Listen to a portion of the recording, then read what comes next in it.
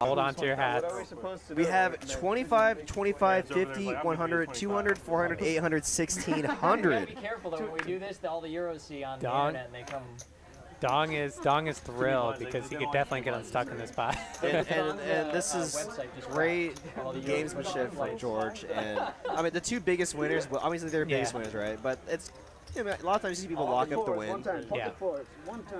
Dong's raising it up with here with Jack 3 offsuit. He's really going for. He's seizing his opportunity.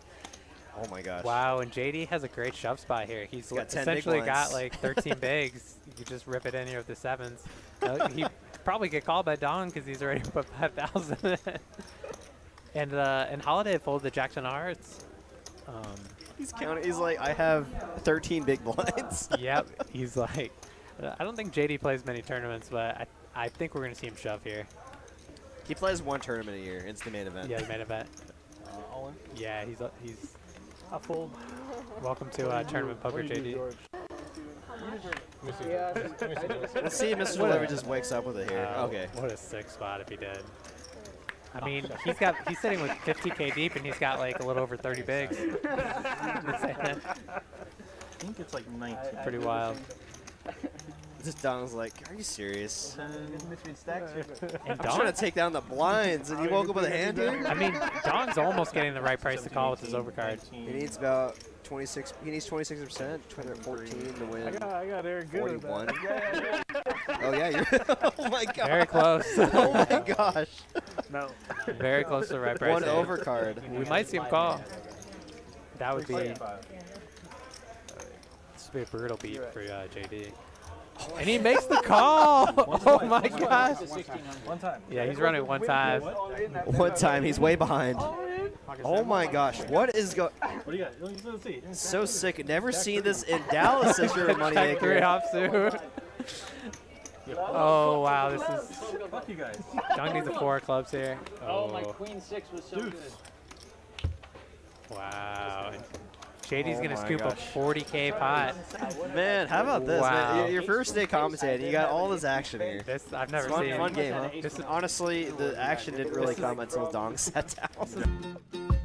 The Texas Card House Poker Cruise is getting closer and closer. Poker lovers from all over the country will be joining us on the Royal Caribbean Allure of the Seas, sailing out of Galveston, Texas. The clock is ticking for you to get the best deal possible. Get an ocean view room for as little as $692 per person. Get a Central Park balcony suite for as little as $734 per person. Under 30 remain at this price point. Once they're booked, these prices will go up. Your room is fully refundable up until December 20th, 2022. Save money by booking today. Reach out to Christy at Curated Cruises to get this amazing deal today. Texas Card House Poker Cruise. More details at texascardhouse.com. Forgot the whole scanner thing. Good evening, ladies and gentlemen. Welcome to another episode of TCH Live. It's 5/10 night, Wednesday night. Always a good time. It's Ben K, and I'm alongside a very special guest, Mr. Stephen Tixay, a.k.a. Mr. Delivery, if I remember correctly, right? That's right. I saw the chat absolutely flooded with requests to hear my voice. And eventually the powers that be decided it would be a good idea. You just got, it starts with a dream. It starts with a dream, and now you're living it. That was really the idea the whole time, actually. Was if I can just play these big games, eventually I can angle my way into Get to the getting top. everyone to listen to my voice. Being up here in our high horse, judging everyone's poker game for, max pay, this is the highest earning position in poker, I would have to say. This is absolutely the last thing I need on my resume. I'm out of there. There you go. Yeah. So thanks for being here, man. Like this is gonna be fun. We're gonna be here for the next 4 hours till 10 p.m. Central Time. Make yourself known in the chat. Hit the like button on the way in. Make sure you subscribe. All that good stuff. If you haven't yet, if you're new to the stream, make sure you hit that subscribe button so you can chat. And we've got a fun one in store for you. I see Carlos. I see everybody's wearing hats, which isn't usually. Yeah, I see the guy that I knocked out of the Choctaw main event there in seat 7. I think most people call him Danny, but I will always remember him as the man I eliminated from the Choctaw main event a few weeks ago. the incumbent. The incumbent. I mean, he was. He took that tournament down, what, 6 months ago? He or a year ago? He did, and then I eliminated him as the reigning champion, and they didn't give me anything for it. He didn't like give you a book to sign or anything. No, he just gave me all his chips. Which is great. How'd you do in that tournament? I did not do well at all in that tournament. I As forget. is the case for most people. I forget how many bullets I even fired. I think I fired 3. Came up Oh, empty-handed. Which is often how these things work. The worst thing was having to drive, like an hour and a half each way. Yes. That is the ultimate needle after having a losing sesh up there. It's fine if you win. Right. I don't mind losing on a short drive, but losing on a long drive, you're just muttering to yourself the whole time, thinking about all the bad beats you took. And it like puts you in like a compromising situation up there where it's like I could probably keep playing. Oh I gotta yeah. drive back as it comes to 10, pairing up Carlos. OFC with an interesting one, picking up Broadway along with the Queen Eye Heart draw. And for would you consider yourself a pro these days? In tournaments, definitely not. My goodness. Yeah. I don't know that I've logged enough hours in tournaments to count myself as a professional anything with regards to tournaments. But the truth of the matter is I do play poker full time. I like to joke with people about it at the tables though, because young guy, glasses, backpack, sits down with a lot of chips. Everyone's always a little suspicious. And so I love when the conversation eventually gravitates to people being like, so Steven, like, what do you do? And sometimes I'll just cop to it right away, but most of the times I like to mess with them. I say, oh, yeah, I sell drugs, which is just as plausible when you, like, roll up and, like, whip out, like, a wad of cash. Right. It's like there's only 2 real explanations for that. Exactly. Why you have a wad of cash like yeah. that. You got to read the room though. Sometimes I'll be like, oh yeah, no, I'm a contract killer. Like I'm a hitman. And I just do it in these sweaters. Exactly. In these Christmas sweaters. Exactly. Thank you. Which is, it's just more fun than just saying, yeah, I play. Maybe you can tell by the iPad and the hoodie, I play professionally. Right. Although you don't wear hoodies. No, I'm not really a hoodie guy. Occasionally, but. Really, I mean, I know a lot of people like to be super comfy when they play. I just like to feel good, and sometimes that involves like wearing things that are a little uncomfortable, and sometimes that involves wearing sweats and a hoodie.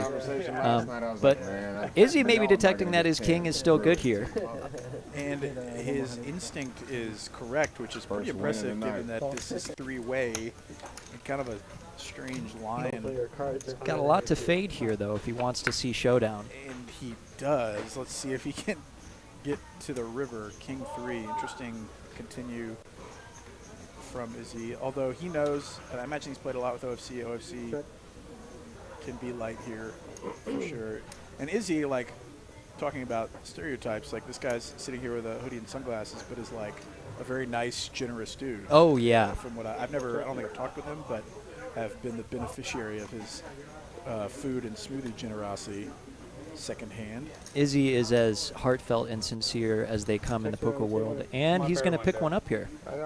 I was curious what Carlos was looking to do on that river if things check down.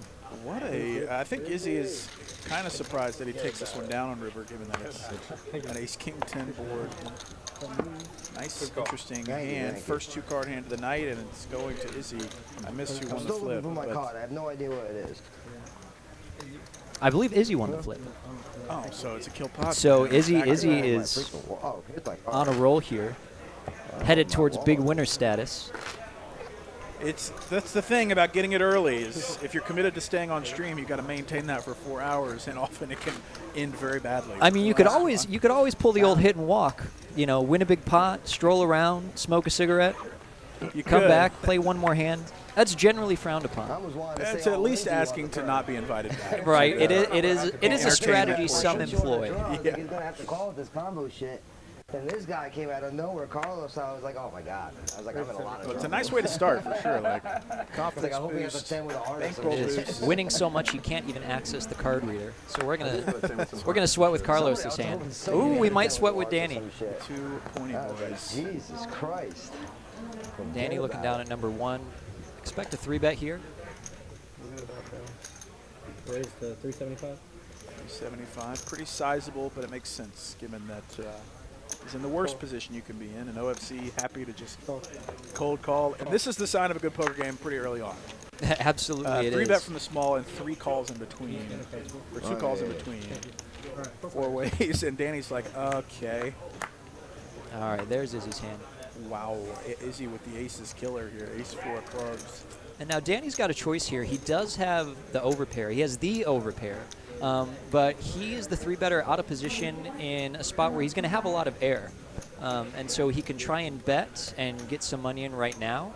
He can also check, expecting that maybe someone with top pair or overpair themselves is going to go ahead and stab at it. But he decides to put in the bet himself. And this very likely is going to go 3 ways again, with Carlos flopping top pair and Izzy with middle pair, nut flush draw. And we'll see how Izzy decides to play it, because he's got a few choices here. Obviously, fold is not one of them. But whether he wants to call and play in position, or if he wants to raise and attempt to get as much money in it as he can. The thing with these sorts of hands, like pair and a nut flush draw, it's very hard to play them in a way that doesn't make money. Because you have all this equity to realize by just call. Yeah, or you can just. You're basically never going to get blown off your equity because you're happy to put all the money in right now. But on this sort of board, okay, he does put in the raise. Carlos is going to be in a tough position. Now, I haven't played with Carlos, but it looks like he's not inclined to hang on the top pair facing the bet and the raise. And now Danny sitting here, he has an interesting choice himself, because that raise is so large that he doesn't necessarily have to have that wide of a flatting range. He's going to have a lot of overpairs that he may just be happy to go with. This is what I would expect here as a shove here, especially without the ace of clubs. All in, instant call. And from Izzy obviously happy to come along. Got a $10,000 pot at hand number 3 here already. Comes 10. Spades. 7 of spades. Danny fades everything. Ship the cheddar. You don't. I mean, the hand played itself.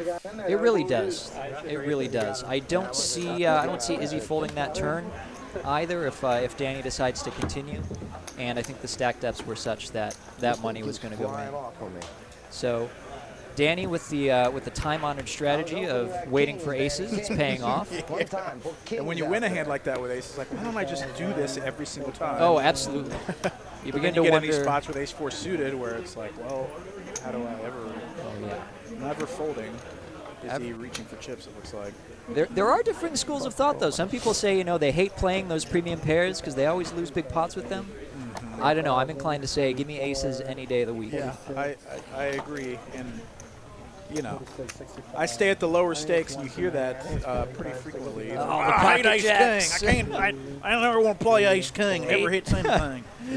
But, if you play long enough, it's supposed to work out for you. They say ace-king is a drawing hand, but I tell you, you move up to tougher games, and ace-king it's a value hand, I tell you. Yeah. You can bet those sorts of strong ace-highs for value. You can, all sorts of things happen. I mean, you see it happen on this stream a lot, guys, with the nut no pair, ace-king betting for value on the river. Sign of, better players than the novice players, like finding a way to bet for value with just say the word, bro. no pair holdings. Danny continuing to stack cheddar. He loves to see it, especially after that crushing blow from you at the Choctaw meeting. Absolutely, I know he was rethinking his career choices after that. I drove all the way up here just to get beat by this guy that I could have played in Dallas. And Izzy, hardly having a chance even to stack his gains from the previous hands, has already had to put some back in circulation. Good sign of a active poker game. Pretty involved multiple-way pots within 15 minutes. Yeah, they say to be worried about someone who's putting chips in or putting the raise in when they haven't even stacked their chips yet. Yeah. Danny was not scared at all. And the decision was kind of made for him with the raise size, given that he had like 3,700 behind. Absolutely. He makes it 25. Yeah. And he's like, well, I've got one move, unless I want to fold. But works out for him that time. Yeah, it's a straddle. Hayden in the mix. Him and Kim alternate playing on Wednesday nights. OFC seems to always be here when I'm commentating. He's going to That's gets a $50 straddle he's on already. I was looking for that. Looks like we've got a straight flush here in the home cards. It's got to be somewhere here. That's right. All the diamonds in the deck. Don't expect to see many diamonds on this flop, but we'll see what happens. Izzy with the Vengeance raise, once again with the mystery hand. 2 unknown cards, and this is going to go at least 3 ways. Happy Spotify Wrap today, by the way, Ben Kirby. I don't know if Thank you. what. I looked at mine today. Yeah, who was your top artist of the year? Wednesday, heads up. I've been listening to a lot of like pop country this year. And so I Okay. think Morgan Wallen was my #1 guy. I confess I don't know who that is. He's a country singer. A country and singer. He's pretty catchy. Gotcha. Very distinct voice, but kind of poppy. But I think it was him, Dave Matthews, Drake, and maybe like Need to Breathe or something. It was pretty like all over the place. Yeah. What about you? Florence and the Machine was my #1 artist, which Okay. I kind of knew was going to happen even in January. I went back to their very first album and pretty much listened to nothing else in the month of January and the month of February. Wow. So I was kind of calling the shots early on what my Spotify rap would be. And Izzy here, we see the mystery hand is in fact maybe at the wrong table, looking down at a blackjack hand. Trying to take the straddles and the calls down, punish the limpers, and it just backfired a bit running into it. And Habip with the limp call checks the queen twice and gets a bet out of Izzy. Now there's a $4,000 pot, and you're sitting there with 8 high. This is a difficult spot for Izzy because he obviously is not going to win if he checks at showdown. But if he's got a lot of hands like this 8-3, and that means he's going to be betting a lot of air on this river, and Habib's going to end up making a lot of money with his queens, and is going to have a bit easier of a time making money with some middling hands like an ace-x or something like pocket fives here. So Izzy, I think, knowing that his 8 high is no good, deciding how often he's going to be able to get a fold from Habib. I just hate to check this back, knowing that like your opponent could have freaking ace-10 or something that you could have got him off of, but now you're going to blast it off and just get snapped by the effective ones. The research firm, they were, intertwined with. You see the bank thing up in Washington or whatever last week. That's the type of shit that it just erodes trust. It makes us all look bad. And smart. Izzy confessing before showdown, giving up and checking behind. I mean, they want to ruin the trust in it. This is the best way. A tip for you up-and-coming poker players: if you're going to try and bluff your opponent, don't tell them that you're going to give up before you do. Right. The more talking, the more. And unless you've got a down pat speech play game, I would highly suggest you don't in those spots say much. And I mean, good instincts again from Izzy to check it back. A lot of us, I think, would not want to roll over and die there, but he actually saved like $4,000. It's true. It's true. Although that does tend to happen when you get in the mix with the 8 high offsuit. You end up in a lot of situations where your hand isn't going to be worth much at showdown, and so you're just going to end up having to bluff a lot. And then you leave the session like, why did I lose so much? OFC came to play. I think he's pipping a hundo right now, raising to 125. Colin, that's a new name. King Jack suited in the 9 seed. All right, 3 cards.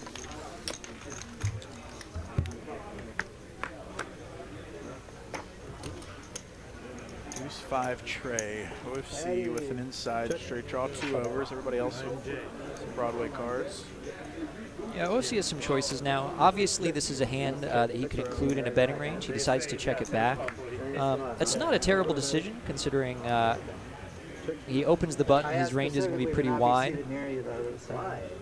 In situations where your range is wider, a lot less of it is going to be composed of made hands right off the bat, even though he's going to have all the sets and overpairs on this board. I wanted Danny out position on that. And now we see this is obviously a tougher position. This is why you sort of like to bet a hand like 7-6 on a flop like this. Because when it checks around on the flop and you face a bet, it's a lot tougher to call that bet than it is to make it yourself.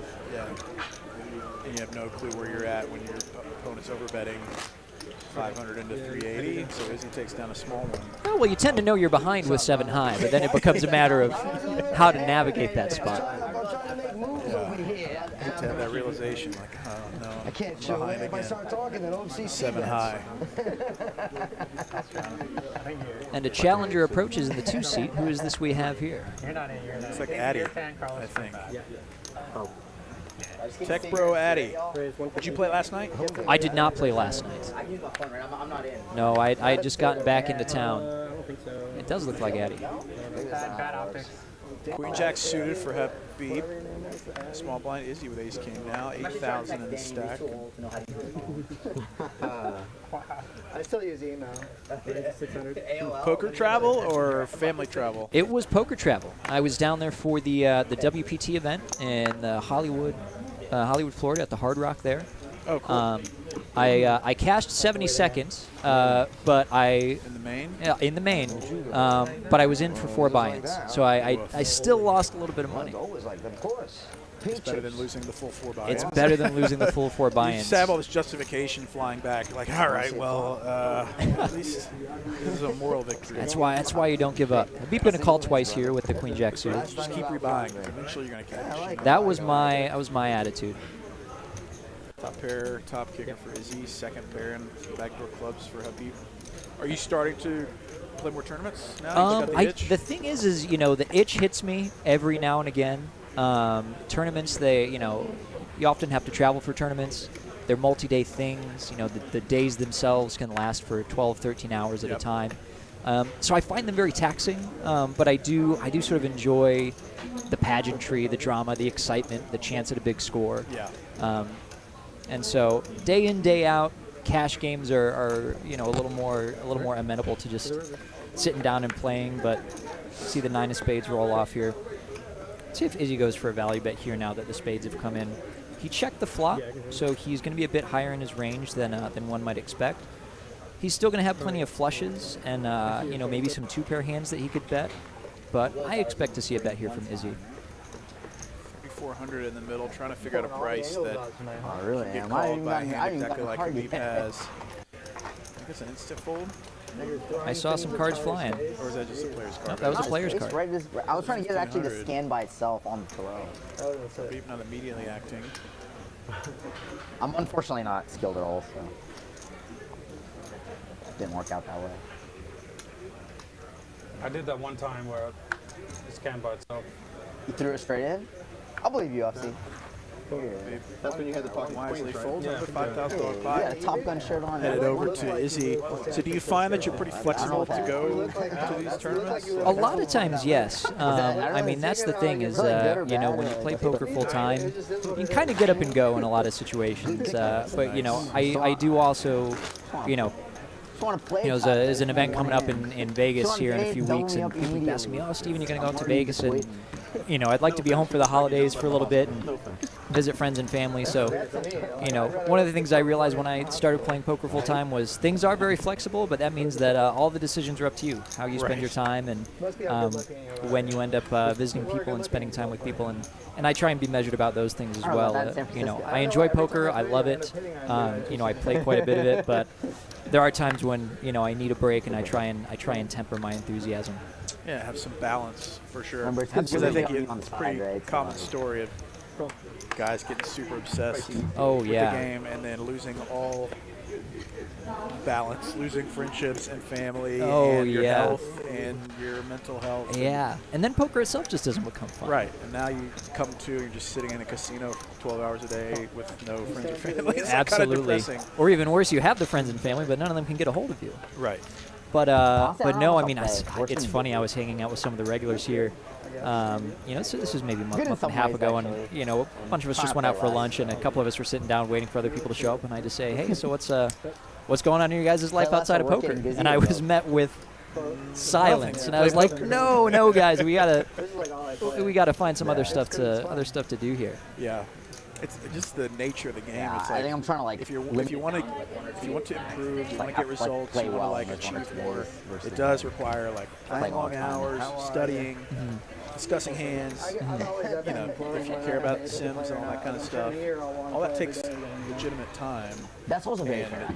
That like finding a way motivation to definitely ebbs and flows. Compartmentalize it a bit where you're not day in, day out just doing all that stuff, even though like that's what leads to your success. I know when you fight through, you actually end up playing work. So like, But I think you know, mental stability, relationships, health, all those things lead to success as well. I learned that the hard way. 100%. And we get a 4 hearts on the river. Autopilot doesn't work that well. Yeah, you gotta be bought in. And Habib, I like this value bet from Habib. A lot of people, they see the king on the turn and they decide that they're going to try and see a showdown with their 10, but his 10 is certainly good enough to bet with an ace 10, and probably even a hand like queen 10 I would look to maybe try and get some value from, precisely a hand like Carlos has. Perfect situation for Habib where he had him just out pipped 10s v9s, and drags a nice one. So how long have you been at this poker thing? I mean, poker itself, geez, I've been playing poker since I was a kid.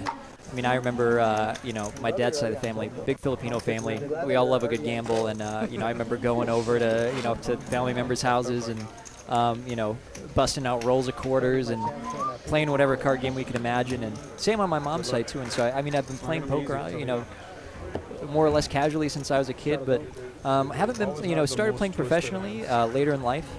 And, you know, so about 4 years now, it'll be at the end of this year, it'll be about 4 years. Okay, that's fine. And so I may have a baby face and a very youthful demeanor, but I'm an old man now, you know, just turned 30. My body's decaying. It comes at you fast. It hits you fast, man. Julie Tixai says, hey, who's that new commentator guy? Who's that new commentator guy? It's Mr. Delivery. In the box tonight. Any relation? Yes, that is my stepmother. Okay. Herself quite a capable poker player. Nice. Thanks for joining us, Julie. Good to see you. Best of luck to your stepson. And to her as well. I'm curious to hear what poker exploits she might be up to. I believe she did play in the WSOP Circuit Series up in Chicago a few weeks ago. Had a deep run in at least one of the tournaments. Jeez. And Addy's going to open the cutoff with 9-7 of hearts. All right, now a heads-up pot instead of these wild 4- and 5-way pots. Did I say your last name right? Tixai? Tixai, that's right. And that's Filipino? It's Filipino, indeed. Okay. I've never met a Tixai that I'm not related to. There aren't many of us. That's quite the stat. 110 continue from Addy. Carlos with the call here. And surprisingly, this is a sort of hand that you might actually look to check raise if you're in Carlos's shoes. Oftentimes, you'll see these hands with 1 overcard and 2 back doors, right? So you have ace, you have the ace overcard. You've got backdoor straight draw, backdoor flush draw. Those are the kinds of hands you might reach for in situations like this to check raise. Here he decides to float and gets rewarded with an ace on the turn. What's the logic behind wanting to check raise those hands more? I mean, oftentimes it's just that you need some not good hands. You need some low equity hands to check raise. And on boards like King 9-5, you're not always going to have so-called natural hands to check raise with, like straight draws or flush draws. And you certainly don't want to check raise all of your gut shots on this board. Otherwise, your check raising range is just going to be too weak. And so you want to call with some. You want to raise with some. So that we're balanced. Folks. Exactly.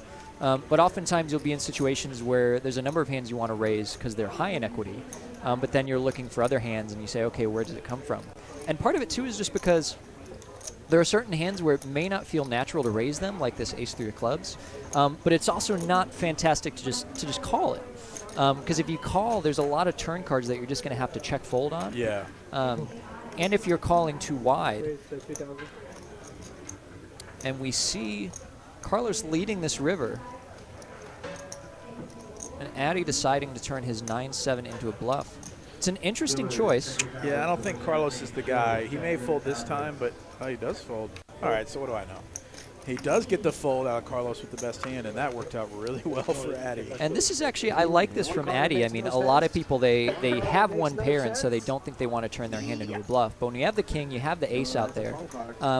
Oftentimes against a bet, a 9 isn't necessarily going to be a hand you want to bluff catch. You probably have enough kings in your range, enough ace-x in your range, that you can use those to catch a bluff with. But with a hand like 9-7, you block 7-8, right, which is the nut straight that gets thrown on the river. You block a lot of 2-pair hands that contain a 9, you know, especially some of the better 2-pair hands that your opponent is going to have. It's going to be a hand like a slow-played king 9 from the flop, or ace 9, right?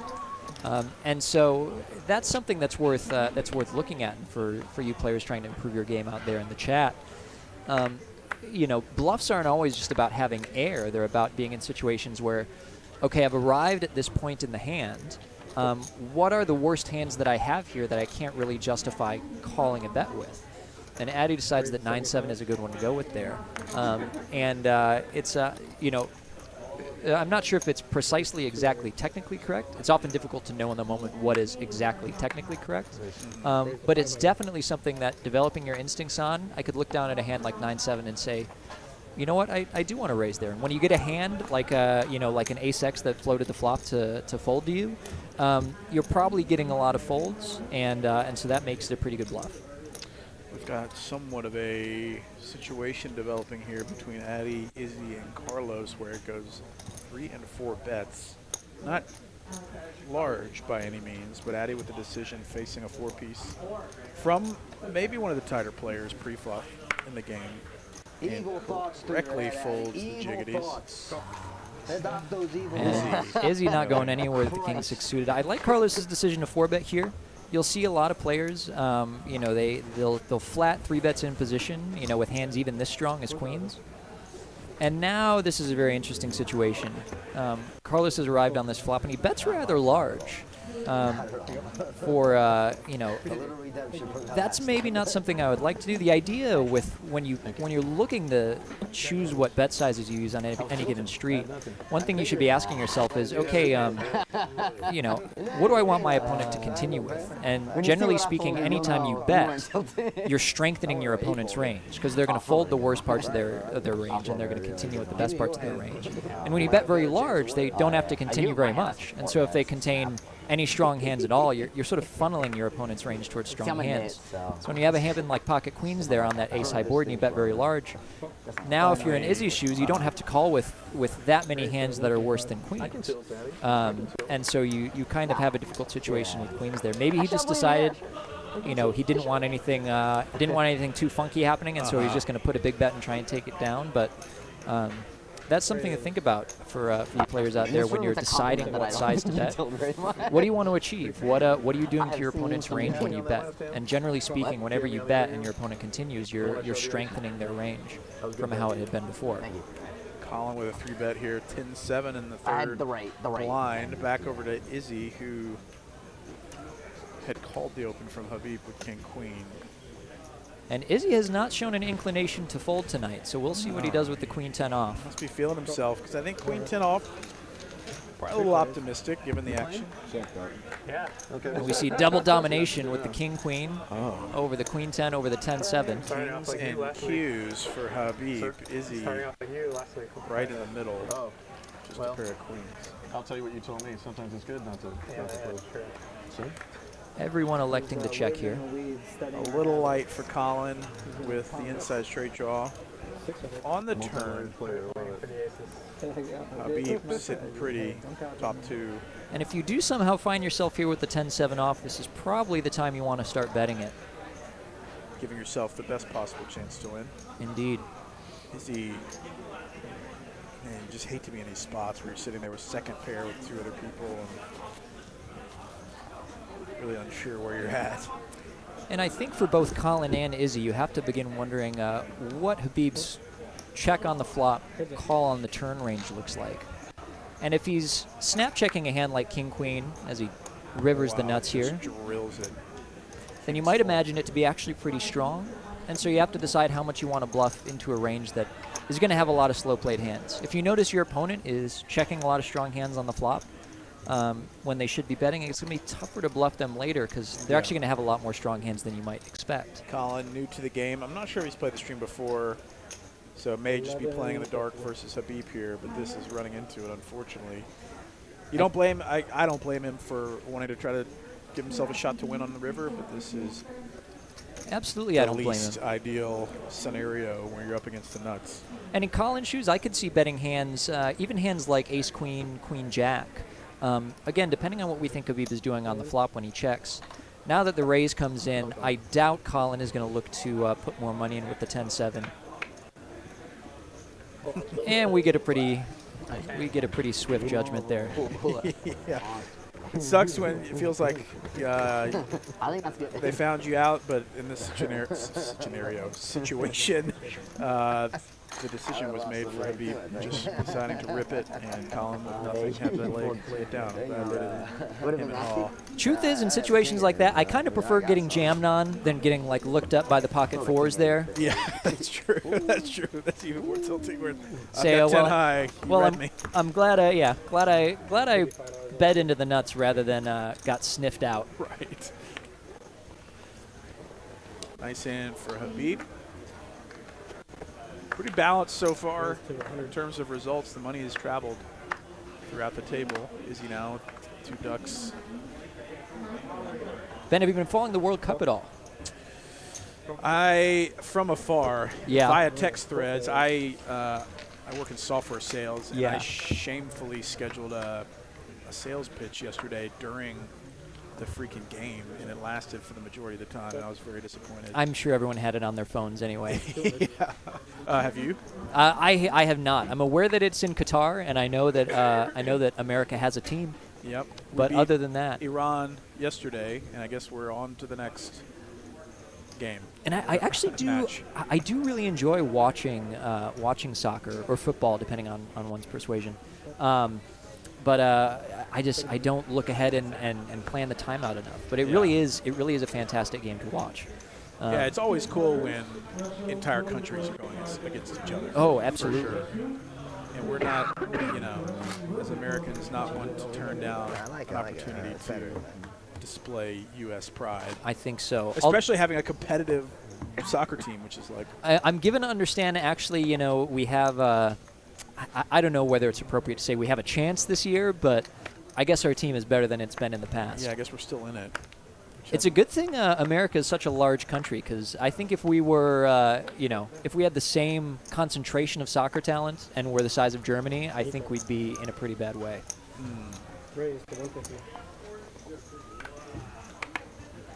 Carlos going to go ahead and open up the ace-5 suited.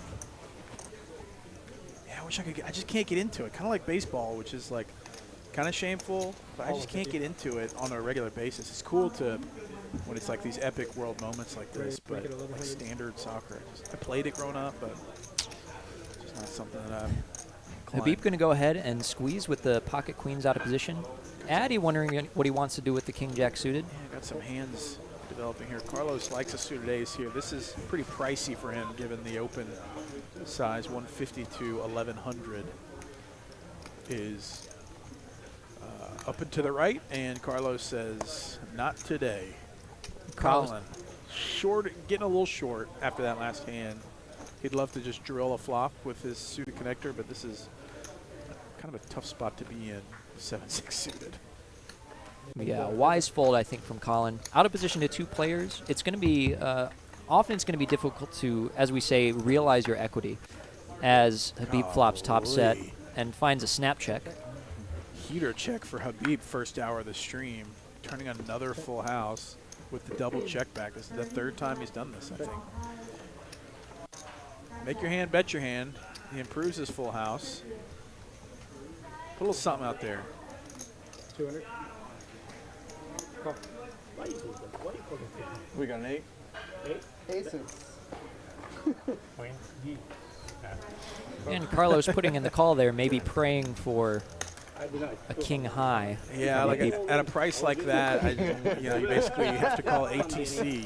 Like it's hard to fold for 200 into 2600. It's tough, but it's always worth asking against any size, even against very small ones. You can ask us, Carlos, do you think that Habip is going to be betting 200 with a hand worse than ace high? Yeah. And that's what you really need to believe. You can be getting 100 to 1 odds, but if you lose 100% of the time, then it's a losing bet. And so, there I might have liked to see a little bit of, a little more reflection on Carlos's part to see what he might do with his 8s and 3s with an ace kicker there, but he decides ace high good enough to call. Yeah, pretty fun hand. I'm in the booth here with Steven tchlive for the first time, professional poker crusher, although he won't tell you that if you ask him. He'll give you a bunch of other questionable professions, like in this house, poker is not a questionable profession. Poker is not a questionable profession. But you said you've only been at it for 4 years. Like, tell us more. Where are you from? What's your background work-wise? So I'm from the great state of Illinois.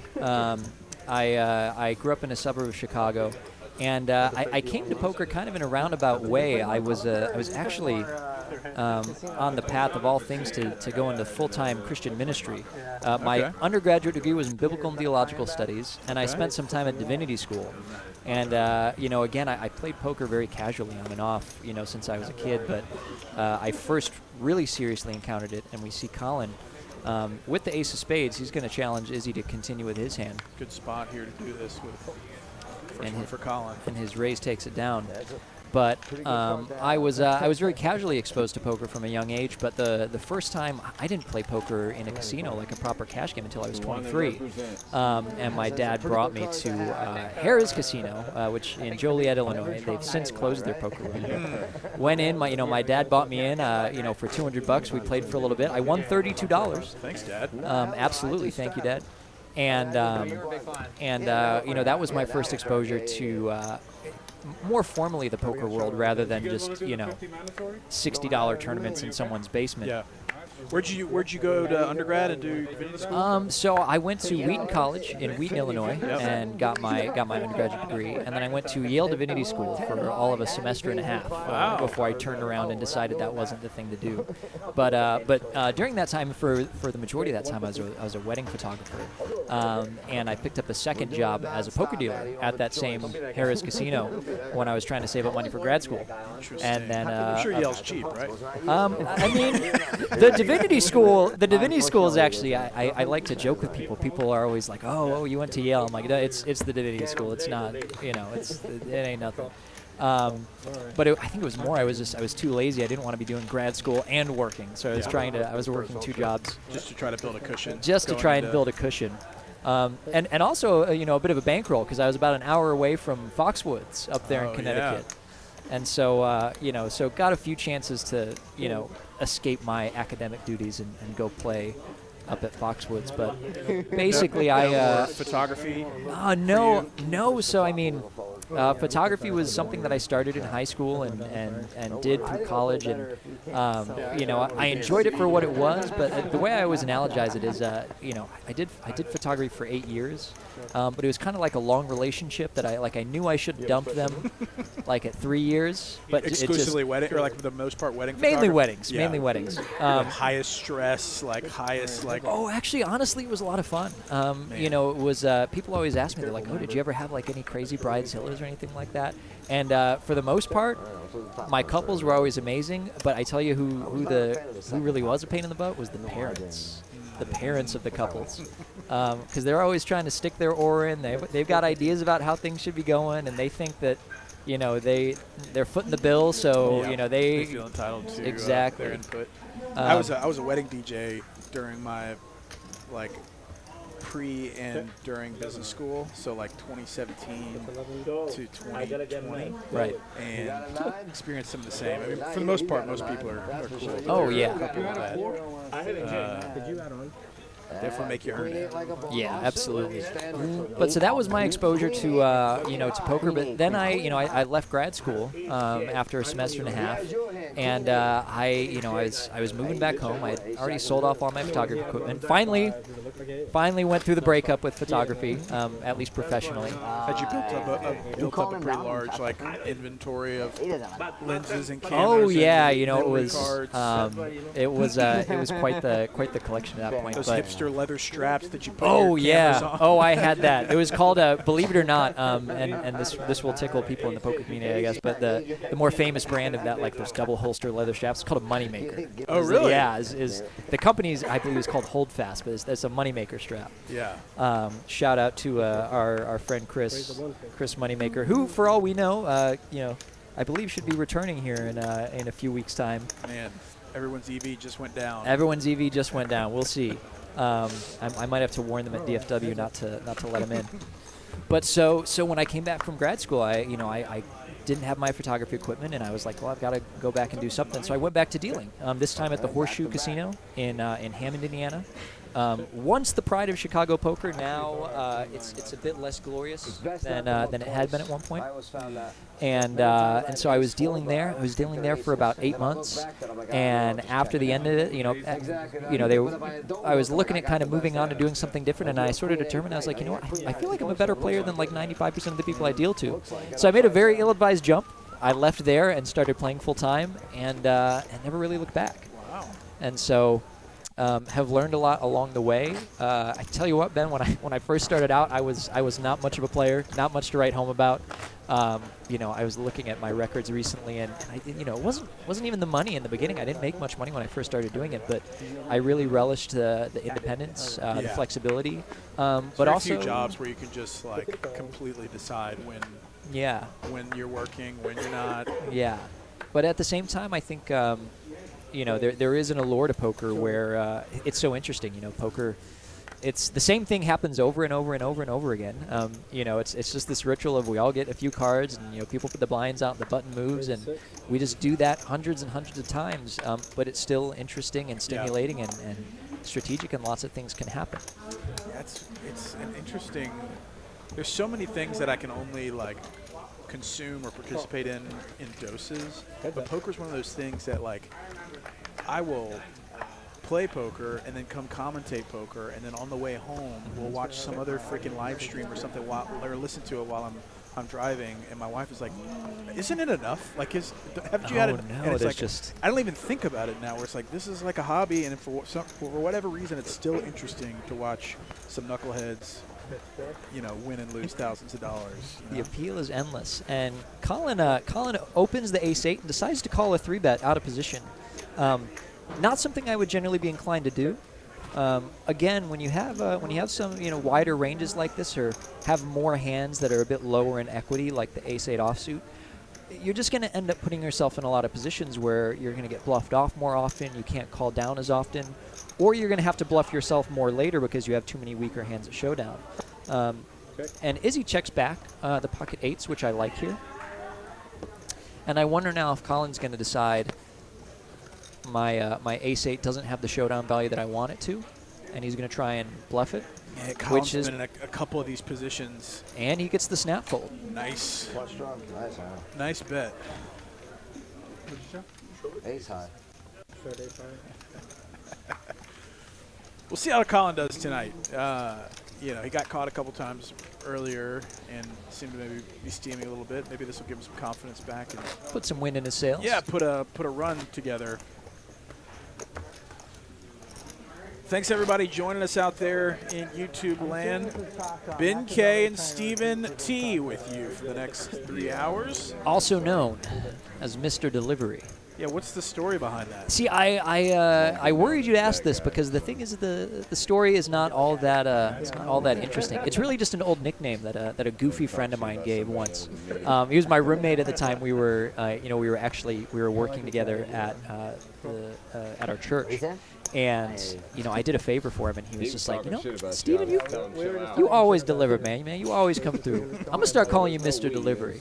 And he did, and he just kept calling me that. And I don't want to say it stuck because not a bunch of other people called me that, but he always did. And whenever I needed like an alias for for poker or the app games or anything like that, I would just use Mr. Delivery. Fun fact though, that same friend was actually on the most recent season of The Bachelorette as a contestant. Really? And in fact, got one of the first impression roses. Nice. So shout out to my man Mario.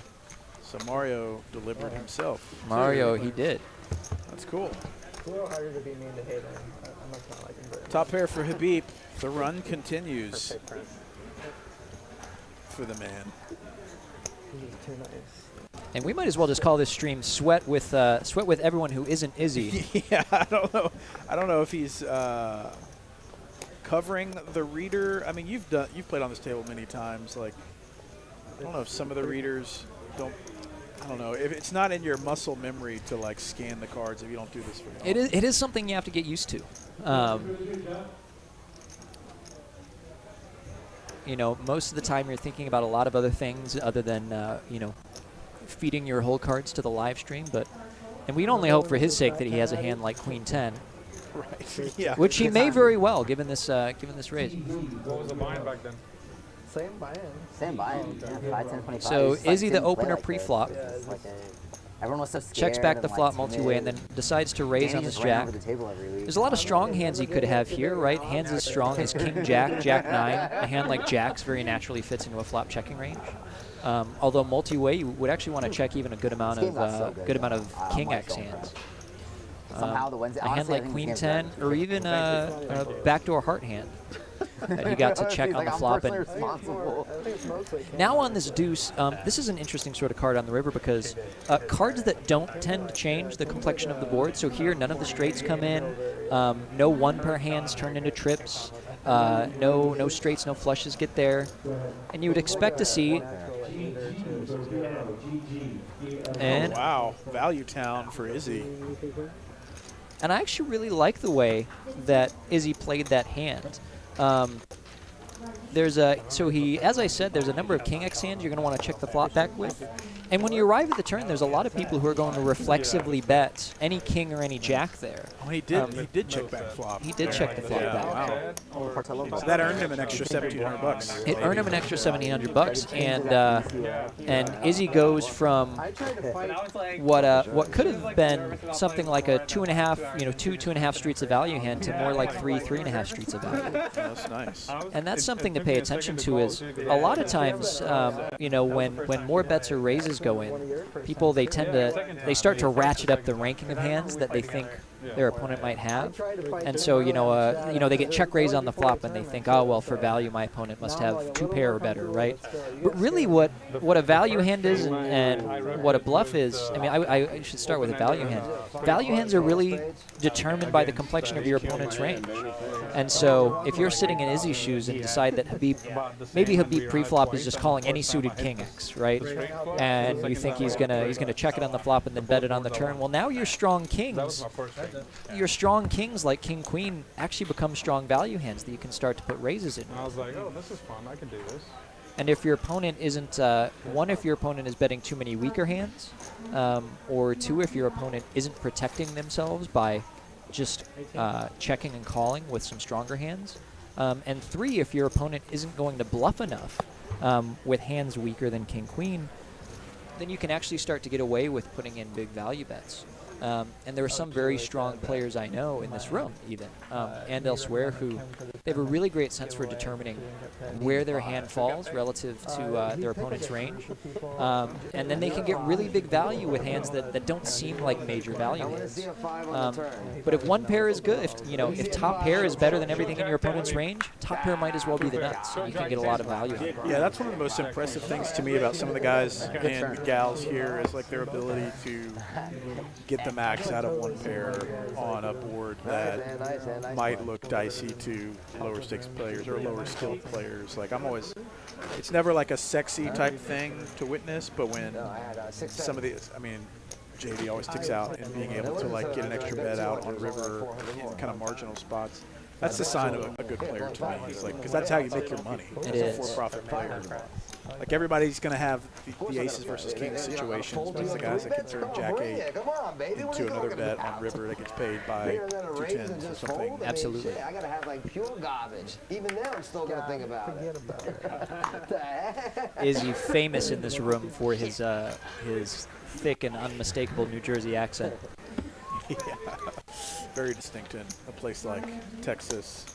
This is why I don't like the I always love to say about Izzy. The first time I met Izzy, I was down here. I didn't live down here yet, but I was visiting from Chicago, and Izzy came in from out of town too. Had you just heard about the room? I just heard about the room, and you know, so I was down here playing, and Izzy shows up, really friendly guy, but at that time, right, everyone was still wearing a mask at the table. And Izzy would show up. He'd always have the same kind of black, you know, trucker hat on.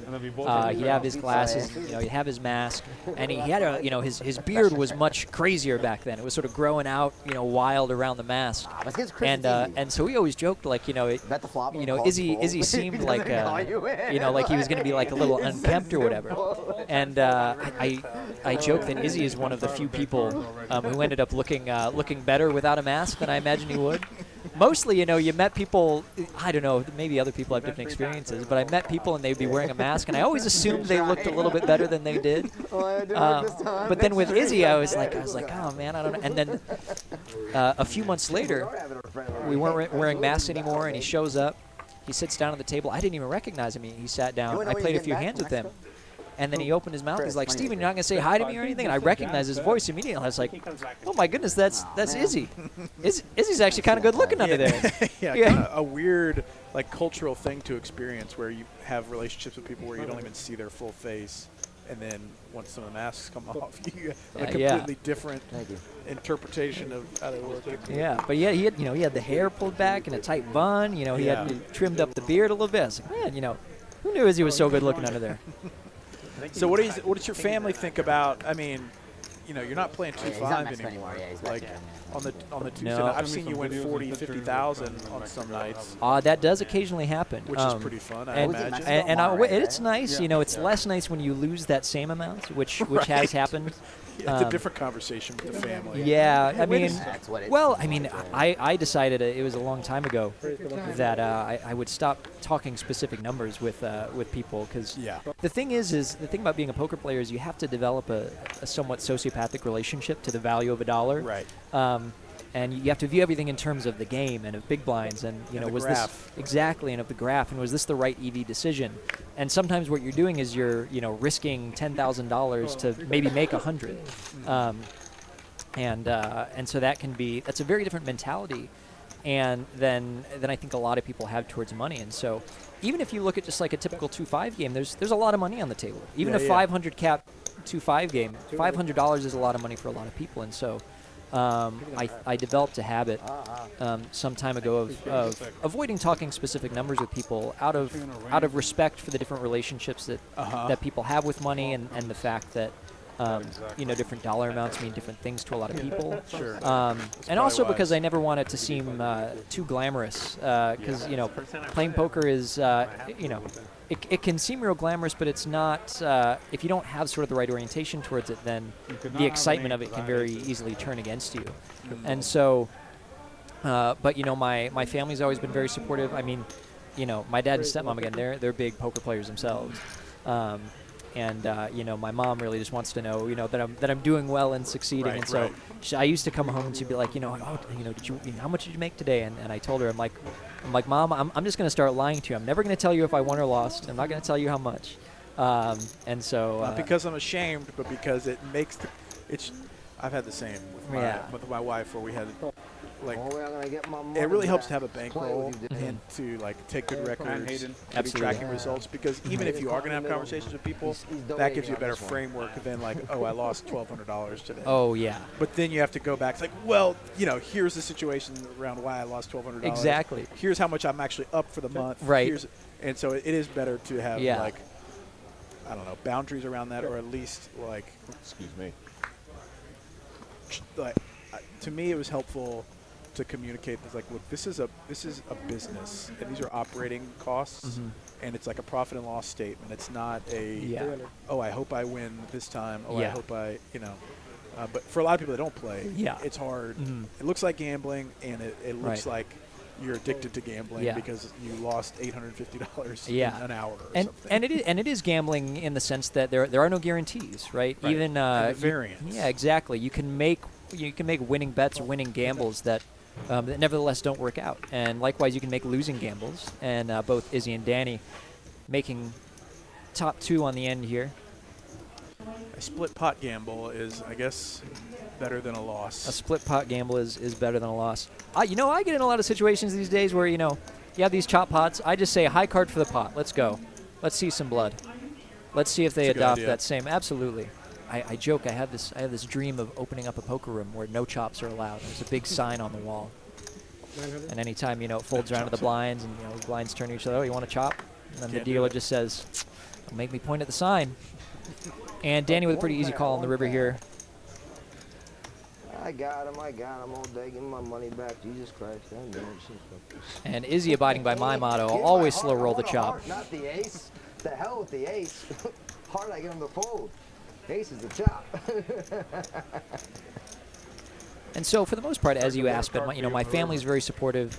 They like to see me succeeding. Although I do worry sometimes. You know, getting on the stream is, you know, not that I don't want people seeing what's going on, but stripped of some of the context of what it's like playing poker full time. You know, it can just look really cool when I win 30K, and it can, you know, it can adversely affect people when they see me lose a lot of money.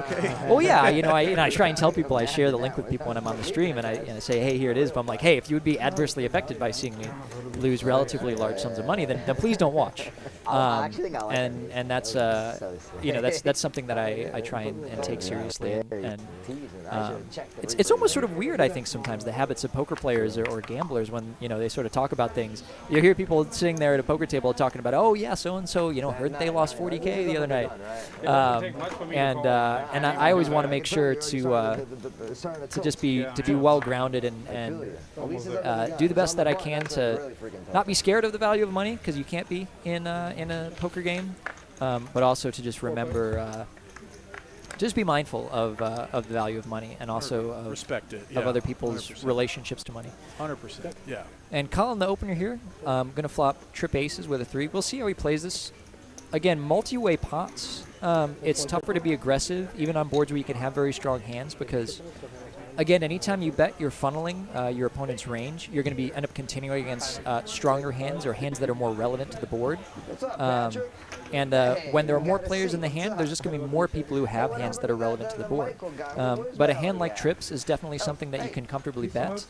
But one thing to keep in mind as Colin, or as someone playing against Colin, is that if Colin, anytime he flops an ace or flops a strong hand, he bets, and anytime he doesn't, he checks, well, then it's going to be hard for him to continue with his medium strength hands later. Hayden going for the check raise on the flop. And I think in a lot of spots this would work for Hayden, given that he hasn't played many hands at all tonight, but he unfortunately is running into it versus Colin now. This is kind of brutal. And this is a situation where, and so Colin decides to go all in, which is an interesting choice, because, again, I'm not sure, you know, here Hayden's got a hand like a diamond draw.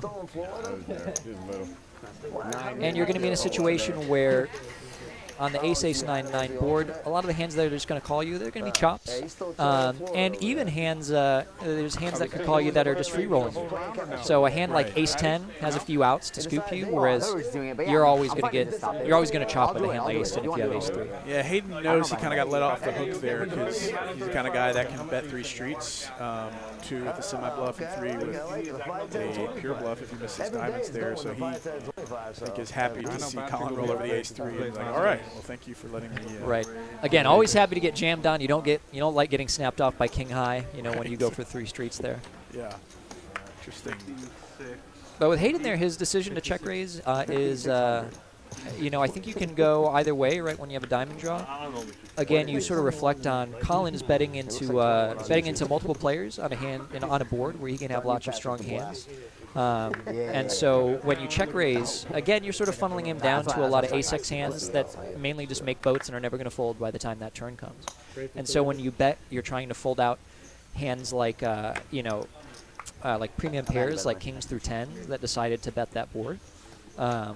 Or you're hoping to fold out some, you know, some better flush draws maybe, or just some random floats.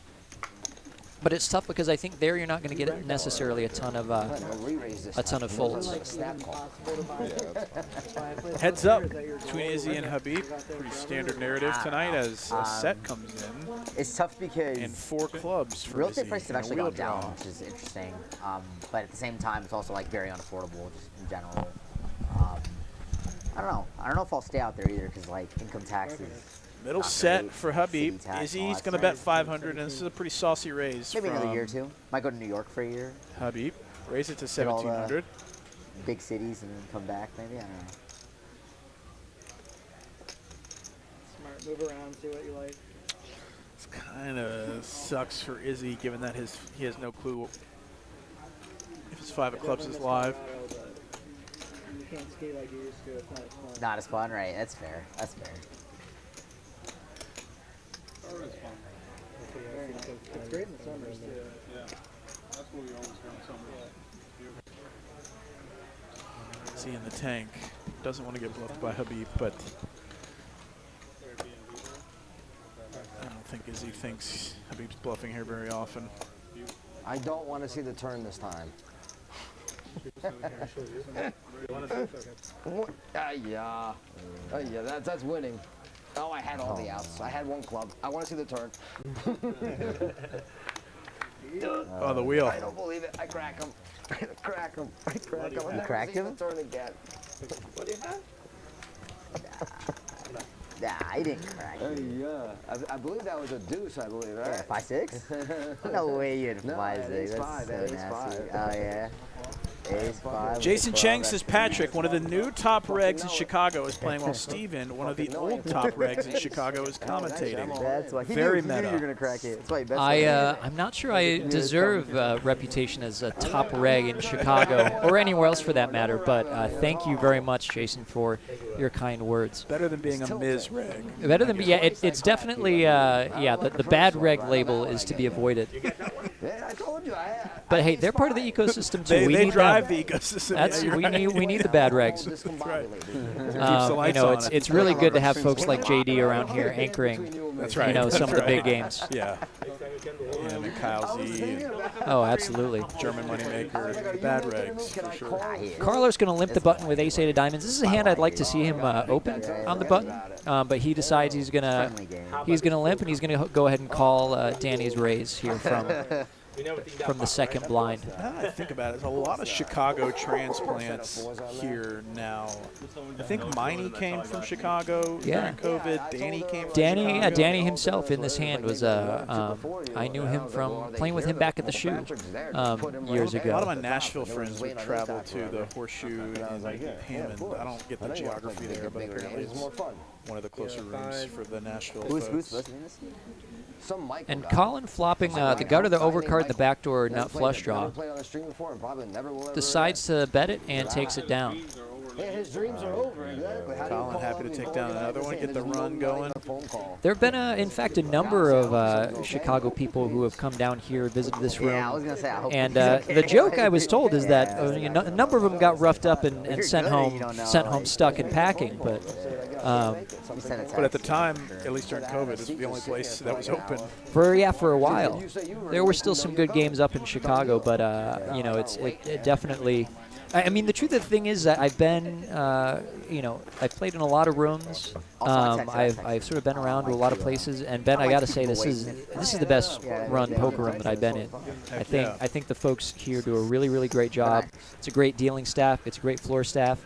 Oftentimes, I mean, there's 25 tables in this place, and they've got, all kinds of different games and a bunch of table change requests going on, and they stay on top of everything. And I think it's a really rare thing that we have here, and a really fantastic poker community, really vibrant games, and it's actually just hard to find. I've played in Florida, I've played in Chicago, I've played in LA, and you're going to be hard pressed to find a room that's as well run as this room here in Dallas. Yeah, I mean, so many full tables. Like, you actually get the opportunity to table select a bit, which is, when you drive north or travel somewhere to play cash, like, there might only be one table of the game you're trying to play. Nothing worse than driving half an hour, waiting 40 minutes, sitting there, and there's just 2 bad 2-5 games. Just a bunch of rocks. Nothing to do there. Yeah, and this they're is just raking not the $8 a hand. Yeah. This is just not the place. No, here it's way different. It's way different, and it's so wonderful to see. So how long have you lived here? A scant few months. It'll be 3 months in December. Oh, really? Yeah, it you were hasn't just been traveling that long. before that? Like you were based in Chicago? I was just traveling. I would come down here. I would post up for a bit, find myself an Airbnb, and you know, harass the 2-5 players for a little bit. What a life! But and you see, I feel like you know, it's something you see a lot more these days, which is the sort of traveling for poker. You know, not just chasing the tournament series, but also going around and, you know, playing in a lot of different rooms. And you see it with the vloggers, and you see it with you know, even a lot of American pros. Certainly European pros will come and find, you know, live ecosystems that you know, that they like to play in. You see one in the background there, David. Izzy turns top pair with a queen versus Addy's 2 unknown cards. And Izzy opened this, and this is a board that I would like to see Izzy go ahead and bet on. Oftentimes, these sort of low disconnected boards are going to be very good for you know, for the opener against the blind, or in this case, the straddle. The tough thing here for Izzy is Queen 10 off is maybe a little wide from this position, and so when he bets a flop like this, he's going to have a little more unmade hands compared to like the overpair hands that are really going to drive the value part of his range. And here Addy decides to go ahead and lead on a card that's going to tend to be pretty good for Izzy. And Ace of Clubs is actually sort of a complicated river card. The flush comes in. Ace high hands that Izzy might have and call on the turn come in. Addy checks river. Izzy now with a decision. You see a lot of checkbacks here with second pair. I think maybe I would start to consider with a hand like king queen value betting, because there's a lot more worse queens that you can get called by. But even then, the thing is you're going to have so many ace-x hands. When you're in position and you get checked to on the river, you really get to, you have a lot of freedom in deciding which parts of your range you want to value bet, because you don't have to protect any part of your range. So Addy got there with the ace. The ace-8 offsuit, it looks like.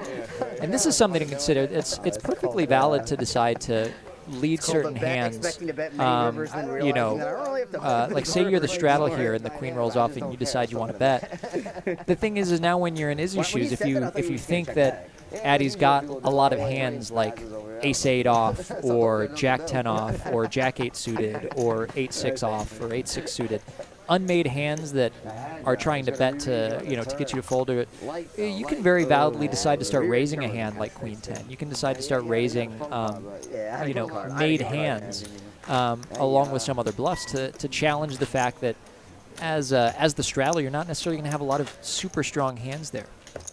Or if you are going to have a lot of super strong hands, you also have a lot of weak hands that you might try and bail yourself out with. So Addy goes ahead and bets the ace-8 on the turn and gets there on the river. And that's another spot where, talking about Izzy's decision to value bet, you know, it's close. You could get looked up by some worse queens or some one-pair hands, but also if you're wanting to value bet in that position, you're going to have a lot of ace-x yourself. You're going to have a lot of made flushes. You're going to have, you know, you're going to have two pairs like ace-7. Ace-3, I think, was one of the other cards on that board. 225. I'm 225. 225? Yeah, kind of interesting spot between those two. Only Habip and Danny are really winning anything tonight. The rest of the table is playing from behind. Habip having a pretty nice night so far, up to 10,000, and Addy with two Addies in the hole facing a raise and a call. Probably feels inclined to bump it up. Parks every day. Given that he has and the best hand a tourist attraction in the game. There's like 9, 10, 10 no limits, 4, 10, 10, 20 limits, 2 5100s on Tuesday, and then on Friday you might have 2 games. It's like the weirdest thing. I never play back home ever, but when I do, I will go to Parks on a Tuesday. I don't expect OFC to go much further with this King 7, nor do I expect Habib to see many more cards with the Jack 10. If you ever look at the Bravo, you're going to be like, wow. So it's like weird like weekdays and stuff. But a lot of people don't realize a lot of people have families on the weekends on Fridays. You ever played at Parks? So they can't just be hanging I've never out played at Parks, no. Outside of Philly. That's what he's talking about. Like, yo, we got soccer practice. I played there once when I was in the Marines. Exactly. And I had a long weekend or something, and I went up I went up to Atlantic City with a buddy to play cards, and came back. I was driving back. I stopped at Parks and played some like 15, 30 limit. Hole. And, got a good hand, Habib? And Habib says to run him with the Jack 10. Let's go. He's been running pretty hot, so we'll see what happens here. 8-9 is a good start. This could get a little saucy. Addy, you know, quote unquote, with only 3,800 behind. Habib's checking in the dark. Addy, free card. Some people might be surprised at this check, but this is actually a situation where you have some of your overpairs and strong hands that are going to want to check back, and aces is one of those hands that kind of really doesn't mind giving away free cards. When you have the paired eights on the board, you know, if there's a hand like queen 9, 10, 9, they don't have two pair outs against you, and so aces is such a strong and strong-made hand that you like to go ahead and give a hand like king, queen, king 10, you know, pocket sixes. You don't mind giving away free cards. It's not super likely that you're going to get 3 streets out of certain hands. And so checking back aces is actually not so crazy of a decision. And you actually see that in a lot of spots where we don't always want to bet our strong hands. We don't always want to check our weak hands. But when you're looking at deciding, okay, which strong hand should I slow play, generally you want strong-made hands that are still pretty invulnerable to certain runouts. And so a hand like aces on that 9-8-8 board is going to be a good hand to check. And if you're never checking back strong hands, now say you're in Habib's situation, you're facing an opponent who you think, oh, if they've got it, they're going to bet. If they don't, they're going to check. And then they check, means they don't have it, and you can just start betting a lot more freely. Pretty exploitable. What are you talking about? When you play face up like that, for sure. Yeah, interesting to see a player check back aces there after raising pre. Get it in there one time. And the logic is sound, I think. I just at the lower stakes, you get burned when you give out free cards, it feels like. Yeah. So I think people are more inclined to bet their hand. And also part of a consideration of when you're deciding to bet or to check is if you got folks who they're going to hang on with a lot of hands. Let's say people just they call with any gut shot or any made pair, right? And you know you get to a flop of Jack 8-4. If they're going to call you with every 9-7, if they're going to call you with every 7-6, if they're going to call you with every, Jack deuce suited, they'll just go ahead and bet that strong hand because it's a lot more worth it getting value then out of hands that are going to call you than it is protecting against, protecting against future aggression. Because that's really what happens when we're talking about protecting our ranges. We want to make sure that our opponents can't employ certain strategies against us, like really hyper-aggressive ones to exploit the fact that we don't have any strong hands when we check. But if we're not playing against players who are going to do that, then you're not as it's not really as incumbent upon you to do that. And so Addy there makes the choice to go ahead and check back, which I think is a sound choice. And I think this is another thing for, again, people out there in the chat looking to improve their poker game is, aggression is good. Betting and raising when you can is good. And generally, when you're in situations that you can sort of bet frequently, that's a good thing. But it's also part of the game is determining how you make money when you check, how to generate EV through checking, right? Can we induce our opponent to bet stronger hands? Are there situations where we're sort of incentivized to let our opponent catch up? Fast playing is important, but so is checking, and not just checking very strong hands, but knowing when to check sort of middling hands or when to check very weak hands.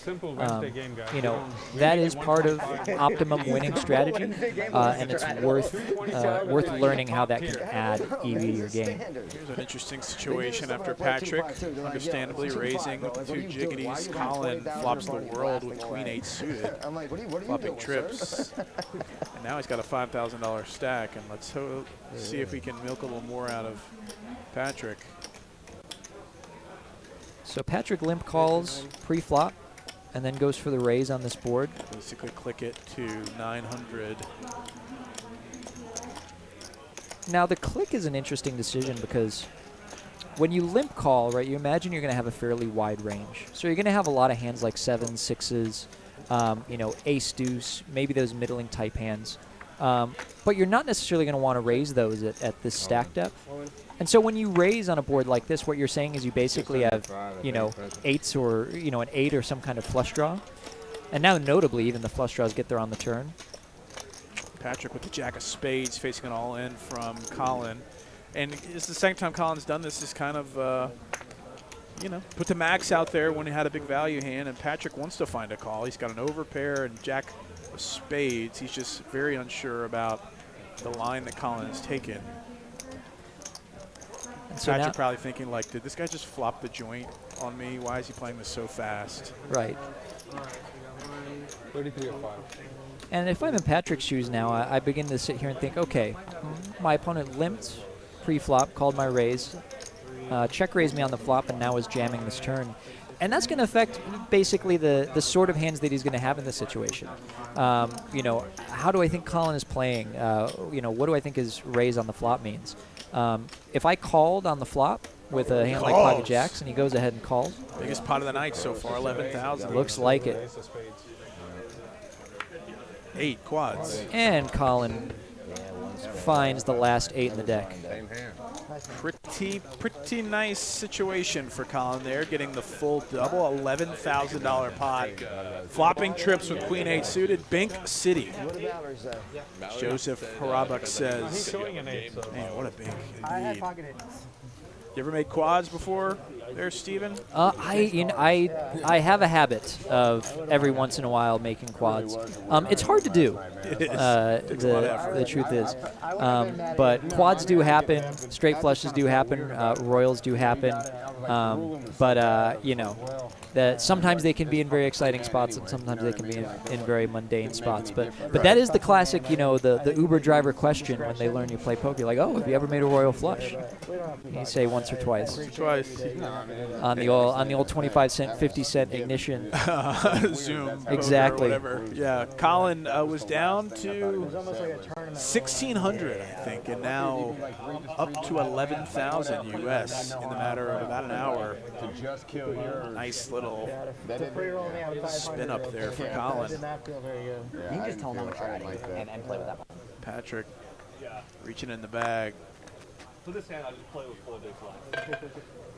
Don't be shy, rebuy. Oh, that's another sign we could put up on our hypothetical no chopping poker room. Yeah. You have to rebuy. Do not sit down with a single buy-in. That seems like it might be a little antithetical to like the normal postings you see, which is have a problem, call this number. Right. No, this is a poker room for people with a problem. Don't be shy, rebuy. Yeah, more rake is better. I stole that from my buddy Michael Walker, who is in Nashville, played at Horseshoe Hammond a lot, plays a lot of PLO, and he's. Oh well, that is the mantra in PLO for sure. Just loves to rebuy. Can't not rebuy. Patrick hasn't rebought yet. Decides he's in tournament mode. 9-7 to diamonds for 8 bigs. He says to run it. Sorry, I didn't realize. OFC given the action with the 5-4 off. Habib's in immediately. I did not know. Otherwise, I would have raised it. Well, lucky Habib, you can see the flop for cheap now. Oh, because it's capped? No. 3-way action, 9-7 suited. Pretty nice flop for 100. And under different circumstances, this might be what we would call an action flop. Yep. But here, Patrick is all in. No more decisions to be made. Top 2 for OFC. He loves it. I put you on 3-6 before the flop. I swear to God. You don't have 3-6, but that's what I put you on in my head. 7. Things improve for Patrick, and can't get there. Close. Yeah, close. And Tyler, our dealer right now, ever the tease with the 7 of spades on the turn. It worked out so well. That's a monster flop. That's the thing. You really, you know, if you're in a situation like that, you really don't want to pick up equity on the turn. You just want to say, you know what, Looks like a huge pot. give it to me or just cut me off. That's right. But I don't know if he's gonna Give me a swift, merciful death or overwhelming victory. If he had money, I would have. That's by far what I prefer. Patrick adding on, it looks like maybe 10,000 again. No, then he was seeing it. And I don't know if this is an appropriate question to ask. I will tell you if it is not, but lay it on me. How do people that are playing at stakes like you play deal with the actual cash? It's like you're traveling across states, going to play bigger than, you know, most people are like How do you do you wire money to a place? I mean, usually I smuggle it in some cavity in my body. Yeah. And depending on the municipality you're traveling through, some of them are a little more, shall I say, invasive than others. But you shall say. For the most part, I mean, traveling domestically, you'd be amazed at how much money one can carry on one's person without raising any alarm bells whatsoever. I mean, that's always that's always the thing to be reflective of is. Or even if you win big, you go to Hollywood and get a huge score or something. Oh yeah. Cash. Oh yeah. I mean, I had already decided. Never won enough for it to figure out how to transport that much cash. I mean, so I had already decided that if I had won big out in Hollywood, then I was definitely going to have to smuggle it in unspeakable places. But wise. I mean, the most I've ever been able to manage thusly is like a few 1-2 buy-ins. And OFC with the 5-4 again, finding a bit less than he did last hand.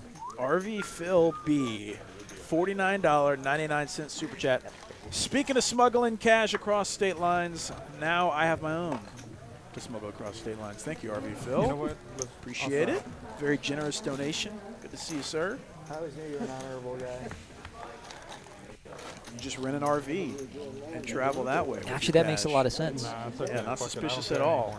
Right? An RV with large sums of cash in it. Yeah, That's the worst that could be going on. And then the cops can't search it without a warrant. Doesn't mean they won't try, but. So the one hand I had 2 pair or a pair, for that matter. Just a hot tip if you do have a lot of money that you're traveling with. Don't also travel with other contraband. Yeah, single contraband only. The blue balls effect. So blue balls effect. Patrick going to open the 5-4 suited. Looks like we got the straddle on too, the straddle 50. And he's rebuying for 5K, so about 100 big blinds. 5-4 suited, certainly a hand that you can open in the cutoff. Hayden elects to flat here with the 8s. Playing out of position, especially when you have 2 other players left to act behind you. I might look to start 3-betting a hand, even a hand like 8s, if I decide to continue with it. But flatting is certainly an acceptable decision. Often, though, a lot of poker strategy these days has leaned towards playing a bit more aggressively pre-flop when you're out of position, simply for the fact that playing out of position cuts deeply into your EV and the way that you're able to maneuver spots. And if you're out of position to one player, that's not great. If you're out of position to more than one player, that's even worse. And so you see often, solvers will be recommending to 3-bet very aggressively from out of position pre-flop, especially when there's players left to act behind you.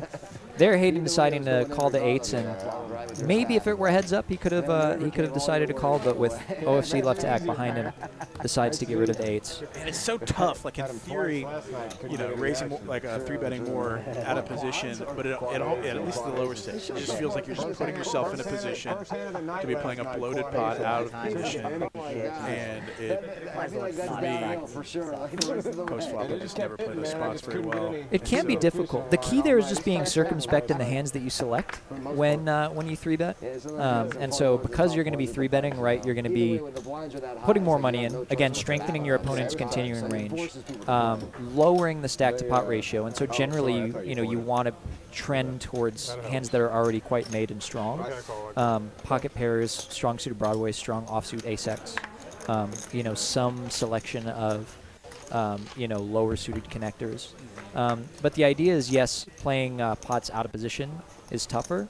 But even tougher sometimes is playing pots where your range looks like a very specific set of things. And so when people aren't raising the right selection of hands out of position, then they end up in post-flop situations where pre-flop they might have had lots of strong hands, but post-flop they can't have many strong hands because of the way the board looks. And so that's another consideration is there are some hands that are obvious and natural 3-bets, and some hands that we need to include so that we don't get abused on certain boards. With also the ability to raise fold. And to here, a 4-bet. absolutely. And here we see OFC floating on the flop and deciding to bet the turn. And this is again a bit of a theme tonight is when you float somewhat wide, or when you have lots more weaker hands than perhaps you should, you end up being compelled to bluff a lot more in later streets, which leads you into tough positions. Here, a very natural hand that OFC could have on the turn to bluff is a lot of hands with one heart, maybe lower pocket pairs with one heart, or ace-x with one heart. And then when that heart rolls off on the river, well, now you've made a hand. Whereas Queen Deuce of Diamonds, it's really hard to end up in situations where now you've got the best hand on the river once you bluff them on the turn. And so there, I might have liked to see a fold on the flop from OFC, because if you call too much on the river, you're generally just compelled to either check too much or bluff too much on later streets, which can be very easy to face occasionally. When the whale speaks, we put on the 50. I just do it for Danny. Playing 5-10 and a quarter with a $50 straddle from time to time. I'm sure Danny's the one that's in like Patrick opening it up to 150 under the gun too. Type proponent of that early on, but now I'm for it. Absolutely, it's for it. And it forces the action. I got a little bankroll. Like some people go full. Two aces for OFC. Few pairs of aces tonight. Another bird sighting. OFC loves to see. Any bigger than that, though, I'm still not very comfortable. Oh, that's what you want to be fun. We'll see how Sean plays it. I've seen him flat strong hands in situations like this, but again, out of position, it's generally behooves you to go ahead and be aggressive and put raises in. This man loves deception. He loves to fabricate the strength of his hand after the hand is over. Loves to play kind of against the grain. You gotta have your heart against what's expected. It's like the Player to watch. He bets it to 650, and Habib's going to be in there with ace 5 flopping second pair backdoor clubs. Especially like later action. I mean, that's what people don't consider, right? It's like OFC goes and decides to check this. Hand, like something 50 versus Habib decides to bet the ace 5 here. These two guys have played a ton together. They're buddies off the table. Love to battle. And so, interesting line taken from OFC that you could go both ways with this, I think. Check call is possible. Check raise is definitely possible as well. He's got that $5,000 Pikachu chip out there. Kind of hard to see with this light.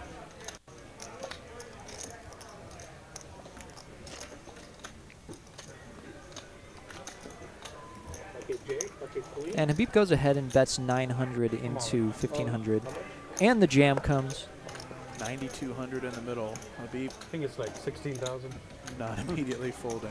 And a check raise is definitely allowed on this board with aces. I would say a check jam is maybe a little overzealous, because now it's going to be tougher for a lot of hands to call you.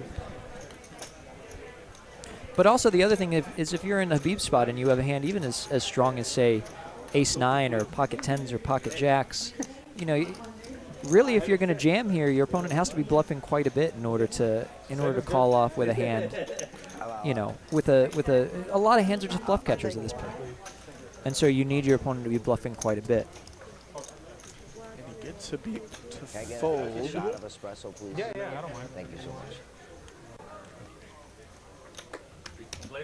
OFC takes down a nice one with the two aces. Might have been able to make a little more with different sizing. Christ. Both times he's allowed to play his money how he wants to play. Absolutely. Sometimes it's best just not knowing. Danny, did you get your cervical MRI? Just me and OFC? I actually have a doctor appointment tomorrow. Yeah, we still have a bet. I think you guys are both wrong. I think it's a bicep tear or something like that. So in terms of, now that, like, living in Dallas, do you have any plans? Like, do you plan to stay for a certain amount of time, or you just play it by ear? Well, I did sign a lease. We'll see. I kind of like it down here. I do miss Chicago. I love Chicago. Got a lot of friends and family and loved ones back in Chicago. But you're able to find the games that you want and need living here in order to play. Oh yeah, and also again, it can't be understated, I think, just how well run the room is down here and how enjoyable it is to play from one day to the next. And so, for the time being, it makes a lot of sense to be down here playing here. Have this as the base of operations. And Dallas, for what it's worth, still kind of trying to find a lot of it, but there's some cool stuff to do in Dallas. Yeah. Not quite as much as there is in Chicago, but there's some stuff to do in Dallas. For sure.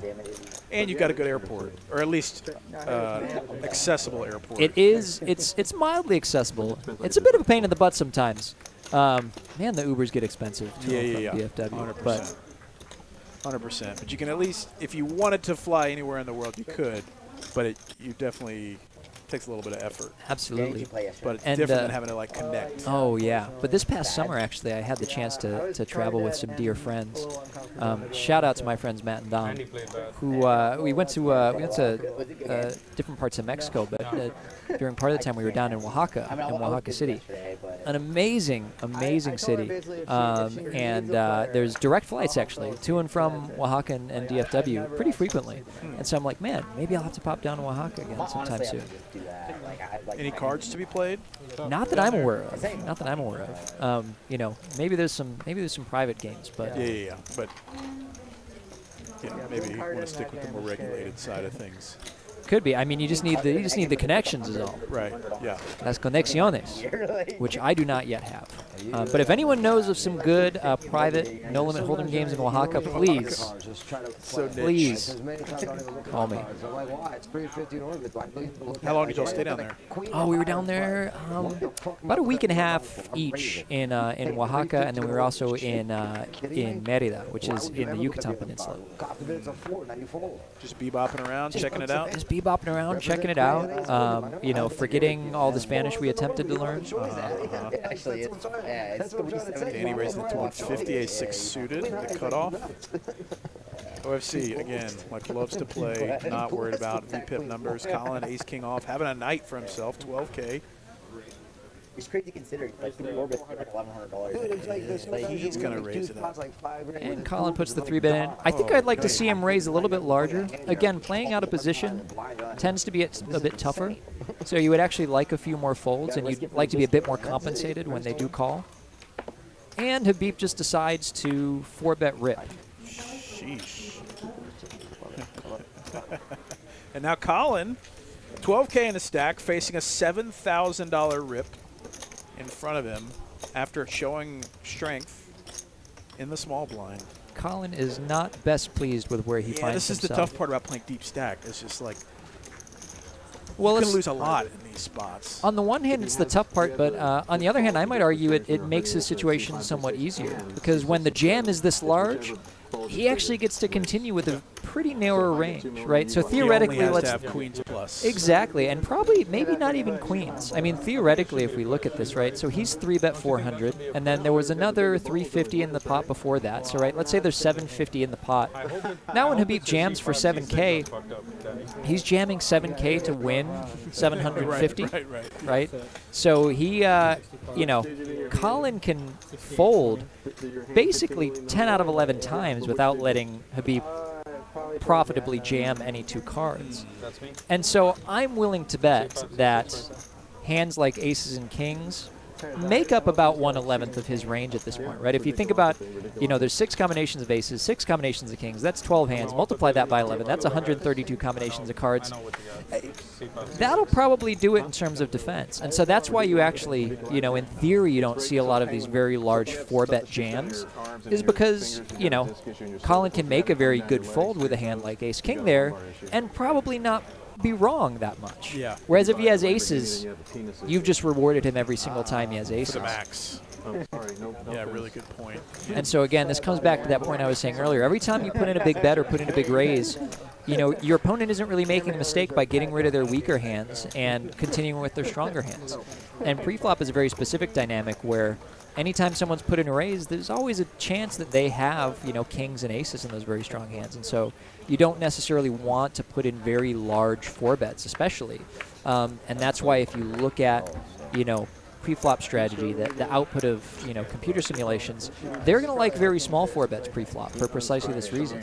To keep in some of the weaker. Yeah, because what you'd really like to do is make a lot of your opponent's marginal hands, you know, kind of break even or 0 EV, rather than, and here we see Colin now waking up with one of those better hands. For being able to fold the ace-king. He didn't want to fold the ace-king earlier. You don't blame him, but wisely got out of the way. Now 2 kings. Nobody likes you. And now here he would gladly face a 10K jam. Although I doubt even Izzy is going to oblige him with the Jack-6 off. Strong hand, that's all. Though Izzy might make a fool of me in this situation.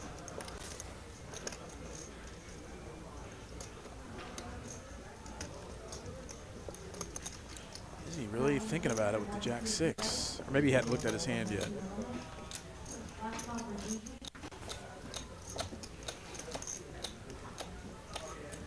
Oh. And Izzy thinking evil thoughts, as we say. But the better angels of his nature prevail, and he folds the Jack 6 off. What are you doing? I don't believe his lying. I call a lie. And Danny correctly sussing out the verbal lie from OFC. There are no pocket 8s under there. Showing 1-8 is insufficient. So, we can actually prove this. I get 15 minutes. Yeah, Colin, nice enough to show the hand there. And then you lose OFC complaining about Colin having his number, but you know, when you have back-to-back premiums, It'll be funny if I really had pocket 8s here, huh? got to put something in the middle. You can either have a laser read or you can just have pocket kings. That's right. One or the other. Sometimes you can have both. Times in 20 weeks and no one believes you. I don't get it. I don't know if anybody listens, I mean, like out there that listens to much obscure hip hop, but Colin looks a lot like this guy Marlon Craft, and he also sounds like him to me. Like, ooh, I haven't heard him say much, but his tone sounds a lot like this guy Marlon Craft. There must be. I mean, how many people do we have viewing tonight? There must be someone out there who knows who Marlon Craft is. 250 watching. 6s in the chat if you know who Marlon Craft is. 9s if you don't. I periodically spend a lot of time on YouTube, and the algorithm just feeds me what it knows I want to see. And I guess I've gone on these deep dives of these like. Flop, you cannot decide how much to raise. That's not a raising hand. What's the term? Like called lyrical rappers or lyricists, like. Oh, okay, yeah. This guy. Like Marlon freestyle Craft rappers. Yeah, freestyle, but like. You know, some guys are like mumble rappers, but this guy Marlon Craft is basically like a poet, but in rapper form. Tell you, we were talking about Spotify Wrapped earlier. Kendrick Lamar was my #2 artist. Oh, nice, yeah. Shout out to the GOAT. Yeah, he's very good. Sorry about that. You're right. Because it kind of bounced. Yeah. Always respected this level, always. I thought you saw the 9, but Oh, so you're going to go ahead and limp the 6-5 suited? I'm just kidding. I don't say, man. Traduces a few limps behind. Patrick looks down at the King Jack of Hearts. I expect him to go ahead and raise this, which he does. I like that. In general, you know, you're going to want to raise these strong hands, especially if you're coming in first. 7s are all going to them. That's what I keep talking about. Yeah, him calling 3 with 500 is King 6 off. The 7 showed. What are you going to do? And we're going to go 3 ways to a flop. It's coming too. Here we go. It's coming. Here we go. Now this low connected flop, I like Patrick's check here. I'd actually want to check a lot in Patrick's shoes, right? The hands that you're going to have are generally going to be over pairs or a lot of high card hands, Broadway card hands. And a lot of those Broadway card hands have just turned into air now. And so if you bet all of them, it's going to be betting them a bit too much. And even betting a hand like, you know, queens, kings, aces, there's plenty of hands that OFC or Habip could have that have those hands in bad shape.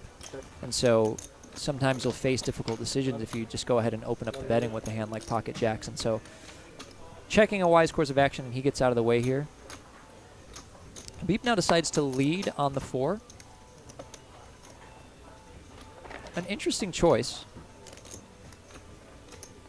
This is something you will actually see in a lot of situations, especially in heads-up pots where, you know, if a bet goes in, especially a larger bet, and then the board pairs in some way, that's generally very advantageous for the player who called.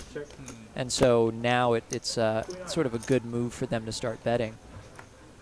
Oh, but you know what? I was mistaken. It looks like Habip didn't lead on the 4. He was checked to.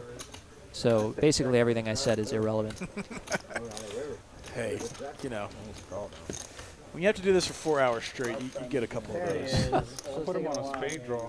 I try to. I've been doing this for like 2 years now, and like feel like I can predict a lot of what people are going to do. And then there's some nights where I predict the opposite thing every single time, and it's just like you lose all credibility. But you know, whatever. We have all the power here,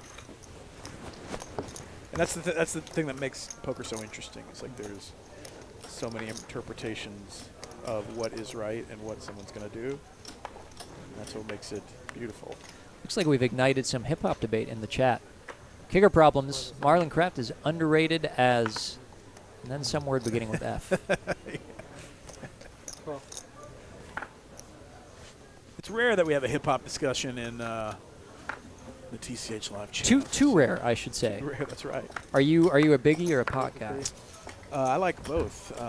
Absolutely. Both gone too soon. No question.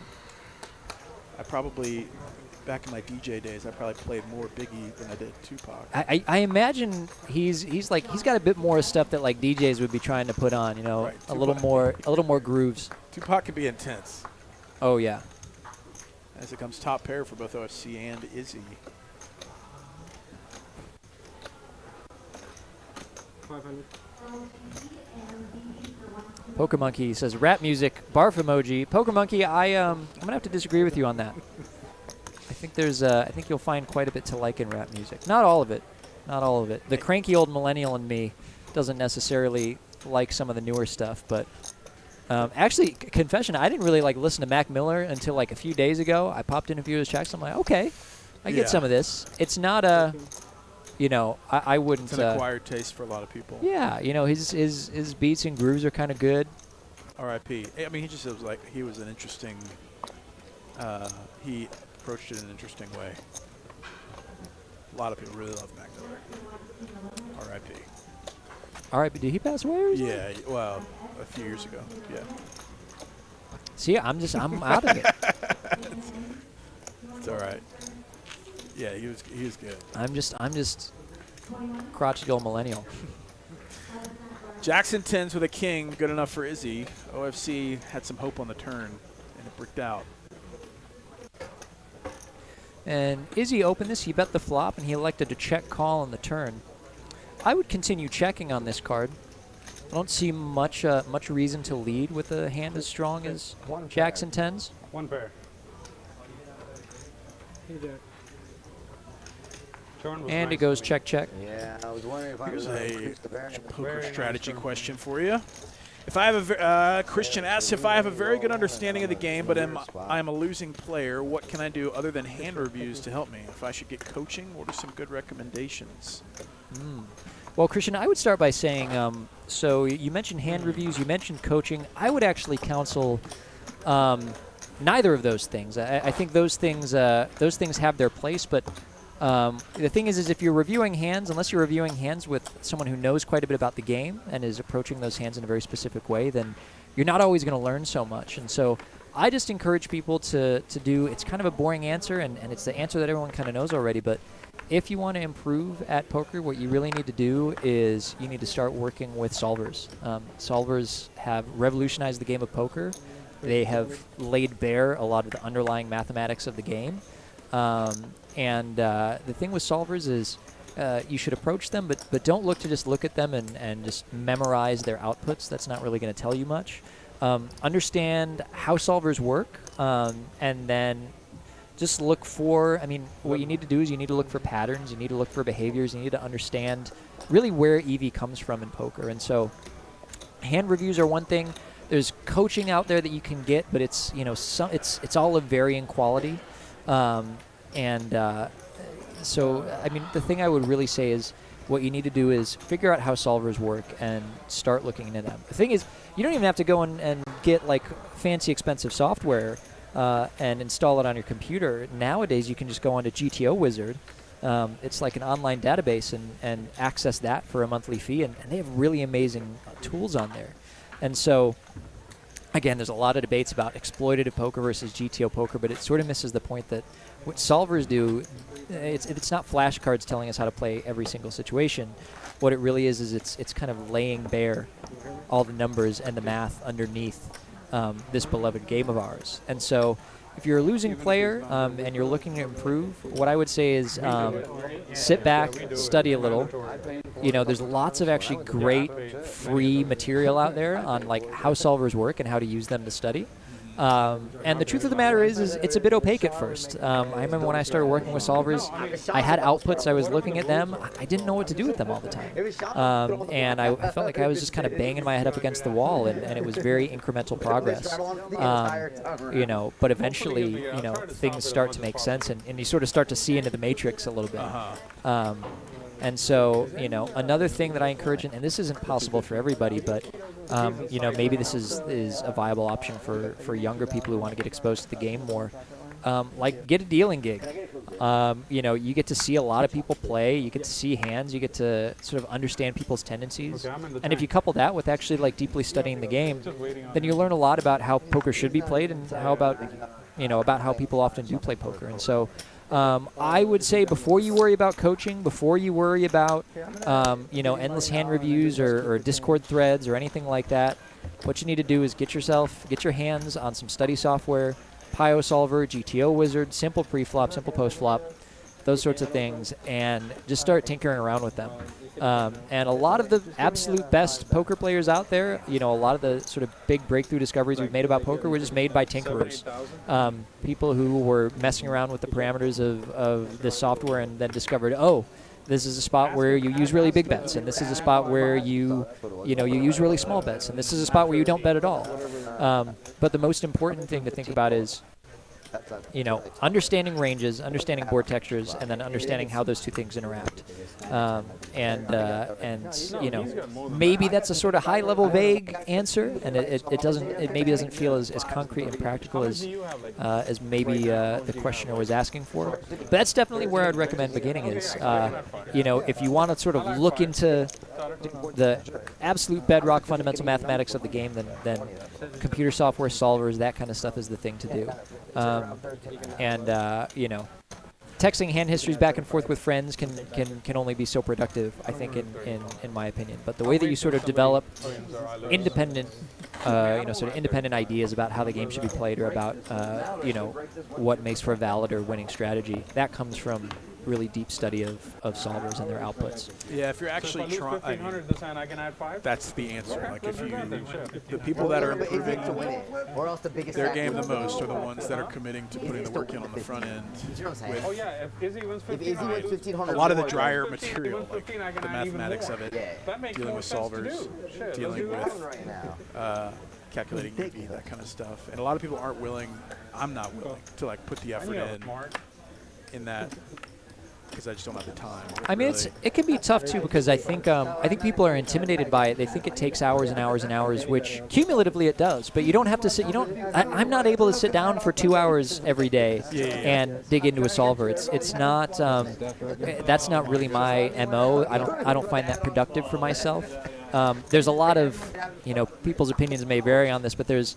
I think especially out in TikTok or Instagram, there's a big, there's a big grind culture, right? You put your head down and you do the work and you sort of lock yourself into the lab, and that's how you get results.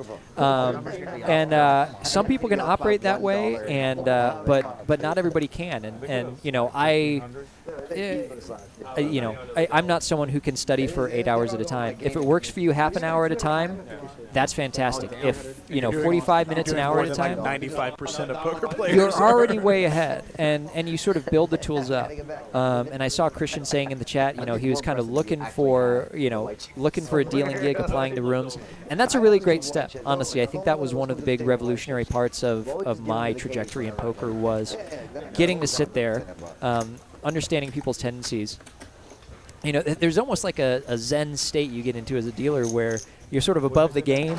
You don't have any skin in the game, right? You're getting paid anyway, and things just become really lucid and really clear. You can start to think about how people should play a spot, how people do play a spot, how often they show up with bluffs in certain spots, how often they don't show up with bluffs in certain spots. Another really great way to get in a lot of volume if you're trying to learn is playing like Zoom or Zone online, sites like Ignition or GG, if you have access to those things. And you just get a lot of volume in, and you can look at your databases and, see how you're playing hands, see where you're leaking. And so, it allows you to get exposed to a lot more hands than playing live does. But if you're dealing, you get exposed to a bunch of hands, you get to see players' tendencies. There's lots of ways to learn. I think... I probably said my piece on this, but I would steer you away from just endless hand reviews and dubious coaching arrangements. Yeah, hand reviews with the wrong people could actually make it a lot worse. Exactly. I mean, yeah, you can go to the gym every day, but if your form's no good, then you're liable to injure yourself and hamper your long-term growth. You could have people with equally as incorrect views on poker reinforce things that might need to be corrected. Danny doesn't want to. It can help says to no, discuss and I listen hands to with Danny. people that approach the game in a thinking way that Nah, Danny says no, and I agree. you got to be Absolutely. careful with that because Absolutely. oftentimes people are like, man, that sucks. Oh, yeah. That sucks for you. That's such a Yeah. bad move for you. Yeah, and the thing is, I've been the beneficiary of situations where, I was just exposed to people reviewing hands, and it was very intelligent people who knew a lot theoretically about the game, and I benefited hugely from that. And so if you have people who are really, really highly knowledgeable and they're willing to share that knowledge with you, then I would say, do as much as you can to benefit from that access, while at the same time not being too, don't be a leech about it. Right. But I think, again, I've been the beneficiary of a lot of people reaching out and helping me. So, I'm happy to pass on knowledge when I can. Yeah, that 5K on now, right? Nope. And Danny going to open the cutoff here with the 9-8 suited and OFC on the button. 3-betting the queens. Getting at it a fold of 2 8s, and Patrick in the game for 10 or 15,000. 2 kings, facing a 3-bet. Not wasting any time, putting 4 of them in there. And I like this 3-bet sizing. Again, you don't need to go really huge with a 4-bet. Oftentimes, even 3x is going to be, I don't want to say overkill, but I'd say more than you need. And here he goes a little under 3x, which I like being out of position. Doug R. $2 super chat. Doug's down bad poker school. Thank you, Doug, for the generous dono. Was this the last event? Yeah, that was okay, I appreciate you. Thank you. Hayden, let me know if you want me to order you anything. Now OFC thinking here with the queens. There is a lot to think about, right? Because there's times when you're facing a 4-bet. Might seem a very natural continue with queens, but let's say you have an opponent who, they don't really 4-bet much, and you think they've only got aces, kings, and ace-king. Now queens is, looking a bit less friendly, but if there's someone who they're going to be betting hands like ace-queen suited or ace-queen off, ace-jack suited, pocket jacks, pocket tens, now queens is a hand that you're kind of compelled to continue with. OC decides too soon to give up on the queens. He's going to call, which I like that decision. I don't really want a 5-bet here with pocket queens. Then we're taking a very strong, tight range and strengthening even further. Oh, man, this could 7K effective and kings versus queens on a 6-4-3. Excuse me. Board. Patrick goes for the check, which is certainly a valid choice with kings here. When you look at these 4-bet spots, we were talking about solvers a bit earlier, right? We're about 200 big blinds deep in a 4-bet pot. The 4-better's out of position. You're not necessarily going to always see someone see the 4-better bet this. Oftentimes, you see hands like aces, kings, queens, jacks, ace, king suited, ace, queen suited, ace, king, king, queen suited. Those hands are going to check sometimes. And to the extent that you check a hand like kings, you could definitely consider check raising it. Which would look super strong. It would look super strong, but you would want to balance it, obviously, with, if I'm in Patrick's shoes, I would consider check raising a hand like ace-king, something that blocks the best hands that my opponent could have and generally has equity against them. He decides to go for the check call. 4-liner to a straight, 8,400 in the middle. 4-liner to a straight. In general, I think this this board is going to favor, OFC is going to have more combinations of the nuts on this board, I would say. Usually, you would see sometimes, a 3-bet would go in with a hand like pocket sevens or 7-6 or 8-7. But you're not often going to see a 4-bet go in with that. But that's going to be such a small part of OFC's range that it doesn't as much weigh on the strategy. Here, Patrick, I think, is going to weigh his decision between jamming or checking. Yeah, stack size is relatively shallow, and he does check. Goes for a check, which is maybe something, obviously if OFC finds a check here, Patrick's going to be kicking himself for. But what you really want when you're checking here is you should ask yourself how often is your opponent going to bet, right? And so now you're looking at hands that OFC has, if he has queens, is he going to decide to try and get value out of a hand like ace-king, right? Or out of a hand like jacks? If I'm sitting here in OFC's situation, I'm probably pretty persuaded that queens are good, and I might look to go for some value. But 3,000. Well, he does induce a bet. This is nice result from Patrick. and now You got jacks? Patrick just goes for the call.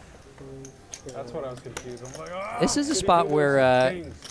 Patrick Almost just checked it, played this almost hand checked it. about I as was good like, as you jacks could to have, kings, I jacks think, to to get the kings. I'm like, max. no, it has to be $14,000 pot, biggest one of the night after getting felted earlier. So confused. And I'd maybe like to see a little more aggression out of Patrick at certain You can't points. slow play I think that if he much. jams the Kings, river, kings. you're gonna, you It'll be know, hard for OFC to fold. yeah, hands like queens, jacks, tens, you know, they're gonna have to at least consider when you check call the flop, check the turn, and then jam the river. They're gonna have to consider looking you up. You might get some of OFC's air to fold. That's true. Hands that he might otherwise bluff. So oftentimes you're in situations where you're deciding between value betting or checking to induce. And a lot of things that you have to consider are, okay, you know, when I bet, I'm losing value from the hands that would bluff but not call. But when I check, I'm losing hands from I'm losing value from the hands that would call but not bet themselves. And so, you know, you just have to think about your specific opponent, what hands they might have, how aggressive they might feel versus a check, or how sticky they might feel versus a bet. Patrick ends up determining that, you know, he thinks a bet is coming pretty often, so he goes for the check call. But even there, I would like to maybe see a check raise. I'm not sure you see that many straights from OFC, and I think you're going to see a lot of hands like queens, jacks, tens. But he decides to go for the call, plays it a little more conservative, and makes some money anyway. Yeah, nice size pot for Patrick. He's now since turned his night around. I was going for super thin value.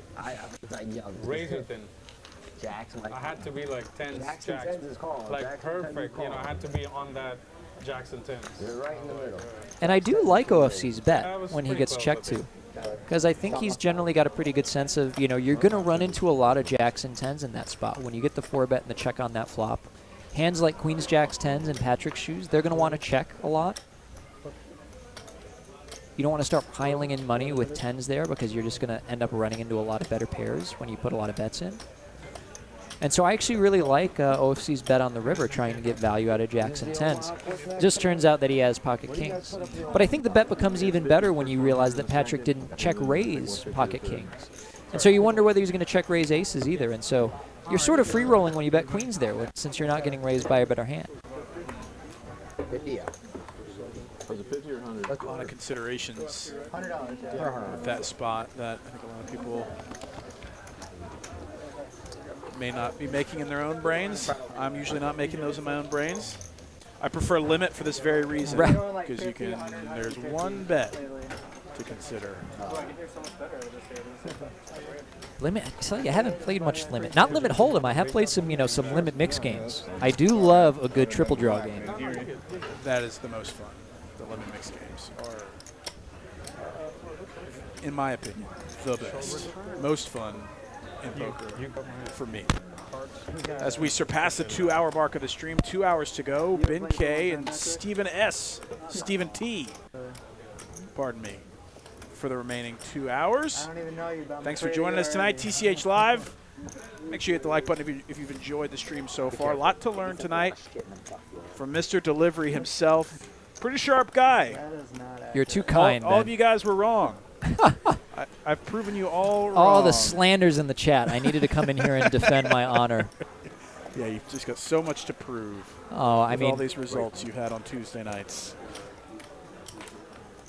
Although I tend to have been getting walloped post stream, so that's the thing is it's always mildly infuriating when you lose 30K post stream and but you won on the stream. So someone comes up to you and says, "Oh man, saw you had a big night the other night." Yeah, I'm still 150 in the negative. Oh, if only you knew.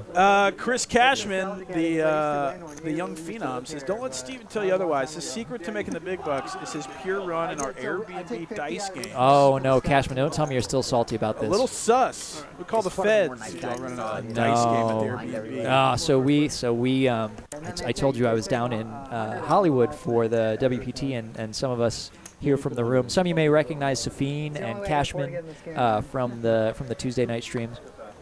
A few of us went down there, and it was our last night there, and we were just kind of hanging out. We had all busted the tournament at that point, And they were thinking of going and doing some gambling, and I didn't really want to go into the casino and get sucked in and get juiced by the casino and all that. I just wanted to lay low back at the Airbnb. But we did find a couple dice back at the Airbnb, and so I invented a dice game, and I ended up running extraordinarily pure In the game that you invented? in the game that I invented. But I promise it was a fair game. And you just came up with the dice game? I just came up with the dice game. It was there were 5 of us, and so what we determined was we had a black die and a white die, and each of us was assigned a number 1 through 5, and we decided, okay, whoever gets rolled on the white die pays whoever gets rolled on the black die, and so okay, so 1 pays 5, and so then we get paid off,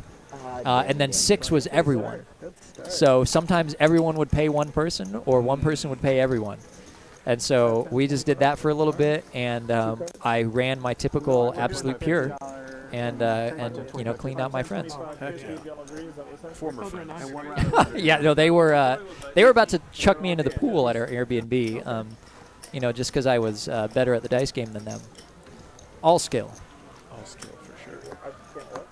So I'm assuming you don't dabble in the pit. I don't much. I used to, occasionally, I would if I was steaming from poker, I'd take whatever I had left from, maybe I had 64 left after running into a bad beat at at the 2-5 games, and I'd say, all right, let's put it on an inside bet on roulette, but I don't really do that much anymore, principally for the reason that there are no roulette tables in the TCH here in Dallas. Yeah, for sure. For good reason. OFC away from the table had aces. The aces were there. That's such a cooler. I just want to underscore and emphasize that in case OFC comes back to watch this later, that you would have had aces, Sean. Yeah. Let's be very clear. Don't be tilted. Yeah. And you might have run into a frisky 3-bet from Izzy. Izzy decides to put the 3-bet in with the ace-9 off. It'd be hard-pressed to find an ace, though, considering that 2 of them were from the muck, or in the muck. And Habip decides to come along with the king-jack. Comes to a flop of jack-9-8. Out here, it's nothing. This is a spot where, on the button, as Habip, you're going to have a lot of hands that connect very well with this board. And so, when you bet as Izzy, you're probably going to want to use a larger size and understand that you're not going to have as much fold equity as in other situations.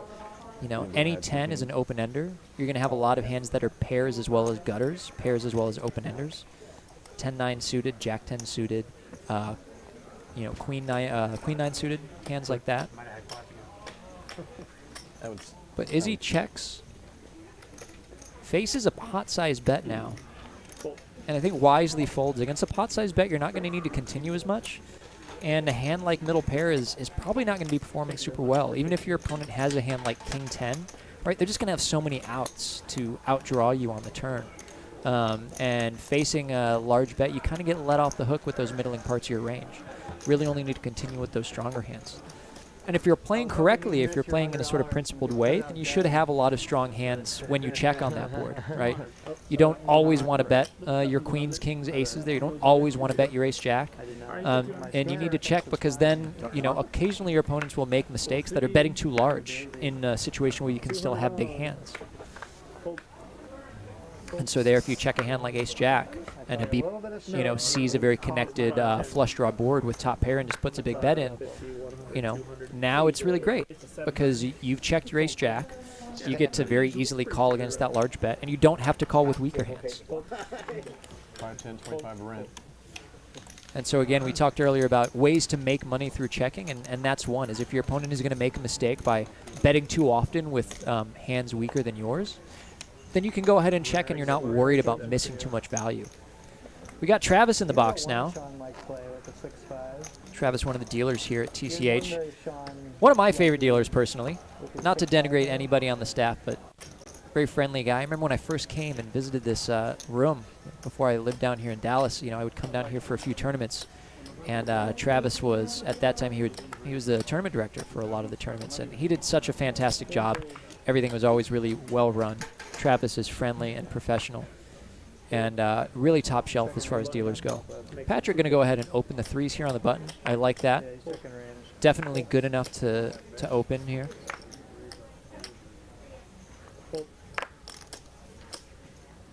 And Danny looks down at the 7-6 suited. I could see 3-bet or call here. You're definitely going to want to 3-bet this hand occasionally against a button open. And OFC looks down at Big Slick. Much easier for him to 3-bet this, especially with one caller in between. You're not as incentivized to call, and you're going to want to raise more. Nice bet.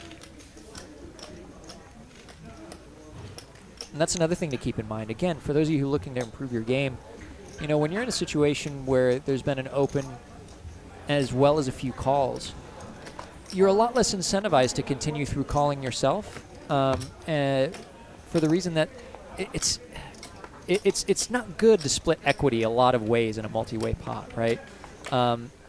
It's a lot easier when you can get heads up because you're just going to have much more of a share of how much is in the pot. And so you're going to want to be a bit more active in 3-betting and squeezing. Addy looks down at the kings here versus the limp of Habip. He elects to raise rather than over limp. I think that is I think that's obviously the best thing to do here. And Izzy looks down at a hand very near and dear to my heart, King 10 of clubs. And Izzy deciding if he wants to continue through a call or a raise. Either I think would be acceptable here, and he decides to call. A lot of big pairs tonight. Absolutely. It's not always like this, as you probably know. It's not. It's not. Sometimes, you know, you just get smacked with the deck and you feel like you deserve it, and sometimes you just can't seem to find even jack high, and it feels like you're being punished for some it feels like it comes in waves. past transgressions. 9-9 deuce, just about the least interesting flop in my mind. And again, we see Addy check a premium pair in a multi-way pot on a paired board like this, and I actually like this quite a bit. I think you're going to want to check more with your aces and kings than you are going to want with your 10s, jacks, you know, queens, 10s, jacks. For the reason that we discussed earlier, where you're not as afraid as you might otherwise be of cards coming that sort of cut into your hand strength. No, I'm sorry. Addy decides to go ahead and bet here. I thought he checked too. I looked like on the graphic for a moment he checked, but he elects instead to bet and takes it down. Stacks are growing. We could have a 20K plus pot tonight. We could have a 20K plus pot. I would love it. Someone's gonna call you. I would love it to happen. Name it and claim it. Gonna name it. Sometimes all you have to do is look around at the table, or in our case, look down at the table from the booth and say, you know what? I want blood. That's right. Ask and you shall receive. For entertainment purposes. I mean, I used to, back when I was a dealer, that would happen all the time. You know, I would sit down at a table and I would look at some big stacks and I would say, you know what? I'm going to be here for half an hour, and in that time, I want carnage. Varying degrees of success. Especially if you know, when at the Horseshoe, it was a 500 cap 2-5 game. So if you saw people sitting there with 3K in front of them, you were like, ooh, this is a rare opportunity. Yeah. And we're not supposed to have favorites as dealers, but we do. We do. We're rooting for some people. We're rooting against others. 100%. Izzy is probably rooting for a fold when he 3-bets the King 3 off. Great for the game. Great for our entertainment. Absolutely. To see these. And this is going to get it through, baby. King 3, let's go. You know, when you're seeing 40K or 40% plus VPIP over 2 hours, it's a pretty good sign, I think, for I think carnage is more likely in that case. Yeah. I think VPIP standing for voluntarily put in pot. Just a measurement of how often you're putting money in the pot voluntarily. Let me just switch the words around to explain. And as watchers from afar and commentators, we want to see high VPIPs because that means there's more money getting put in the middle, and that inherently makes it more interesting. Although I confess it can sometimes be harder to keep track when there's so many hands going multi-way. Say, okay, who opened this? Yeah. Who called? Who called twice? Hayden electing to call Izzy's open on the button with pocket eights. You could look up and find yourself in a position where you're in a 3 or 4 bet pot with the super tight guy that's played one hand an hour, and now you're like, well, I could have avoided this if I was paying attention. Oh, absolutely. And VPIP, it may sound kind of daunting and technical for for viewers out there, but really it's just shorthand for how wide is my opponent's range in any given situation. If you have someone who's V-pipping a lot, it generally means they're going to have a lot of weaker hands in a lot of situations. And that's going to affect how you want to play against them strategically. And so this is why, to my point earlier, you're talking about studying sims and learning about the fundamental mathematics of the game. A lot of times it's not going to be optimal to have a VPIP of 40%. So if you're playing with someone who's VPIpping as high as 30 or 40%, the way that you play against them is going to change versus someone who's VPIpping 11 or 12%. Memorizing the outputs of sims isn't going to help you very much there, but understanding what happens when ranges get wider on certain boards is definitely going to be serviceable in those situations. Taking a look at the cumulative winnings, now the turns have tabled in that the majority of the table is winning. Only OFC and Carlos really are funding a lot of the wins tonight. Things are apt to change in the next 2 hours. Danny going to open up the 10-8 suited here. Danny really looking to get involved. He won that big full double with the aces or kings earlier on the night. And Danny takes a walk. Yeah. That may be the first tonight. I don't think we've seen so many of those. Yeah, there's not been many. This has been a pretty active table. Danny's one of those guys, though, that most players aren't really trying to tangle with. If they can avoid it, there's better spots. Oh, I love tangling with Danny. The more I tangle with Danny, the more likely I am to take Danny's money. So I want as many opportunities as I can. He'll give the opportunity to you. Occasionally he will. But he does have a habit of wriggling out of some tough spots. Danny is he's a very canny player. Yeah, smart thinking guy. Looking down the 2 jacks in the cutoff. Then you got OFC right on your left with the Queen 9 ball. Speaking of VPIP. That's right. Habip with the ducks. He's interested. Patrick going to come along with the 10-9 off. Habib duck hunting here. That's right.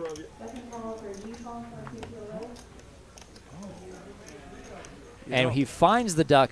You don't say. Habib has been running pure. But I have some bad news for him. His 3 of a kind might not cut the mustard against Danny's. Oh, Danny's top set of jiggities and OFC with a straight draw. Patrick's got an open ender. This is very ideal for Danny's situation. He's facing a bet and then a raise. He's sitting there with the nuts. And here Danny has a very interesting choice, right? Because I think Danny has a comprehensive enough understanding of the game to know that he's going to be checking a lot of hands here. Even overpairs, right? Might want to check here. And now that he faces a check raise, he has to start thinking about how is Habib composing his check raising range. Does Danny think that it has a lot of, is it wide and it has a lot of bluffs? Or is it very tight and has a lot of value hands? And if he thinks it's the latter, then he may decide to fast play this, as he does. And I think Danny determines pretty correctly that a lot of hands that Habib is check raising with, he's ready to go with. Top set versus the bottom set of Habib and drawing dead, it seems. And there must be a dead deuce out there in quads. And Danny continuing to only play premium hands, nothing less than quads. Aces and jacks this man plays and is scooping the biggest pot of the night, $15,300.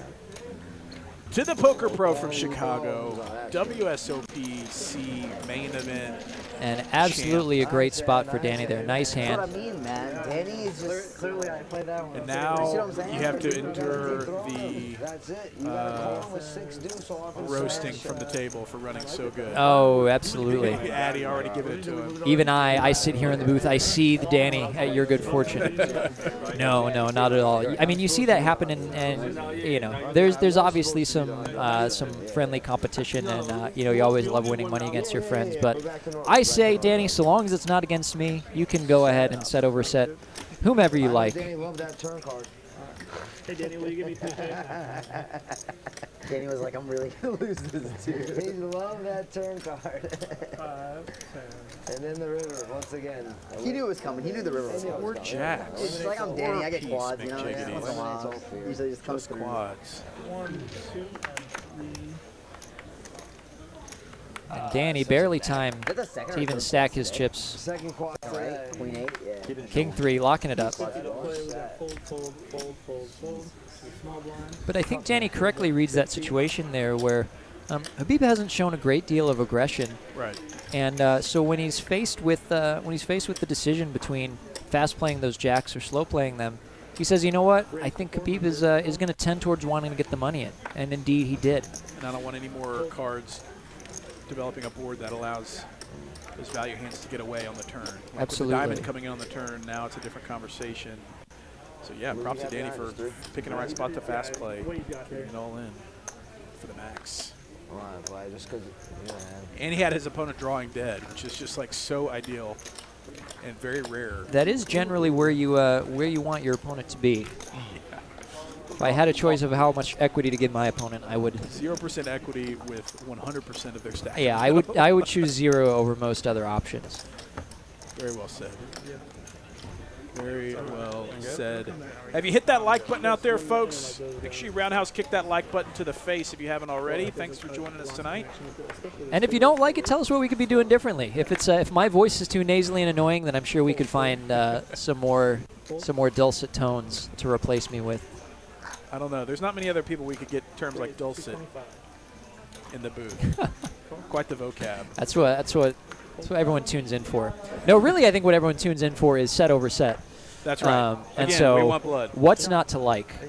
Yeah, that makes the job a lot easier when the coolers are set up and not just raise and take it over 4 straight hours. That was when I first started playing on streams. Even when I first started watching some of these live streams, like our sister stream, the TCH over in Austin, I would watch that. I was always amazed at how much blood people called for. Yeah.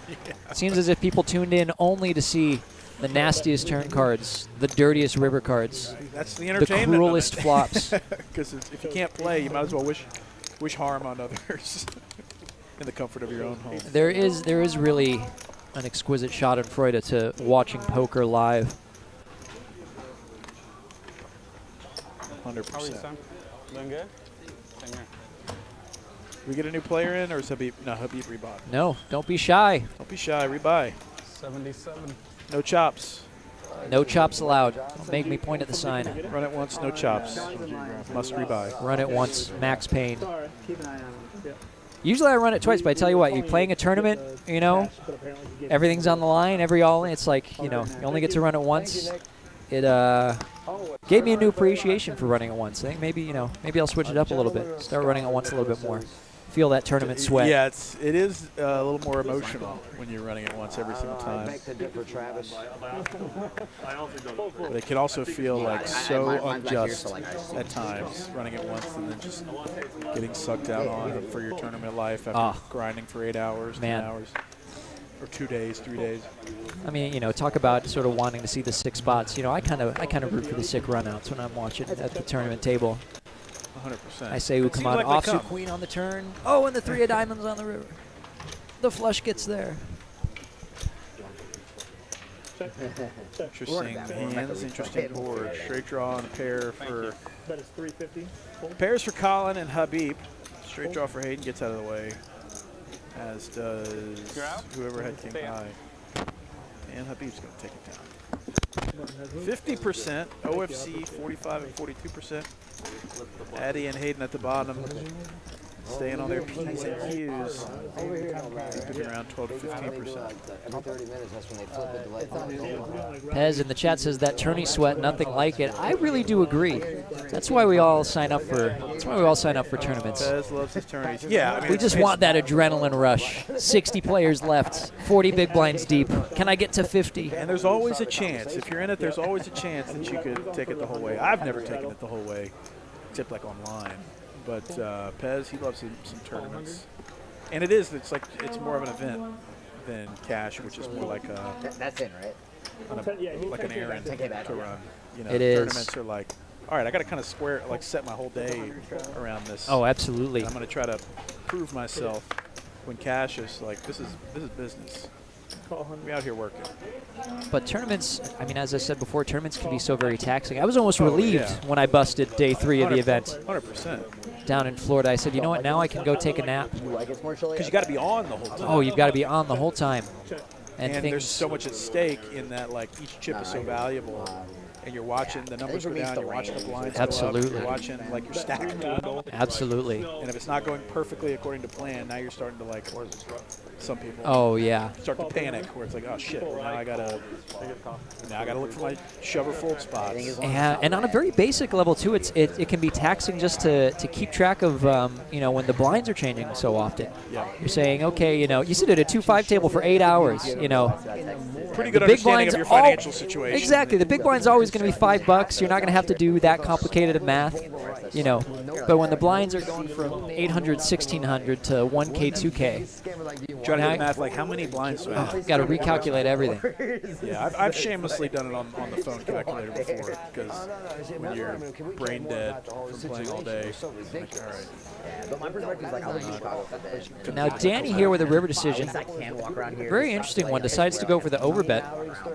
And in general, actually, I'm in favor of this. I think if you end up in a situation on the river in position where if you suspect that your opponent isn't really protecting their range with strong hands, then you can take a hand like trips with no kicker and decide to put maximum pressure on.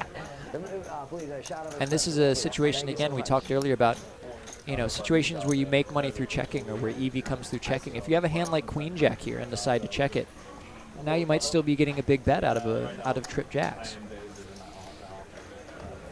Danny running very pure right now. Hayden with the decisions. Second pair. Hasn't played many hands tonight. He knows that Danny knows that. So Hayden's the type of guy that could look him up with second pair here, trying to fight this leveling war. And this would not be the spot. And facing this bet on the river is Hayden. Now you have to start approaching this in a principled way, which is anytime you have a marginal spot or a bluff catcher, you basically need to decide, okay, what sorts of hands is my opponent bluffing with? And do my hole cards suggest that they're going to have that hand more often, or do my hole cards suggest that they're going to have that hand less often? And so, when Danny calls pre-flop from the straddle, the flop goes check. He calls a bet on the turn, and now the jack pairs on the river. What are the hands that Danny is going to feel compelled to bluff with here? You see hands like some spade draws. You see maybe a hand like Queen 9. You see straight draws or flush draws that didn't bet the flop. Those are going to be hands like King 9, Queen 9. King, Queen. And for Hayden, having Ace 10 is actually, would be a good hand to consider bluff catching, considering that you don't block any of those hands, having Ace of Hearts. Yeah, I wonder if the 10 of Diamonds, though, played into his decision to ultimately get away from it. It's slightly reducing the amount of misflush draws that are bluffing on the river. It's possible, but if you're Danny and you have, say, 10x of Diamonds, you're not really compelled to overbet there or turn your hand into a bluff. You have enough showdown. So Ace of Hearts, 10 of Diamonds doesn't really block either value or bluffs in that spot. So Hayden may just be making his decision based on what he thinks Danny's proclivities are. Does he think that Danny's going to be bluffing enough in a spot there to warrant betting 2 times the pot?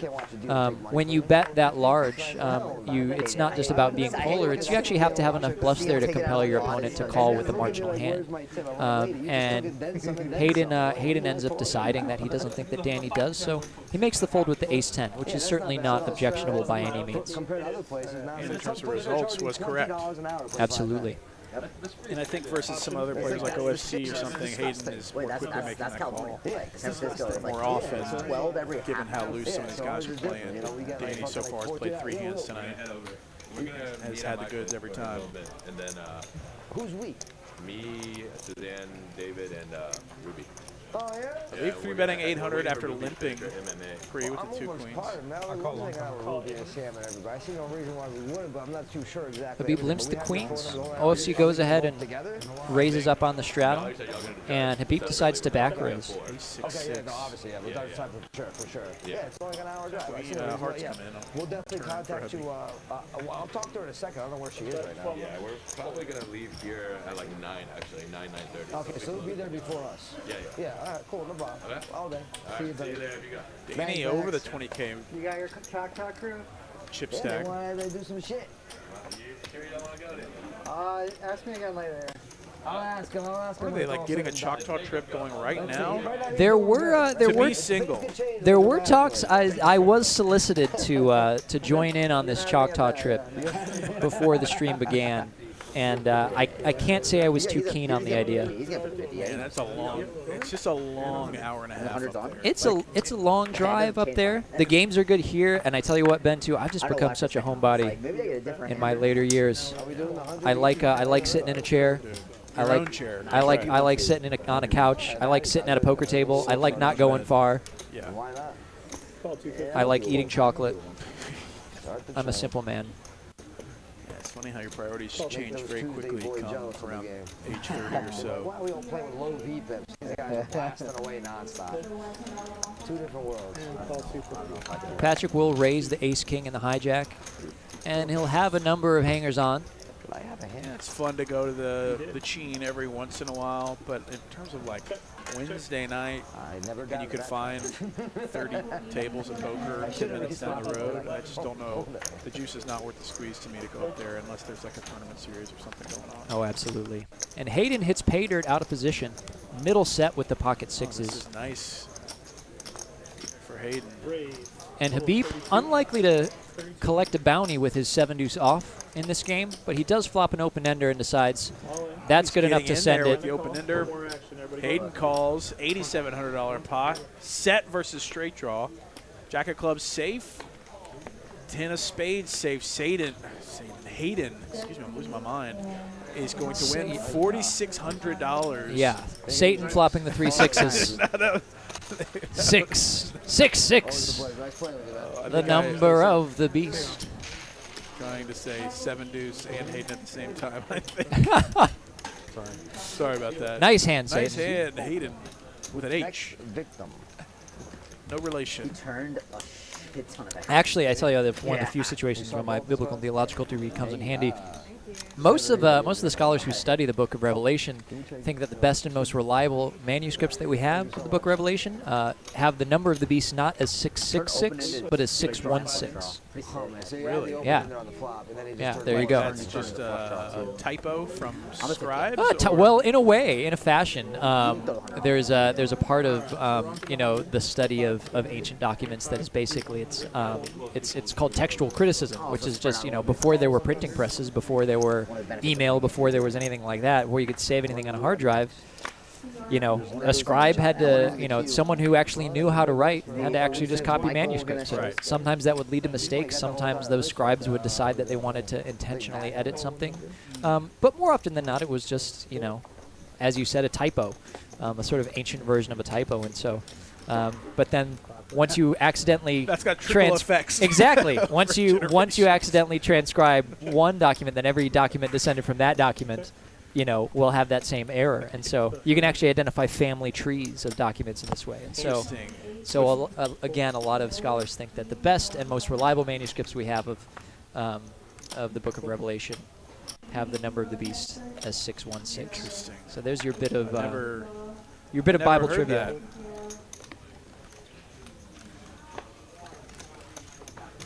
My brother is big into apologetics and went to got his master's in philosophy at Biola in LA, and is very much into a lot of the same stuff, studying. Yeah, textual criticism does come up in those discussions as well, but So we're on for the 100 here. mostly just trying to defend Hayden from any associations yeah, that's with demonic forces.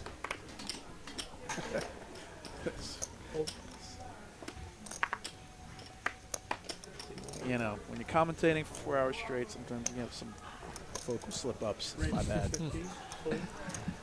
Hayden back at it, 250, 7-5 suited. Put those rally caps on. Play your rush, Doyle says. Play your rush. And Addy looks down at the Jack-9 suited. He's going to come along for a call. Again, this is a spot where playing out of position and having a caller in front of you, I would generally lean towards continuing through 3-bets. But Addy decides Jack-9 suited, pretty enough hand to try and see a flop with. And he gets some results with it. Flops the second nut flush draw. Check. Hayden, the opener here, he knows 4 ways that it's a little optimistic to bet into 3 other people with air, and Addy drills it. Checking second nuts, as you said. No one else has anything. Hayden picks up a straight draw, but it's done with the hand. $100 from Addy. Maybe he goes polar. And now Addy has a decision. Obviously a value bet. It could be called for here, but this is a hand you might also ask yourself, how often do I expect there to be a bet behind me, and can I check raise it profitably? But I like this bet. I like his sizing as well. Multi-way, again, you're not always going to want to go for huge sizings because there's just a lot more strong hands that are going to be out there to call you. So when you bet 350 like this, you can still bet hands like ace-jack, king-jack, and you protect those hands by also having a strong hand like jack-9 of spades in your range. And here, in fact, it looks like he's going to induce... well, he induces at least a reach for pink chips from Izzy. But Izzy looking down at the 5 of spades and thinking that that may be good enough to use as a blocker here. Decides against it. It really bothers me that I can never get you to do what I want you to do. You got Addy. Addy takes it down. I was going to squeeze. I wonder if you're going to be in a tight For these guys, I wonder what the incentive is for them to even go north. Like, there's no games. For you, I would have snapped you so fast. It would have. You mean go north literally or figuratively?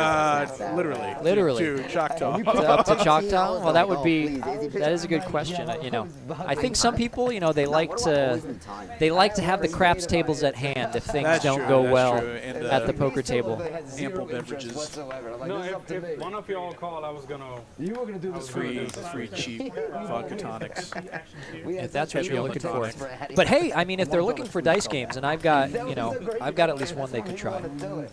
Oh, and then someone, Cashman came up with the novel idea of anytime a double was rolled, then the same person would roll, and we would just double whatever the next actual roll was. So instead of say, you know, 4-4 being a wash, it would be all right, roll again. That sounds fun. Those games, dice games are fun. No. For low stakes. For low stakes. That's the thing. You don't want to skin your friends. Right. You just want to rub it in their face a little when you win. You want to, you know, you want the money to mean a little bit. You just want to ding them a little bit. You should have raised me another one. Oh, I wanted it so bad. OFC leading the pack with the 49% VPIP. I have seen loves to play. he's been putting in chips quite a bit. He says queen 9 off. PLO, he was like at 80%. Oh man. Him and Galoo were like at 80 and 90% over 4 hours. I don't know a thing about PLO, but I know that you can definitely convince yourself that a lot of hands are worth playing in PLO. That's right. One you should pull. Hayden's like, my pocket pair is never good here. Seat open. Are you missing out on some oh man, maybe I need to head on down there. That might be a conflict of interest though. You know, jumping in straight from the box 2 out hours to. of data. Oh yeah.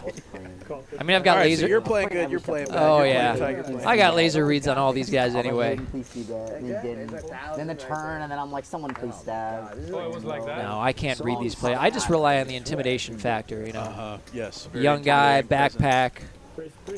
Just buy in for as much as you can. Try and keep a straight face. And then people, they just go haywire. You start to say, you know, range. Oh yeah. Once in a while, I'm like, oh no, this guy's right down the street. Sim Lords. Range, EV, Solver. Doyle Brunson, Bulgogi. Delicious, by the way. Randomly comes does. queen on turn. Not often. I would Pair say. kings and straight draw for Izzy. Just asking if it snows here. Oh, very rare. We had like a crazy storm though. I've been here 2 years. The winter I came out, everything shut down for a couple days. Yeah. It's like, I wouldn't say it's like intense snow. It's just that we're not really prepared to deal with it down here. So yeah, like infrastructure and stuff. Danny crushing the game plus 14K for the night. OFC losing about 11. Did you play poker before this place opened? Yeah, I played in Chicago actually. Oh, Chicago. Chicago again with the Chicago. Oh, guess who Chicago? Addy's mentioning Chicago though. I can't say I recall playing with Addy at any point. It's possible that we did. It's possible that we did. It's possible that I play with him. It's possible that I dealt to. But Did I do the 100? No, we're not doing a mandatory 100, right? Wow, you did do the 100. I don't know. No, he did, but I'm saying we're not. We actually, starting with you, I think everyone Don't did. tap the aquarium. I did 100. Thank you. Finally, somebody. So we're just doing it. Deuces for Patrick. Come on, Patrick. This is coming all out He of decides to open it up into the small blind. The interesting thing about these games where there's lots of straddles on is you end up with half the table is they're acting out of position pre-flop, whereas in a typical 2-blind game, a lot of the opens are going to be from in position. So, when you're in the small blind here, you have a lot of people to act behind you pre-flop, but also you're always going to be out of position post-flop, and so you're generally going to want to open a bit tighter, and even a hand like deuces is going to be in a lot of tough situations, but raises there and manages to take it down.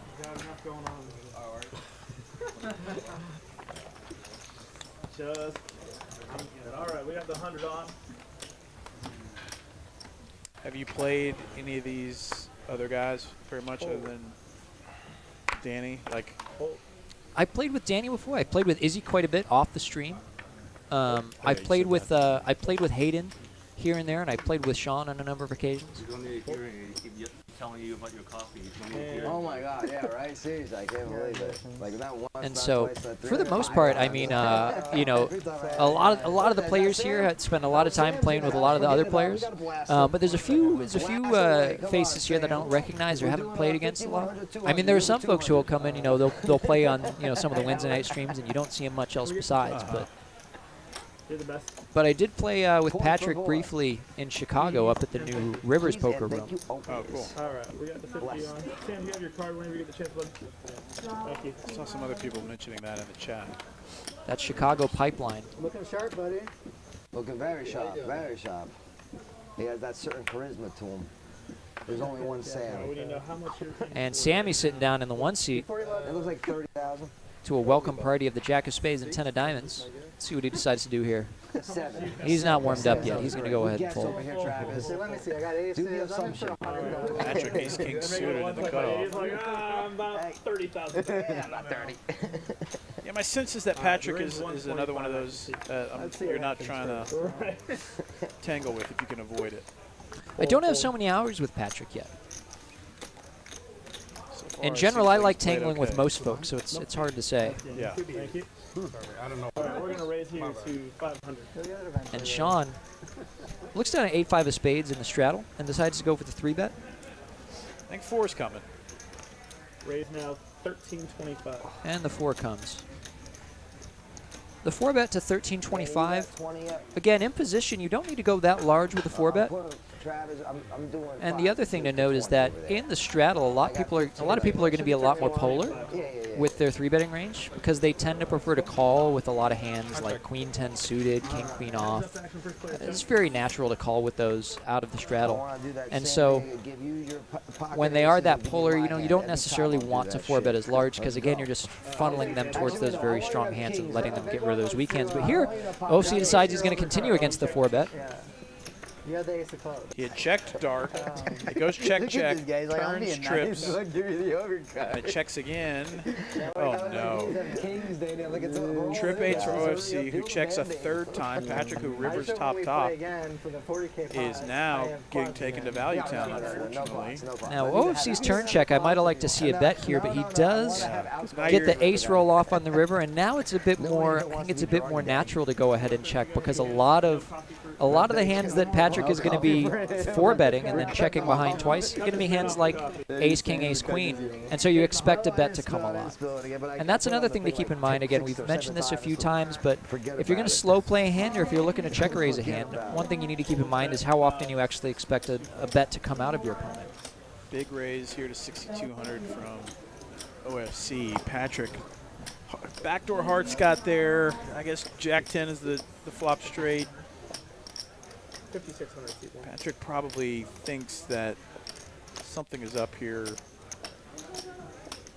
with his single pair facing this large raise on river. Just a weird line. It's the tough. more he thinks about it, I think the more confused he's going to get. And so Patrick here is now, again, he's facing a spot where, and I like this fold because he has to determine, okay, what are the sorts of hands that my opponent might actually bluff here? And I think in general it's going to be a relatively underbluff spot, especially after 2 checks come out of Sean. You'd imagine that a lot of the hands that are going to want to bluff on a board like that are going to have already bet at some point. And so you might be in a situation where you think, well, how does my opponent have value here? But, you might just as equally and validly wonder, okay, well, do I expect to really see a hand worse than ace-king here? And, OFC definitely might decide to find, a check raise with, with some bluffs there. But Patrick goes ahead and decides, you know what? Especially with the heart getting there on the river, I just imagine too many hands that beat me, and I'm going to go ahead and make a conservative fold.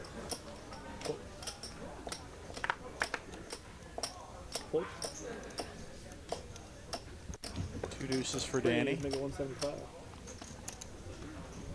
Nice result there for OFC with the 8-5 suited. And he's back at it, 3-betting ace-deuce suited.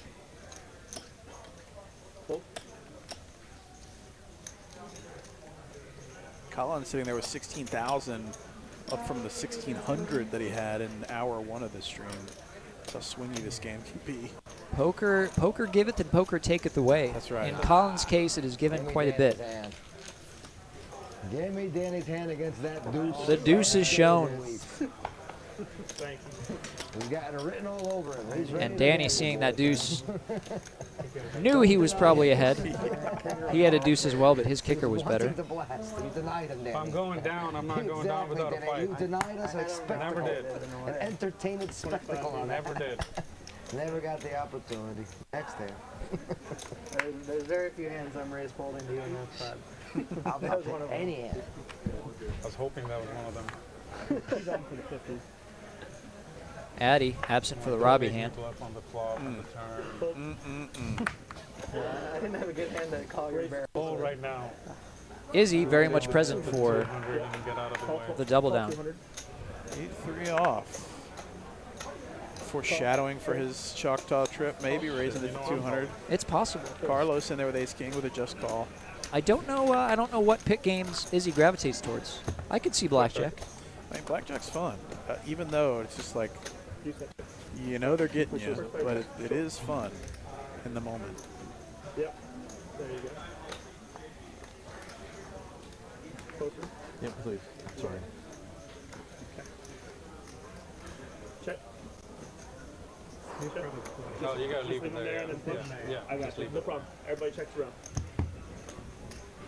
Yep. Got it. And we see Izzy catch a glimmer of hope here on the turn. Check. Picks up a pair. Makes a pair of 8s. It's going to be tough to put too much money in this spot, though. You could see a small bet go in. But again, multi-way, there is a better chance that you're going to face good hands.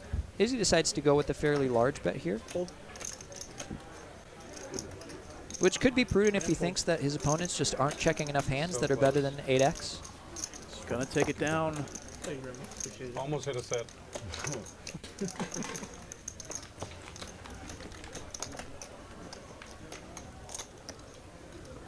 We're approaching the final hour of the stream. 5:10 and 50 is on. Ben K and Stephen T with you for the next hour and 15. Thanks everybody joining us. Did you ever drink alcohol? Thanks for checking out TCH Live. Yeah, we'll see. Unless someone else busts and I decide I got to go fill that seat out there. That's right. That's right. That's unlikely. Must keep the game alive. I think they would welcome Usually, you. like when I do drink, it's because Seems mildly unethical. Like it's like a tradition to go out for drinks or something. Yeah, I don't think that's ever happened So here. it was like totally different. I was like, oh my gosh. Yeah, Go exactly. jump right Because in. most of us are peasants that commentate here. Or I could play a hand, and I could run over 15 minutes later and give sort of live feedback about the hand. Come on, forget it. That might be our unique selling point. Or that could get super obnoxious. Could get very obnoxious. Running every hand. Hang on. It's like you're multi-tabling and commentating. You're winning is what it's Danny making good on his promise to not raise fold versus OFC. Top pair with a 10 is a pretty nice situation for him. Checking it back. And here, I like this check from OFC. A lot of people as the pre-flop 3-better out of position, they tend to look at an ace-high board and they bet it quite frequently, thinking that it really favors them. But interestingly enough, in 3-bet pots, we have these boards like ace low low. It's not so clear that the pre-flop 3-better has an advantage.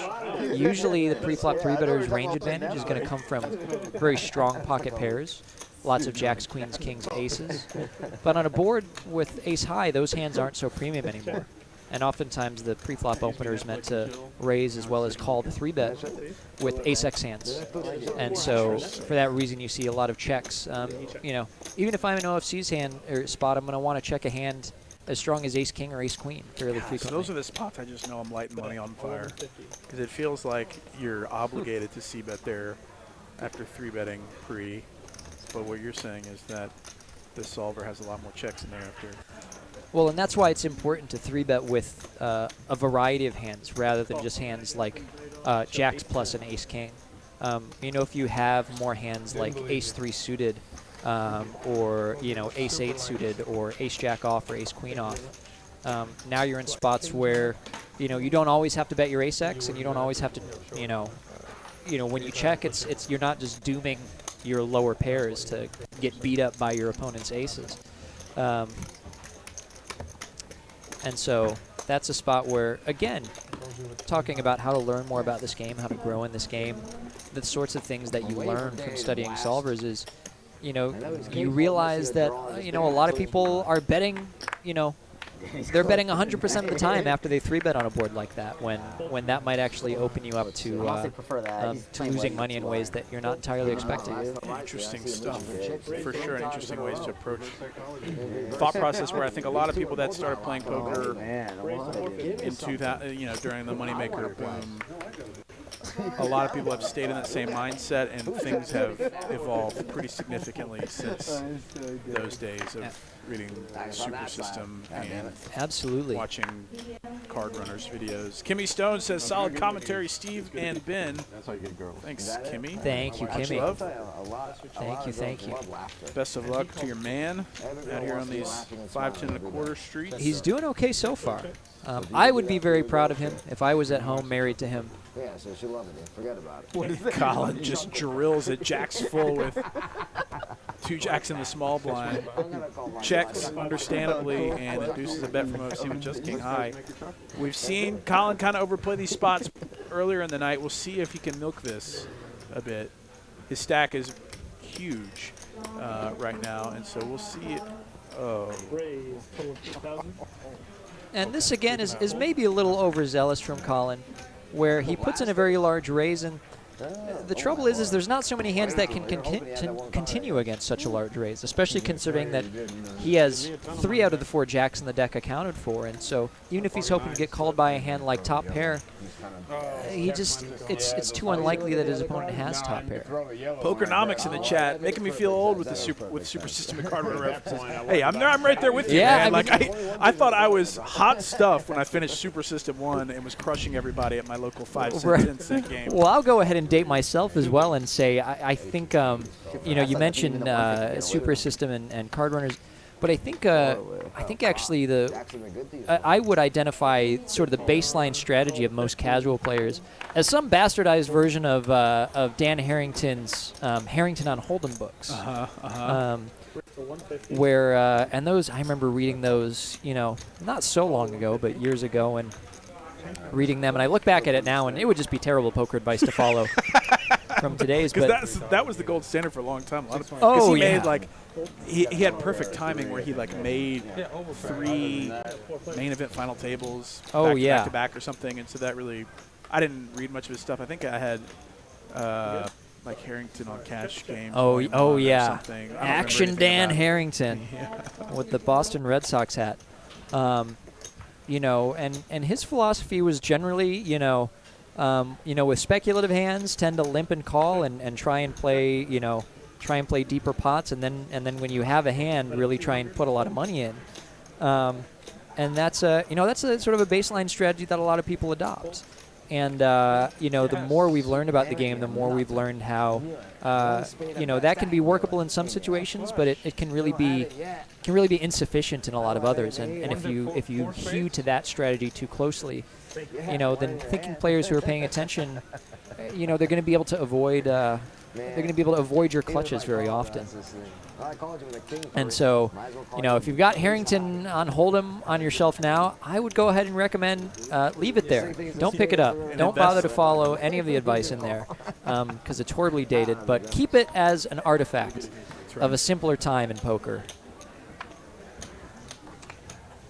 It's just been interesting to watch the evolution of how the best players view and study the game.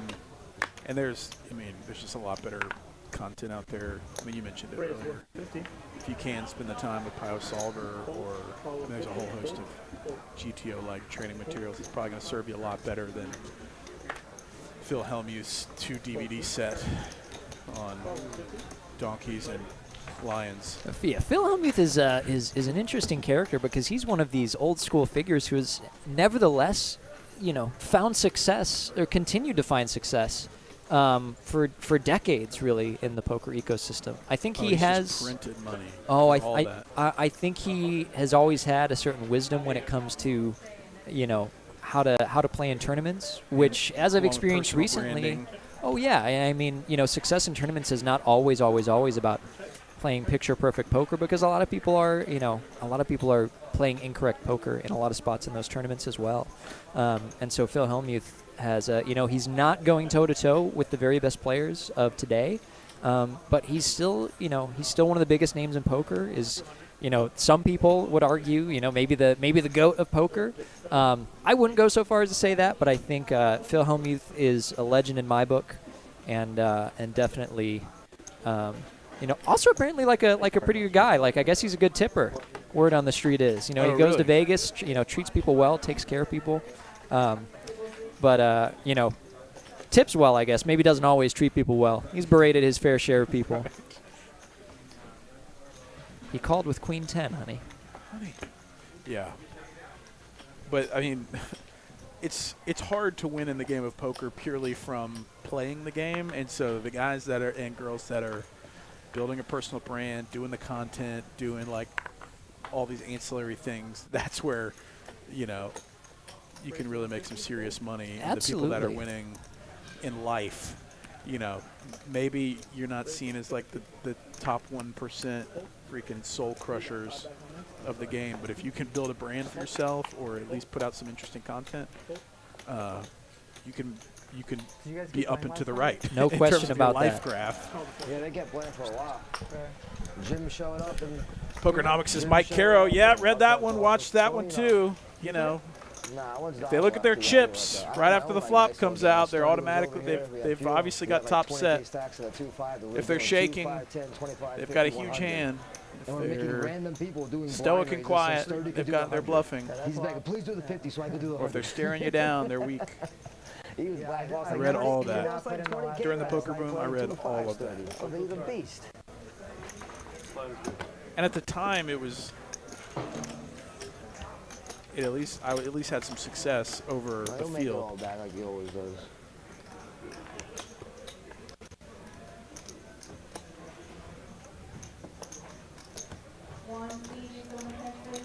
Thank you very much.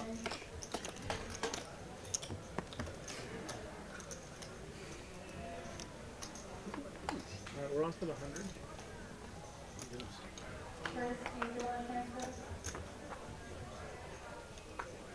Fold. Fold. Raise to 250. Fold. Patrick, 250, Jack 6 suited, and folded 2 on the button. Fold. Fold. Fold. Ace 3, OFC. It's going to defend. Heads up club. King 4-6, Rainbow. Bet 200. Badoogie for OFC. The old King Doogie. Fold. Bets in a fold. That might Button is correct. Thank you.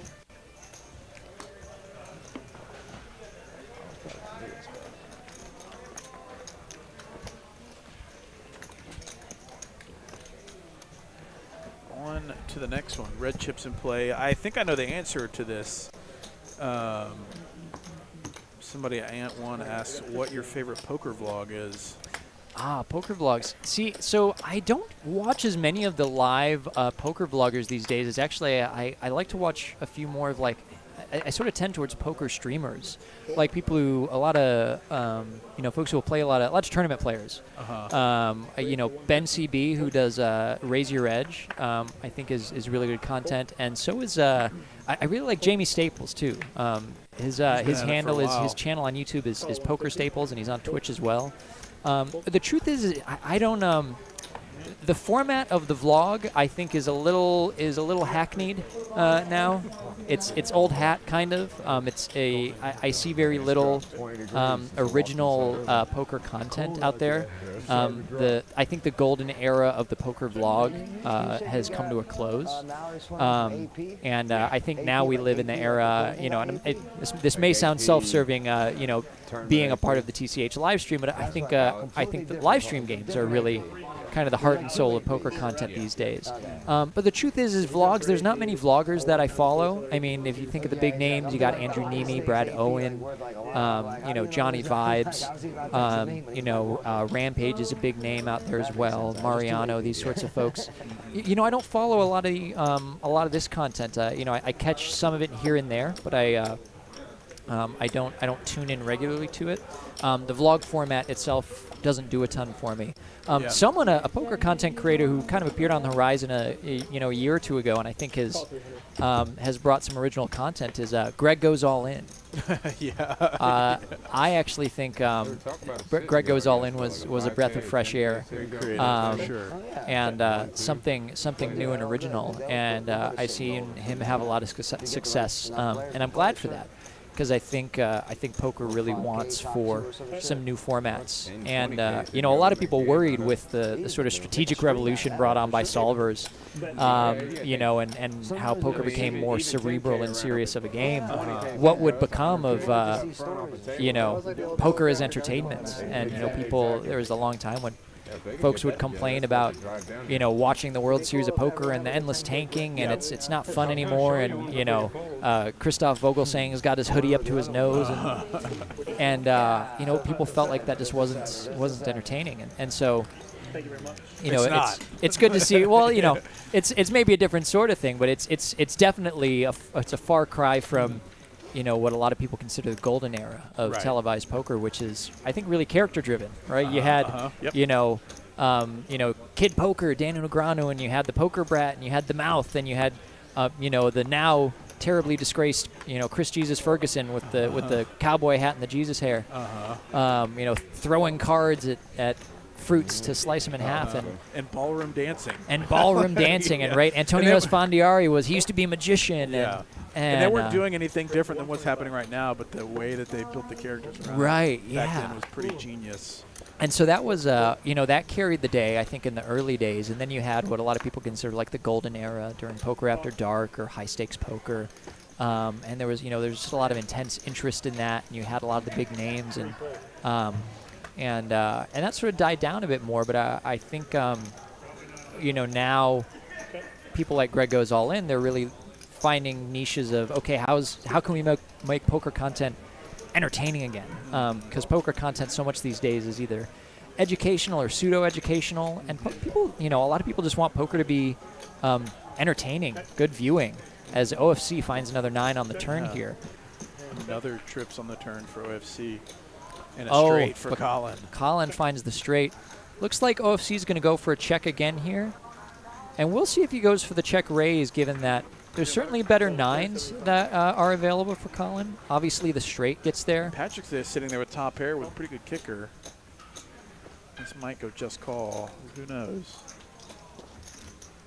I can definitely see OFC considering a check raise here, considering we've seen him do something similar with trips. And it looks like he will raise for the check raise. You didn't see the massage therapist Vanessa back there, did you? Vanessa's not back there. Okay. And Colin decides his straight is probably just going to be too good to let go. He does worry about some full houses. Colin with the stare down, looks like maybe a 3-bet's coming, which would be, okay, maybe not. It's a just call. Patrick now knows his hand is no good. You squeeze it with a 9, a jack. 10 for the straight. Gutter ball got there. Again, I do like this raise from Sean. People may look at it and see, well, there are better 9s available, there's straights available, and those things are all true, and you have to evaluate that in real time to decide whether or not you can make money with a value bet. But this is a spot where I don't see enough people going for value with a 9 when there are certainly plenty of hands, mainly Queen X hands that I would expect to get value out of, or even maybe like kings and aces, and so. It's definitely a valid decision, I think, on Sean's part to go for the check raise there.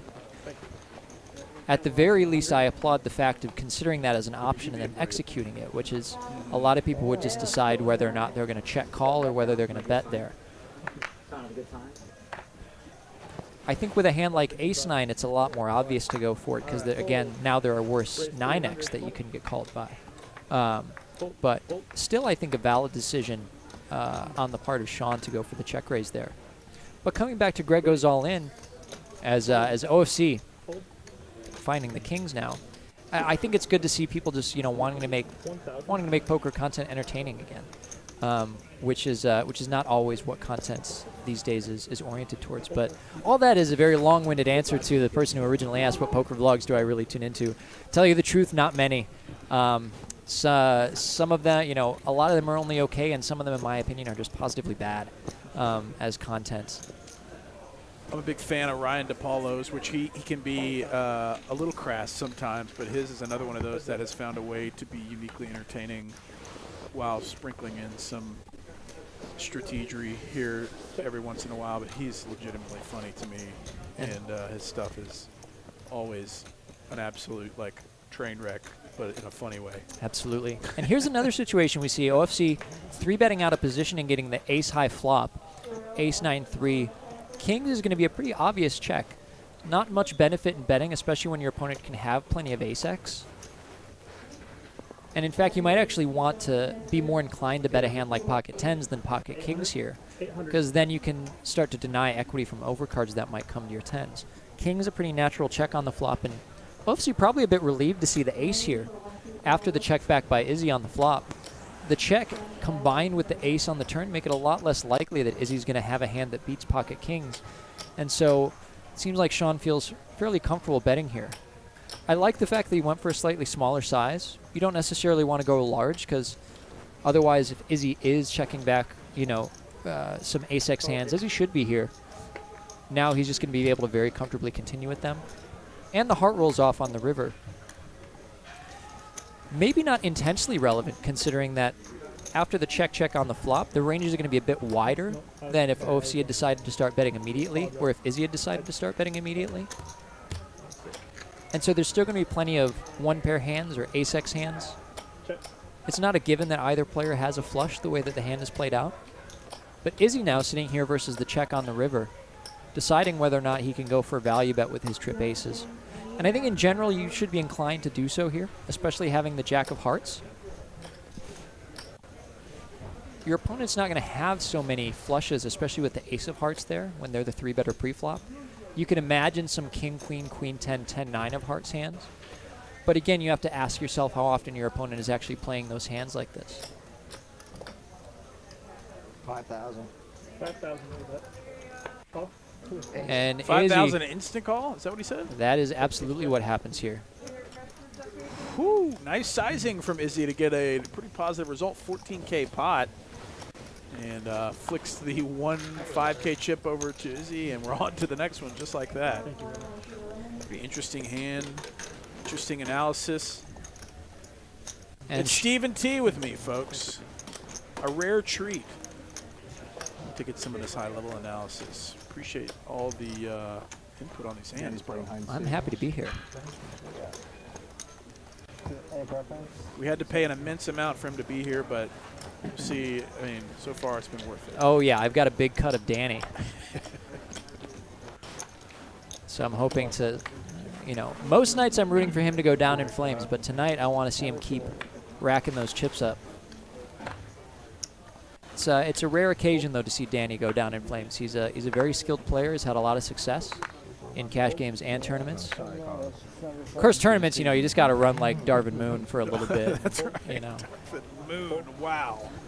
R.I.P. Darvin Moon, always a legend in my book. What a callback. I sometimes like to ask people this, and people usually give the same answer, but I'm kind of on the other side of this debate. I sort of, you know, who's a bigger legend in your book, Darvin Moon or Jamie Gold? Is Darvin Moon the guy that wore the Saints hat? Yes. Yeah. Yeah. I guess in my mind, Jamie Gold, just because I cannot think of any other heater. Prolonged heater. I think that outranks the one that he went on. Oh yeah, I think I have to confess at the end of the day that Jamie Gold is a bigger legend, but I always lean a little Darvin Moon on that one, because Darvin Moon was, you know. What year was that? I think that was 09. So it was, or it might have been 11. It was whichever year Peter Eastgate won, which I think was 09. Come to think of it, because 11 was Greg Merson. No, I don't know. I might be able to recite the. Let's see. Okay, 03 was Chris Moneymaker, obviously. 04 was Greg Raymer. 05 was Joe Hashem. 06, that was the Jamie Gold year. Absurd. 2007 was Jerry Yang. Also absurd. 2008, it might actually be 08, because I'm struggling to think of. I could probably look it up. It was 08 or 09, the Peter Eastgate year. Yeah, they're not a big fan of crypto. Yeah, especially And then my mind goes blank a little bit because I can't. There's a lot of Europeans there. That's when I first learned about it. But it was like. Oh, he died. I didn't realize. He did. 2009. A few years ago. Yeah, so the 09 main event, Darvin Moon. Absolute legend in my book. $130 satellite to makes me sick to think how much we I think one of the unsung, or certainly undersung heroes of poker for the people. Joe Cotta. Joe Cotta, that's right. I thought it was Peter Eastgate. I think Eastgate was the one who won in 08. He earned $5.18 million for second place. That is absurd. But I think if Darvin Moon had won in 08, I think it might have had a similar, if second order effect, in a way that that Moneymaker's win did, because he was such an everyman. And then for most, I would say, of the early 2010s, you just had a lot of people who had the kind of carriage of a poker pro. And Addy, I actually like this bet from Addy with pocket fours. You know, you'll have these situations. It's not always with or did he did bet. Sometimes lower pocket pairs are going to be your better bluffs on certain boards, and it went awfully multi-way, so it's going to be harder to get a fold when you bet a hand like pocket fours, but I do like at least the instinct to start turning this into a bluff. Sam rivering the nuts, and he elects to bet it. Bet 500. I guess if there's some sort of mining spiral death or something, but. And Colin with ace-10 does have the blocker to the nuts, maybe considering a raise. But in point of fact, decides to fold. Nice hand for Sammy there. I got it. It's just that should I not? Because I'm running so freaking bad. You have no idea. It's a mix of both, but I think the run bad is 80%. And Izzy, play bad is 20. the top of the chip count. Commentators would be like, they're more like 50-50. Yeah, you can't get anything by Steven today. He's in there. Damn straight you can't, Danny. I mean, they got a list. I mean, you're running really bad. Danny hasn't attempted to get anything by me, though. He's played like 3 hands. Yeah. Okay, I'm going to add 5. It's very easy to pay attention to 3 hands, Danny. Especially when one of them he made quads. He knows these don't collect dust. He has a chance to get it back. Yeah, I got about 200 in there. Fold. Yeah, absolutely. We're on espresso. Yeah, espresso, please. Espresso? Nah, I'm just taking espresso. Yeah, especially Travis, it would be hilarious. Oh, so you're going to open the cutoff with the 10-7 of hearts here? 2 hours ago. Doing good? Can I have a mint julep, please? Yeah, get him action. We're going to give him action. I know, it's been a while. You're going to leave it up to us? And Izzy, Jack 9 of diamonds, could elect to 3-bet this hand, actually out of the straddle, but he decides to go ahead and call.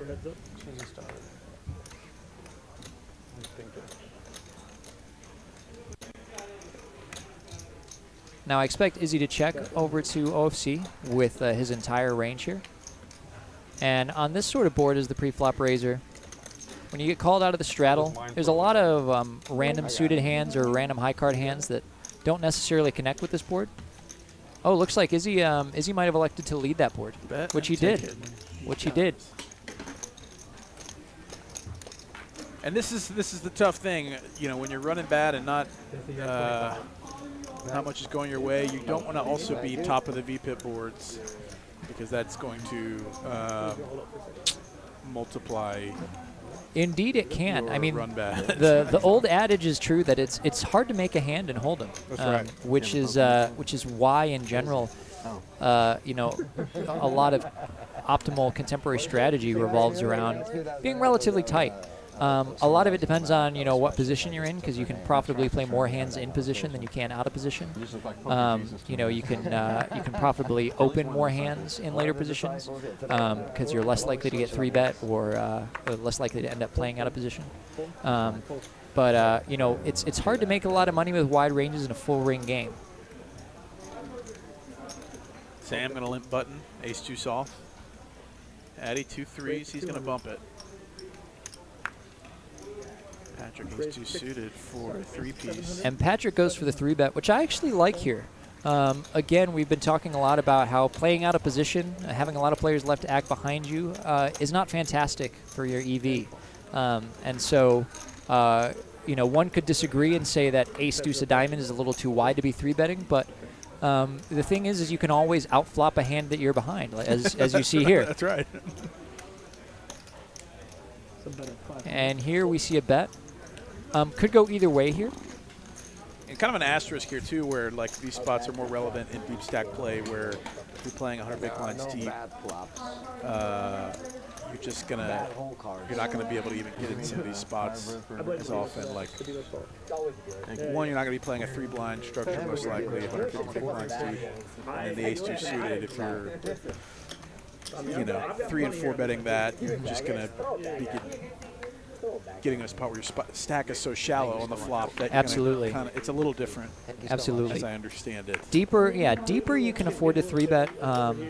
You know, you can afford to 3-bet a few more hands.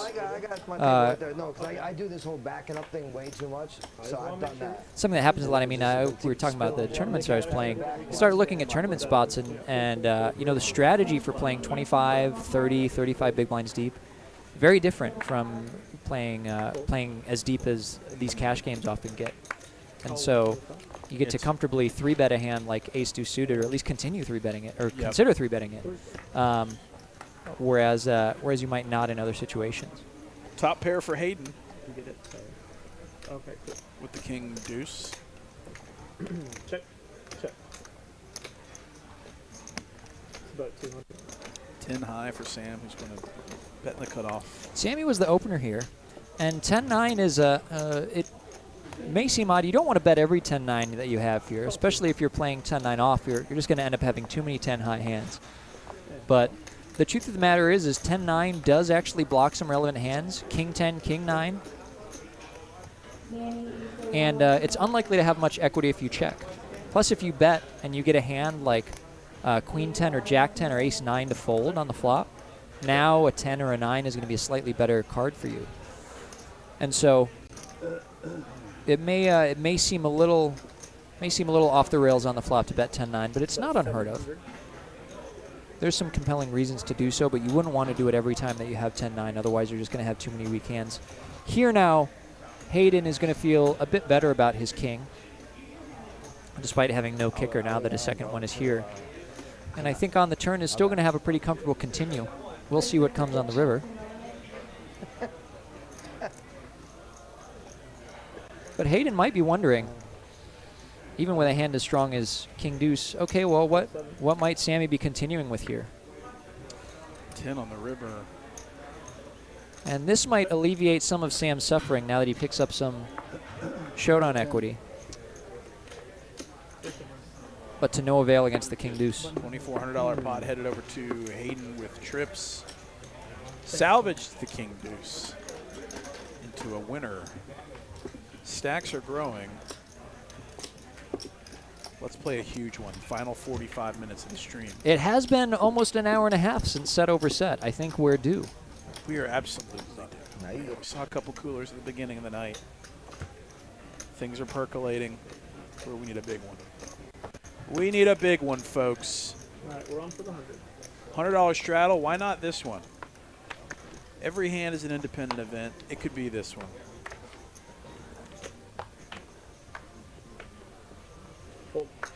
Daniel Dunn throwing in his 2 cents in the chat, which is completely unsolicited. No one asked for that.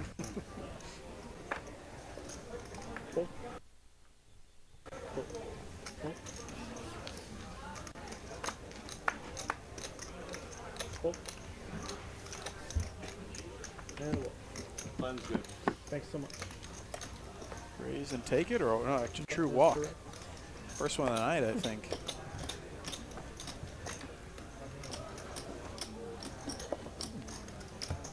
Let's see how long until Travis yells at me. As long as, I don't care about the deal about it. As long as you keep coffee cup back over the rail, we're good. Oh, we got him. Oh shit, I almost did it again. As he said it too.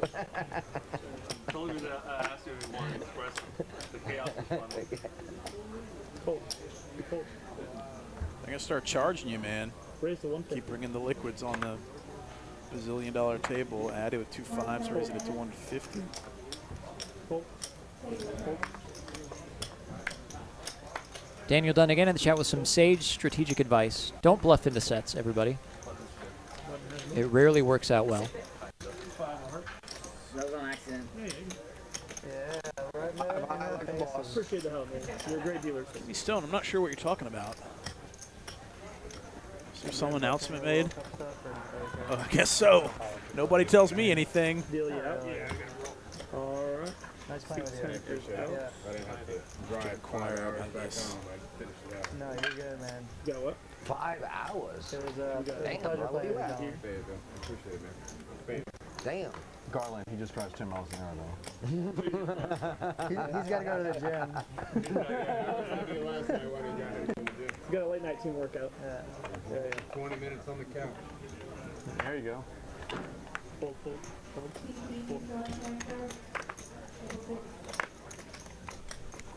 I hope you have fun, man. Come back and visit us anytime, all right? Absolutely, man. Always a pleasure. It was a pleasure playing with you. And GG's for Colin.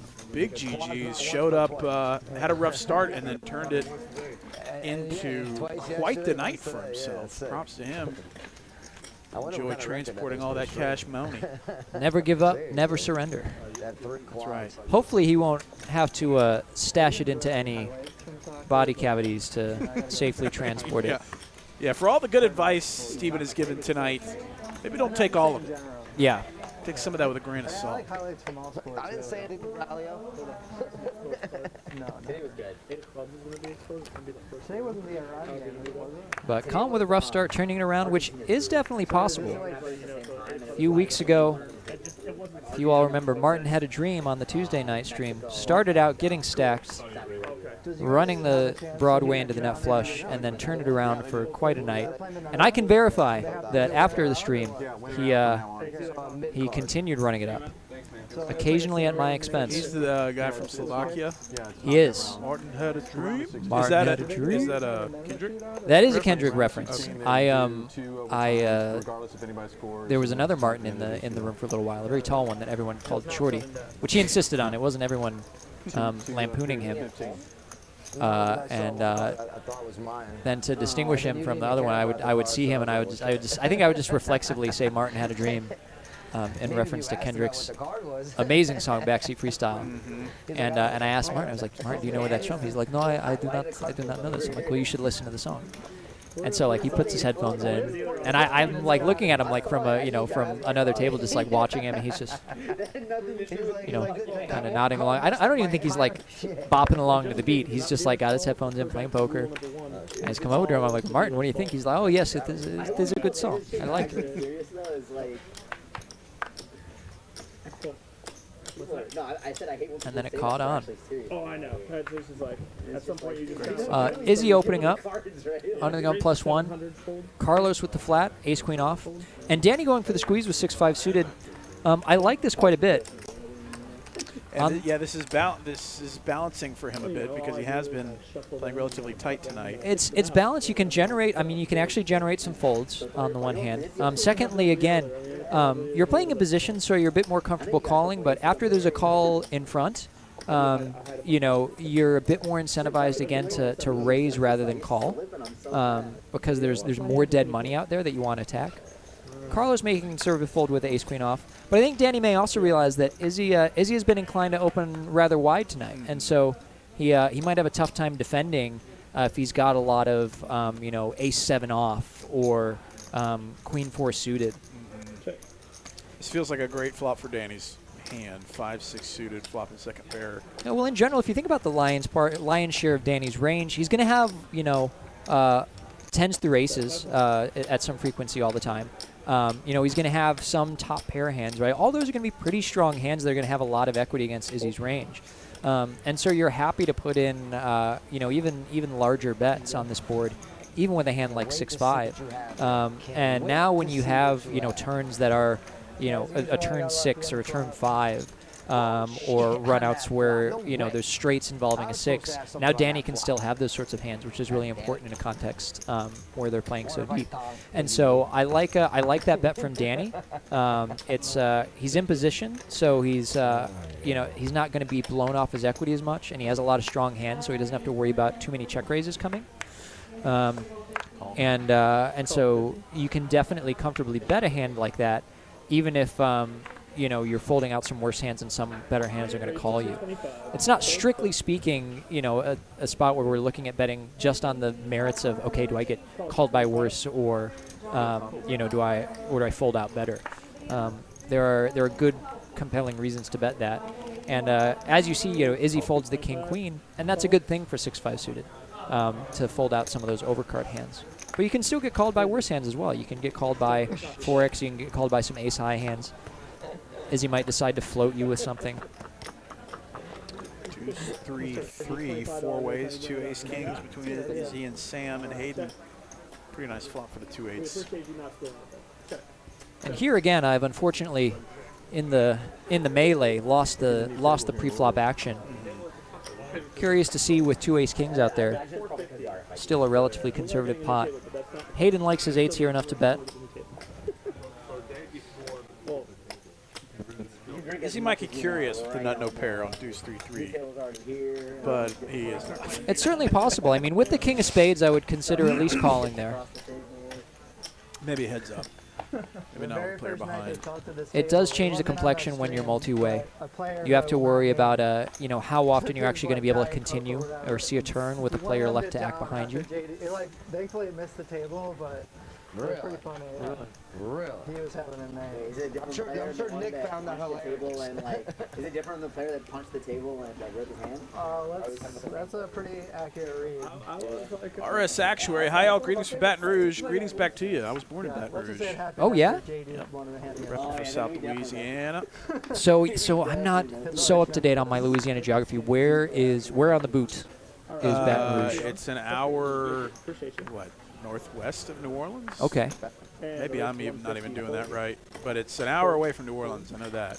I tell you, I've yet to get a chance to visit New Orleans, but it is high on my list. It is an incredibly decorated culinary destination in the States. Yeah. Probably the best food city in America.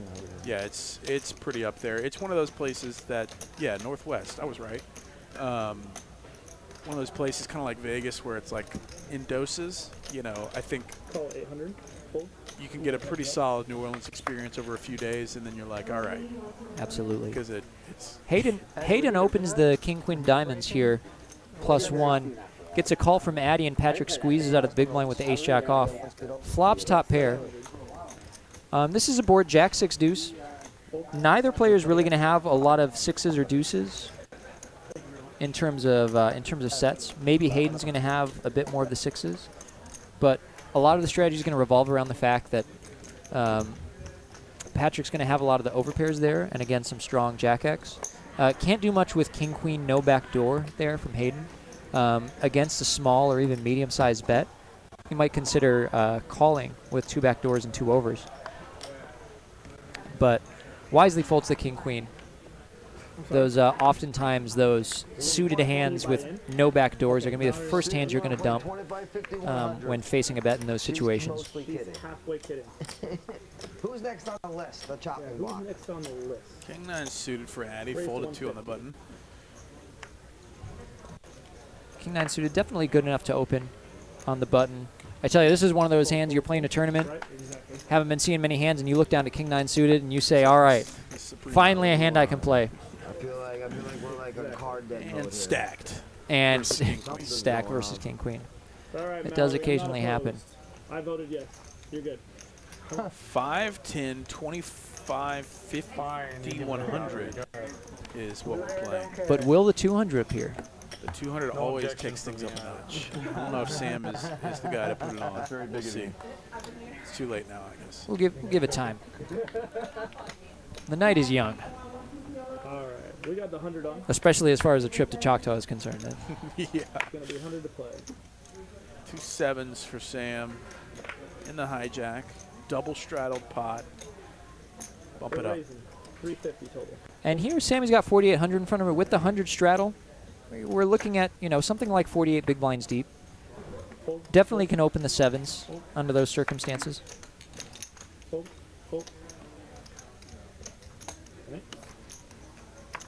And OFC with ace 10.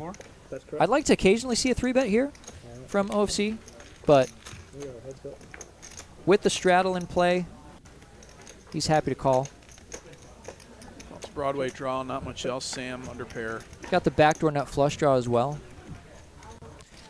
And here's a hand that OFC he could consider betting, especially have a nice barrel here on the heart. If he bets turn and then bets river here with this ace 10 of hearts, I think he's quite likely to get a lot of folds, especially from a hand like pocket 7s. We've seen OFC being fairly aggressive tonight. That's a hand where I maybe would have liked to see him consider putting in some aggression with the gut shot and the ace of hearts.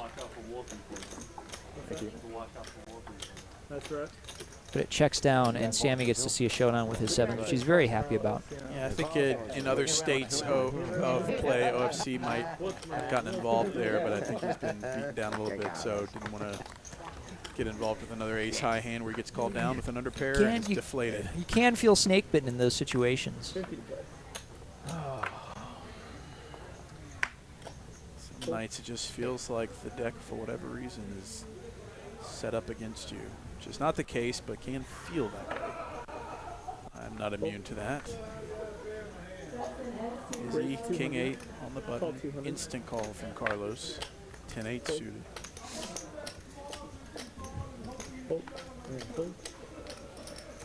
We got heads up. Heads up, 8s v 8s, and it comes to 10. Carlos. A glimmer of hope for his otherwise quiet night. Flopping top pair. Izzy, backdoor hearts. Bet 300. 3/4 pot. And I do in general like this from Izzy. Having the overcard and the backdoor flush draw. This is going to be a good situation for him. Again, you don't want to always bet your air, but if you're going to have a hand like king 8 off, which I think is valid opening from the button, this is a board that you can consider c-betting with. Check. Now when the deuce rolls off on the turn again, it's you aren't going to see as much deuce X from Carlos calling under the gun.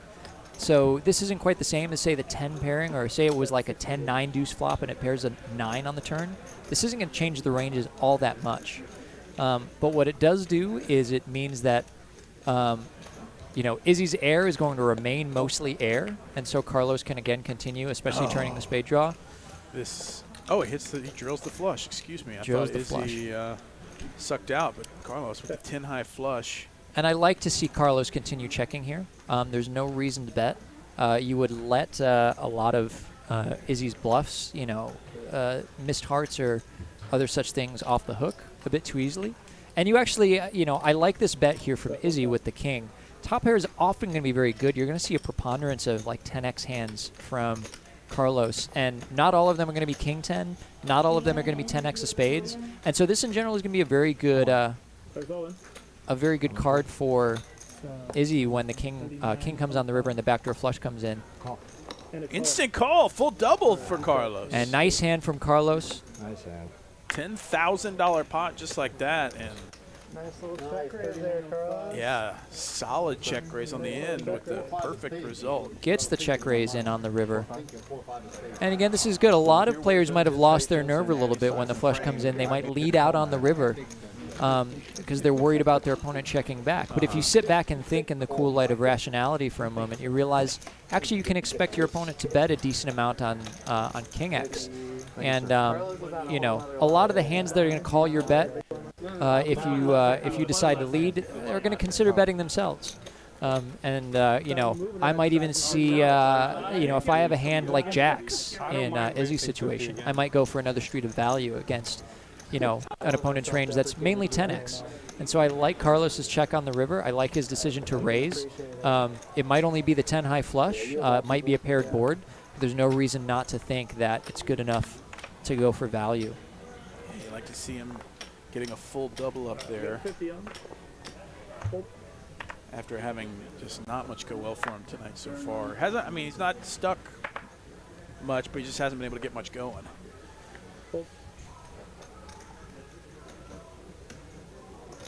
Raise 200. Izzy 7 deuce. Let's go. Izzy going for a bit of a hair of the dog treatment here. Yeah, well said. It's like, well, maybe this will make it feel better. Absolutely. 3 ways, Sam. Reasonable ace 3 suited. And this was very likely to be the case, but not a great flop for 7 deuce off. Not many great flops for 7 deuce off. But you see a king and you start to have visions of maybe bailing yourself out as the pre-flop raiser. That's right. Carlos here with a call on the button. Call 300. Could imagine a great number of hands that want to continue here, sorts of 8s, 7s, those types of hands. Still plenty of king X. There's no reason that Carlos can't have a king here. Other one pair hands, ace 5, 7 6, 5 4 suited, those such things. Here in general, this is going to be a good card for Izzy as the pre-flop raiser, but if you have too many of these 7 deuce offsuit hands, then continuing to bet with them, again, having too wide of a range, you end up having to bail yourself out a lot, and the normal range dynamics don't apply here. I can't think of Bob C in the background, so I'm just going to fold. A couple nights ago, And Carlos lets go of the 9s. Which is a valid decision. Yeah. Valid decision, right? If you're Carlos in that situation, what you'd really like is for Izzy to have a hand like 9-7, 9-8, right, for the gut shot, or a hand like 10-9 that bet the flop and now turns the gutter and decides to continue. So, and again, in multi-way pots, you're not necessarily going to be defending extraordinarily wide. And so you'll arrive at the turn with hands that seem like medium strength hands that you might want to continue with if it were a heads-up pot. But because your range is actually going to be a bit tighter, you're lower down in your range than you might expect, and so you can just defend better hands than that more often. 9s might be pretty close in terms of where we are in our range as Carlos, but it's a reasonable fold. And actually, if you have a hand like 7-6 there, right, so a pair of 6s, might be a better hand to continue with than pocket 9s because it's of similar value, but you have more outs if you're behind. And so the pocket 9s fold, I don't mind at all. Call 50, option check. We have 3 buttons. Props to the heart of Izzy, taking no time to get back after it with a 7 deuce off, winning some of those chips he had lost the hand I before. might be able to do 20 minutes. Yeah. Daniel in the chat with a very good theoretical question. He's saying, how often should we show our 7 deuce off bluffs? I would say, Daniel, only when there's a bounty. Only when there's a bounty, or if people are cursing you out for being a nit, then it can you can liven up the game by showing the 7 deuce off. But please don't show the 7 deuce off if there's like 50 bucks in the pot. Really, it's only worth showing if you get a nice juicy pot and bluff someone out of it. Other than that, don't bother. Just waste everybody's time. No one enjoys it.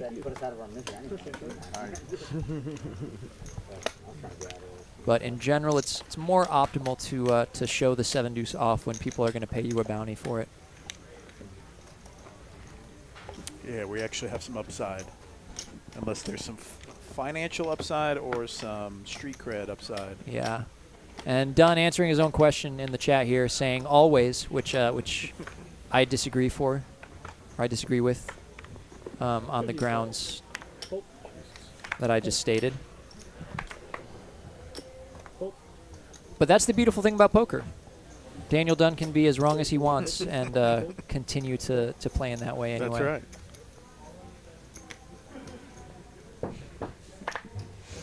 Kimmy weighing in. Really shouldn't have 7 deuces as often as Izzy will have it.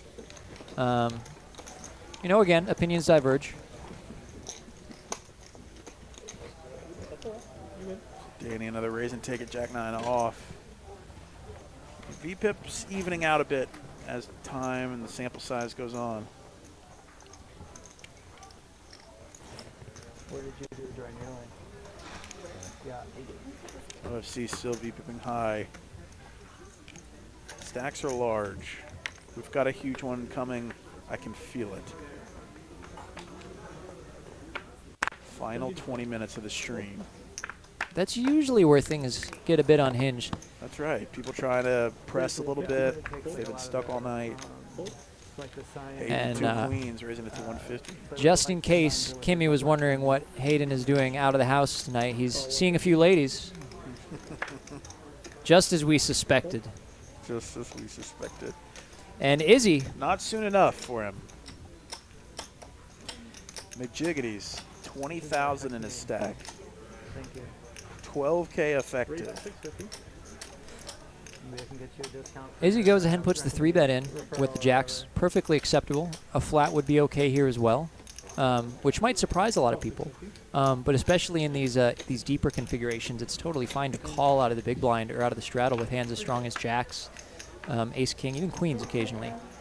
A just call from Hayden with the 2 ladies as it comes 5-8, king, 2 clubs. Addy also came along getting a price with an inside straight draw.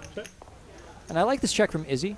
Again, multi-way, it's a lot more difficult to bet a wide range, whereas you might, in other heads-up configurations, you might have a hand even like queen-jack suited, jack-10 of diamonds, pocket jacks. You could comfortably bet on this king-8-5 flop.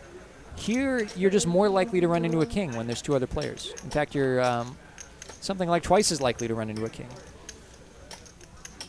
That math's a bit oversimplified, but now is he considering whether or not he can put in a bet with jacks? It's pretty close here. You can certainly get some value from some hands. 8, 7, 10, 9, lots of 9x or even pocket 10s hands. Wow, Addy gets there. Perfect, perfect. And in general, I think Addy's going to want to put a bet out here, right? The way the action is gone, you might not expect a bet to go in super frequently on the river. Even if Izzy has a hand like queen jack of diamonds or Hayden has something like, you know, ace jack of clubs, it's not something you necessarily think they're gonna bet on the river. $2,500 overbet from Addy. The overbet here a little tougher again because when you bet large, you allow your opponent to not continue with some of their more middling hands. Overbets are generally reserved for spots where you can have very strong hands and your opponents can't, which is not necessarily the case here. Izzy could be, I mean, we've seen Izzy 3-betting a wide variety of hands.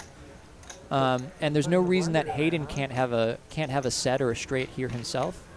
And if you only ever overbet your super strong hands and then bet a normal size with the other hands, there are ways to counter that. And so Addy is deviating maybe a little bit when he decides to overbet. But you see that, you know, whereas Izzy or Hayden might have had to consider calling a smaller bet, they actually get let off the hook pretty easily with their queens and their jacks against such a large bet. And so nice folds from Izzy and Hayden, but I definitely commend Addy for going for an unconventional size and seeing if he can get a little more value than normal out of his straight. Yeah, the hand kind of played itself too, where they kind of let him get there, but also you don't blame them for kind of checking. It's kind of a weird spot for both of them to be in with jacks and queens on a king high board. And it's totally valid if you're in Hayden's shoes to decide to fold and just challenge Addy and say, hey, you know what? you know, you might have value, you might have bluff here, but I'm just going to challenge you to show up with enough bluffs to make this a bad fold. So otherwise, you're going to get popped. Are you waiting on us again? For more than you should. Getting called down. Overbetting there. I wanted to bet flop and Queen turn. 10. Carlos with the jacks now. And Kimmy's celebrating Hayden's good fortune. I'm happy for him. Go get all the ladies. I had something for sure. I mean, I don't know. And speaking of ladies, we see a few more on this flop here. I don't know, maybe you didn't hit nothing until the river. And Carlos deciding to just flat the jacks here. Gets a relatively favorable flop. A flop he's certainly comfortable calling one bet on. I wanted to bet the flop, the turn. I wanted to do so much betting. And now he goes for a bet here, which in fact I like. There's no reason to only bet a queen or a 10 That's why I here. can't wait to see what you have. Although now he gets counterfeited on the river. We chop it up. Both players have 10s full of queens. But I do like the way that Carlos played that. Pre-flop, you could have certainly gone for a raise, but calling is not out of the question. On the flop, he's got a pretty easy call against the c-bet. And on the turn, I like him going for value, right? As you can see, you know, ace-8 decides to call him. There's a lot of ace-x hands that Patrick can have that he can decide to try and bluff catch with. Travis, evil. Evil. That was Carlos's win. That's true. And if, let's say the river was, you know, another queen rather than another 10, I think Carlos has yet another comfortable value bet with his full house. Standard ace high. So again, when you guys out there watching this are considering, you know, what you want to do, what decisions you want to make in certain hands, step back and think a little bit, because you might be surprised which sorts of hands you can bet for value, what sorts of hands you can bluff. I don't want you to think about it at all. There's no reason to only bet a queen or a 10 there.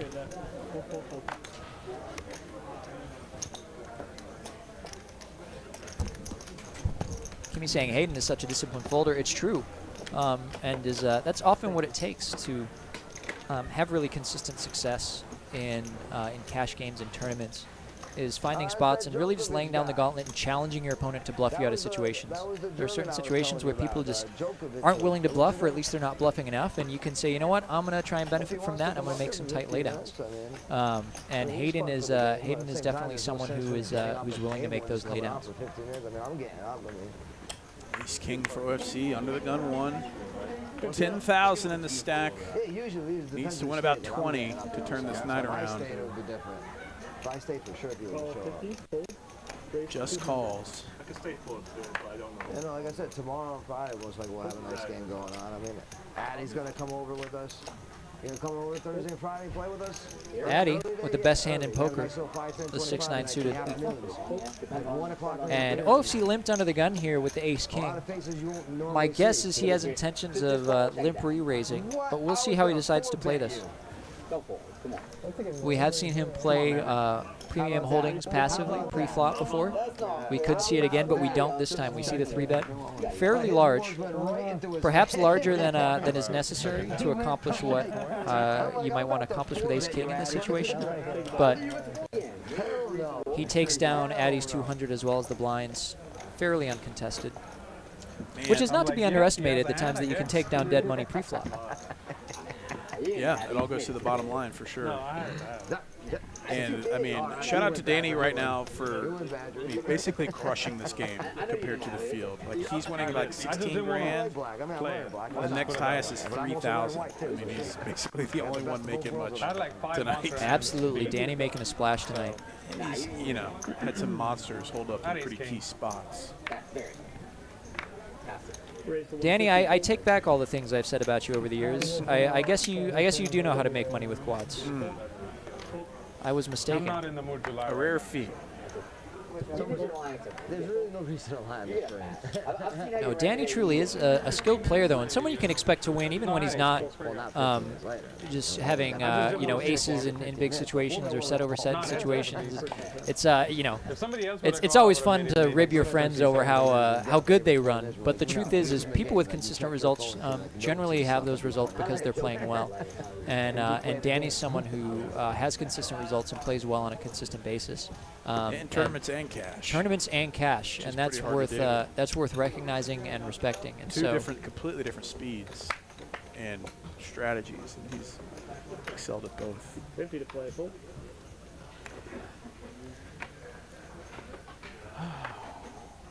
I mean, it's hard to tell cash player, or it's hard to tell anybody's like true results because losses aren't tracked anywhere. Oh yeah. But from what we can see, except in the collective memory of the room. That's right. It's funny. So it's a very tight knit. Remember when you lost 100,000? It's a very tight knit community here in TCH, and I always say I can't so much as sneak a fart out at table 2 without someone at table 15 like having an opinion about it. I mean, I'm amazed at how often it happens where I'll play a big hand with someone, and 30 minutes later, someone on the other side of the room is talking about the hand, or they'll come up and say, "Oh, I heard you played a big pot with so-and-so," or the way that people will casually talk about, people's, 20K losses. Oh, so-and-so, they won 20K, they lost 20K the other night. It's just a funny feature of the poker community when you have it's like rare, not many other ecosystems talk about money that way. Exactly. And when you have a pastime where what people do is mainly sit around the table and chat it up all day, then people find themselves with nothing else to talk about but the baseball scores and how much Izzy lost the other night. So Patrick is going to open up the ace king off here. Taylor from the Block? What is that Taylor from the Block song? I think you're talking about what was the name? Taylor Swift. No. What? Sam's going to complete Queen 7 suited. And Addy with a dirty diaper. Not Jay. No. Strapping it on. Ready to get in the mix. How are you? Good to see you. Wait, is that Djokovic? Wow, Sam flopping trips with a queen. Nothing else for anyone. I think that song Nice to see you, Jonas. And Patrick decides to check this hand back. I think that's a perfectly valid choice. I told you. Texas got some wonderful foods around here.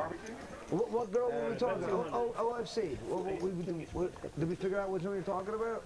The what? Yeah, Britney Spears. Oh, so it was when he was doing the upside down. Yeah. Addy called pre-flop out of the straddle, and I think here is deciding whether or not he wants to insist, as he does, that this is going to be a board for him. The heart from Addy taking a shot.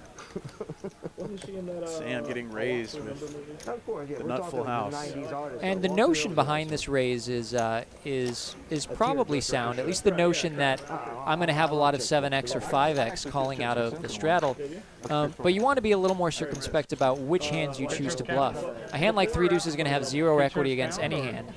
And now seeing that he gives up immediately when called is maybe an indication that the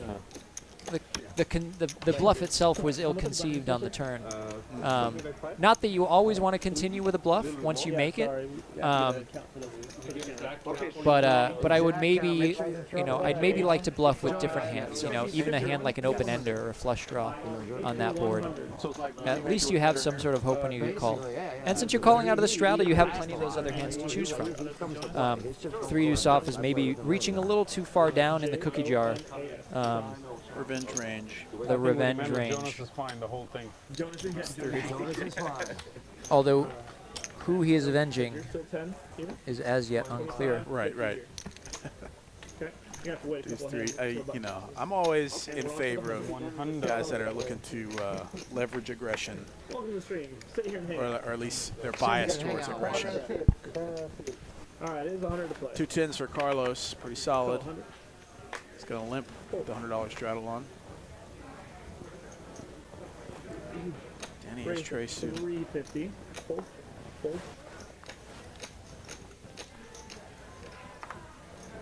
Addy with a real hand too. Ace queen. And we'll see what develops here. I expect some aggression out of Addy with a hand as strong as ace queen out of position. Although I'm curious, Carlos, unlikely I think to relinquish the 10s right away after limping them. We'll see how he decides to continue.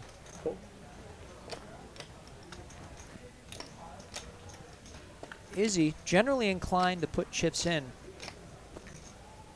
Looking down at a hand as strong as King Queen off. I think he wisely elects to fold here. I got to Carlos. He doesn't like folding in these spots, but he does. And that's maybe a lost opportunity for Carlos. I think perhaps he should have opened. He should have gone ahead and opened it himself. I started with like 8-5, 8-8, something like that.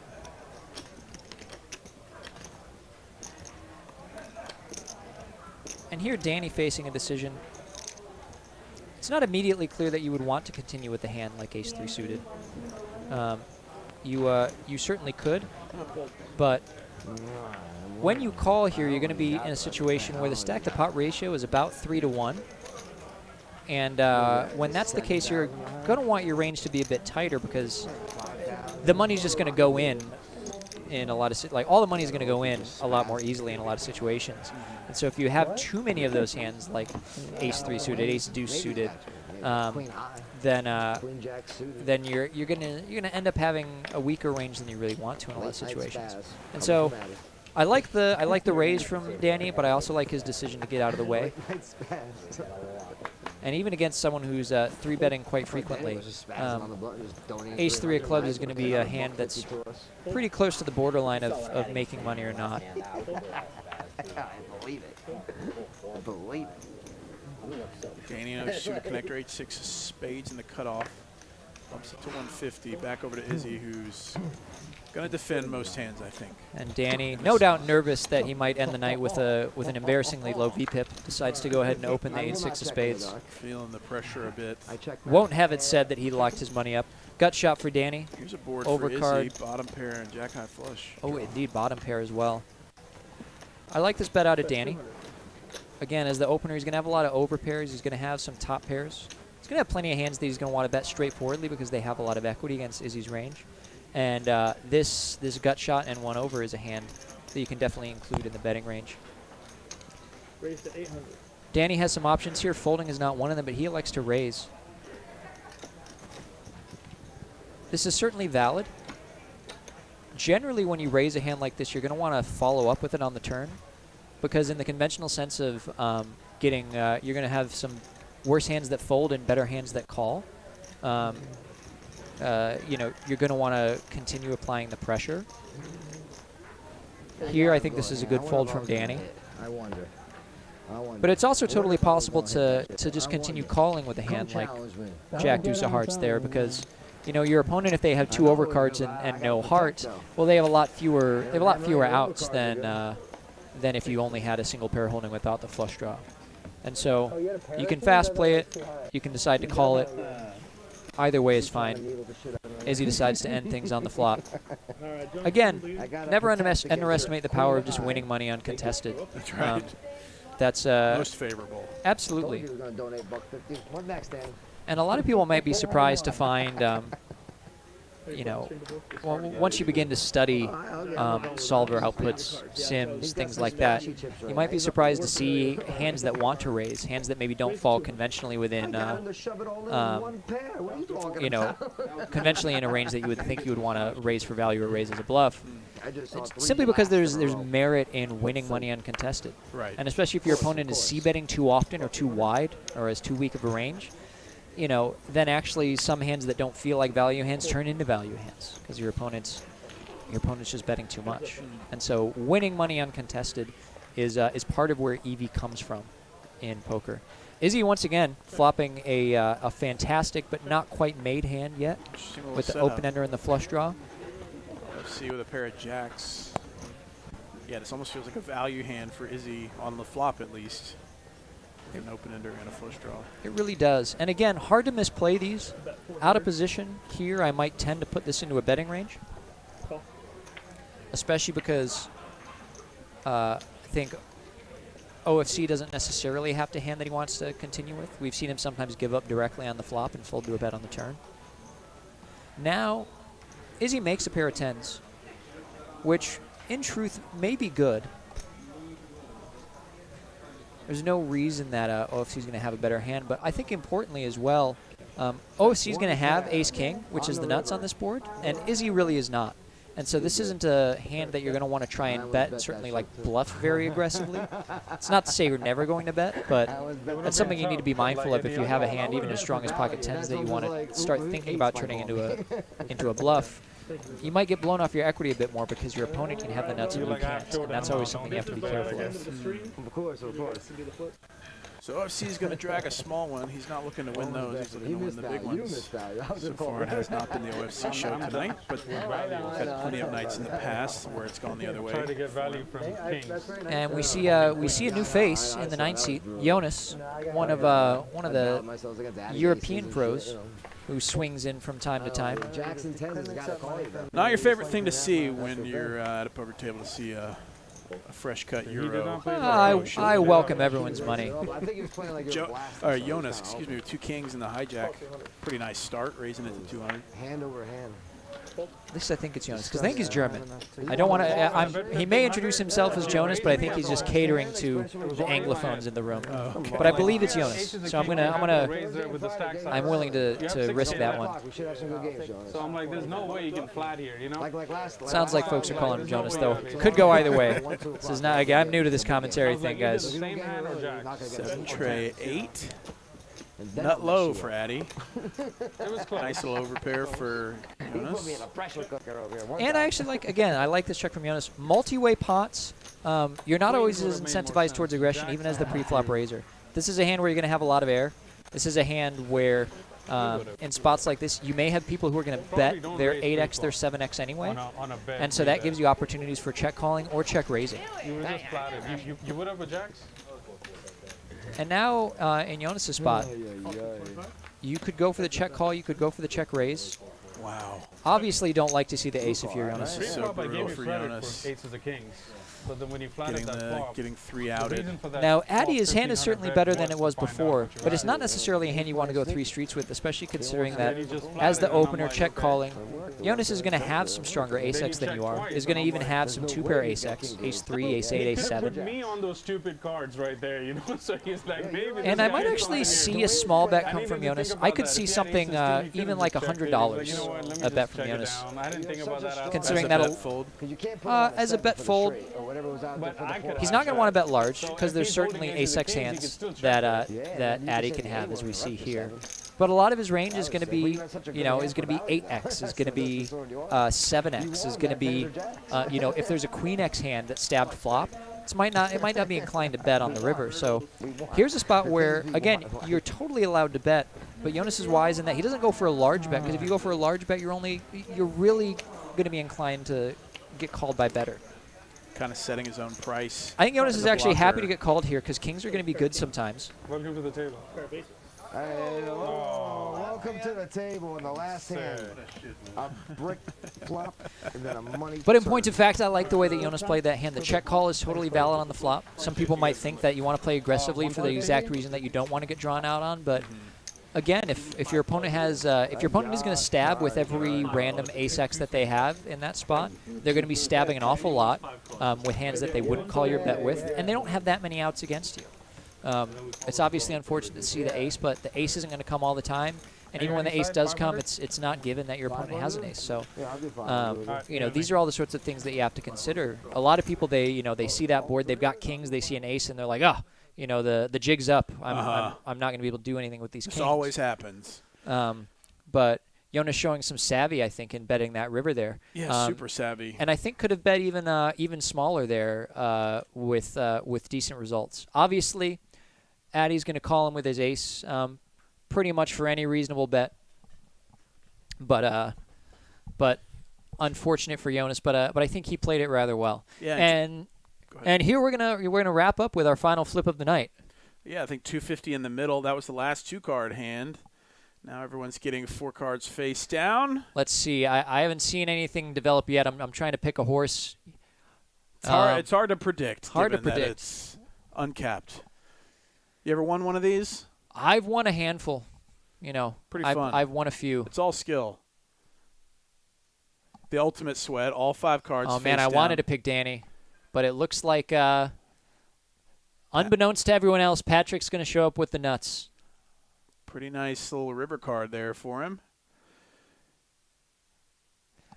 Patrick probably not loving his hand just yet, but he'll get the news soon enough. And that's going to do it for us. Stephen T. in the mix for the last 4 hours, y'all. Thanks for joining us, man. It's been a pleasure, Ben. It's been great hanging out with everyone. It's been great, harassing everyone in the chat and, talking about how bad all these players are, especially Danny. That's right. Good times indeed. And thanks to everybody joining us in the stream.